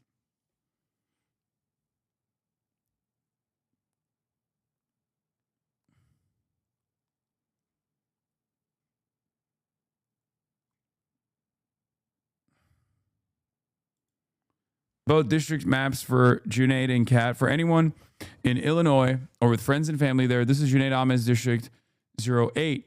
The election is tomorrow, March 17th, and Illinois has same-day voter registration. Junaid is endorsed by the DSA. He's for Medicare for All, abolishing ICE, and a free Palestine.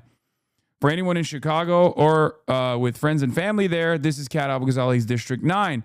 The election is also tomorrow, March 17th, and Illinois has same-day voter registration. Kat is endorsed by Ro Khanna, Ilhan Omar, and Rashida Tlaib. She's for Medicare for All, abolish ICE, and a free Palestine. That's right. Ilhan Omar has endorsed Kat Al-Ghazali for Illinois 9. Her congressional endorsements now include Ro Khanna, Jamal Bowman, Rashida Tlaib, and Ilhan Omar. Here was a convo that she had with Rashida Tlaib. Because it was out there just like it is for you when the polling starts coming out and it's showing you head to head. Yeah. I mean, Kat, you see, everybody's like, oh my God, she's that close. Let's go.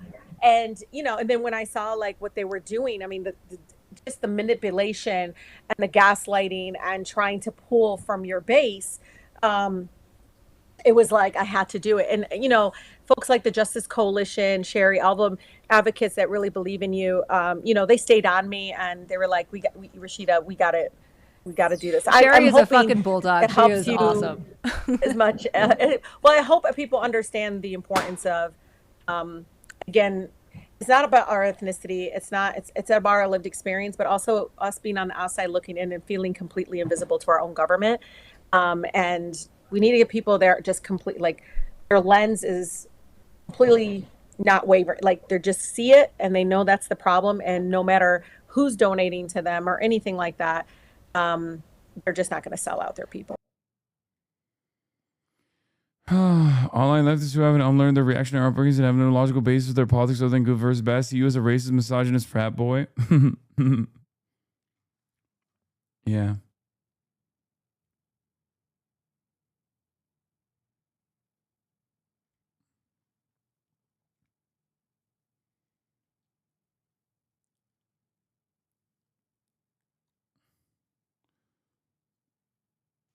Anyway.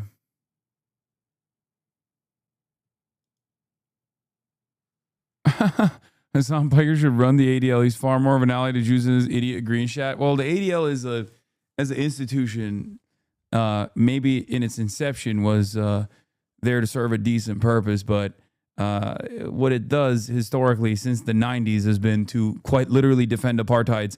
And I say apartheids, not apartheid, because it straight up has defended the South African apartheid as well at the behest of the Israeli state by spying on American Jews who were protesting against not the Israeli apartheid at the time, but the South African one.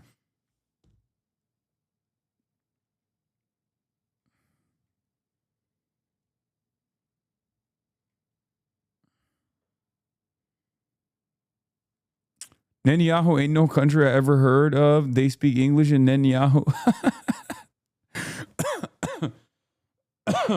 That's funny.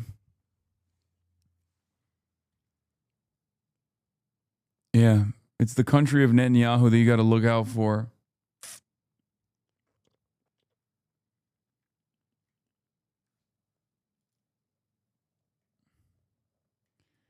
So yeah, that's what I got for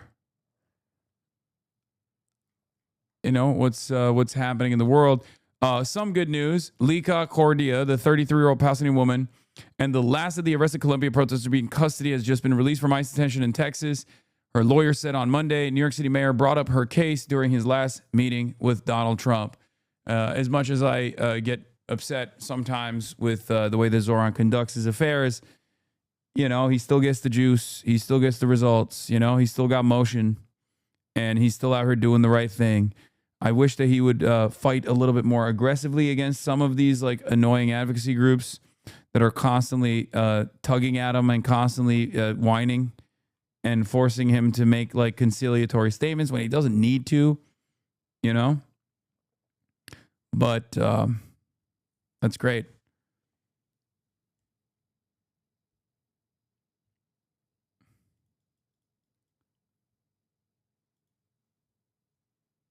All right.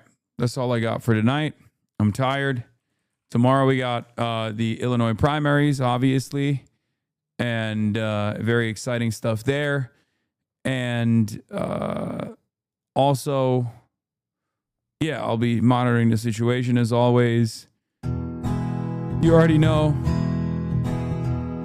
Love you guys. And remember, this week I'm going to Cuba. Peace. Starting off the day. All the chatter's trickling in. Hostile people hate.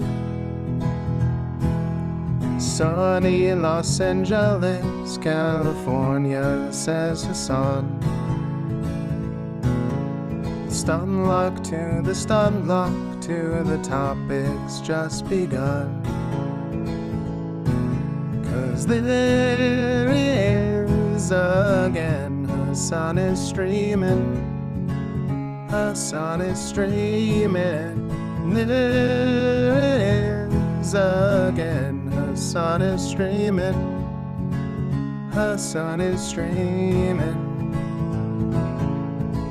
Reviewing a Chinese train, telling Kaya place. Sun and Asmin chatter loves, giving grinnings grace.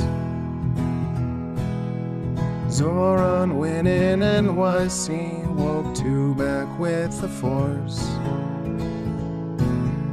The Rogan of the left, to me a dumb himbo still on course.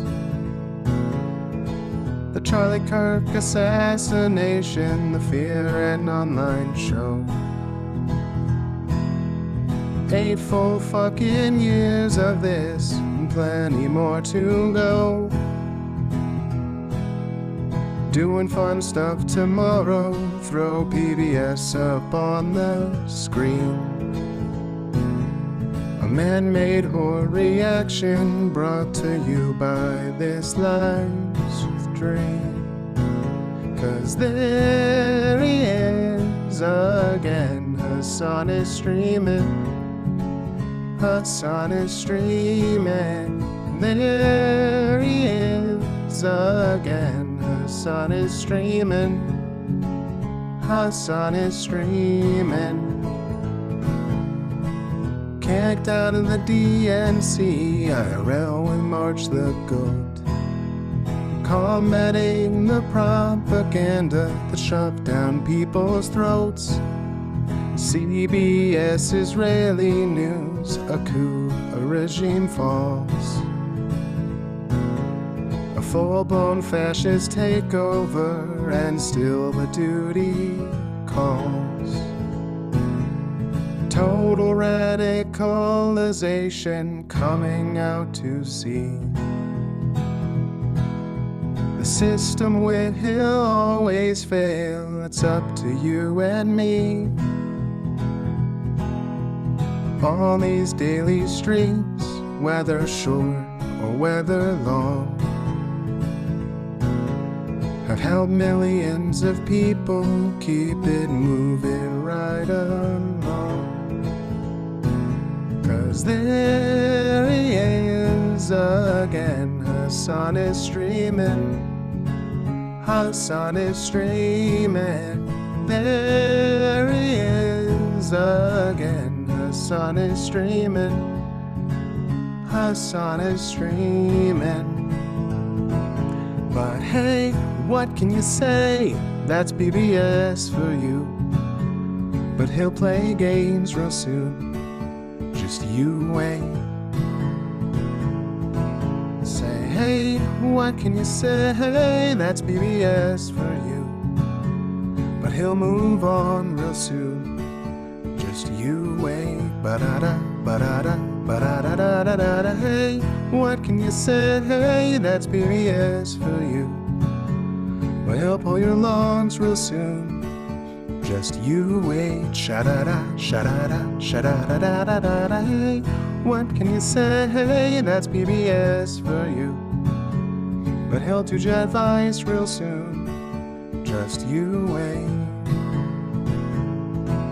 But hey, what can you say? That's PBS for you. Brought on by viewers like you. Just you wait. Just you wait.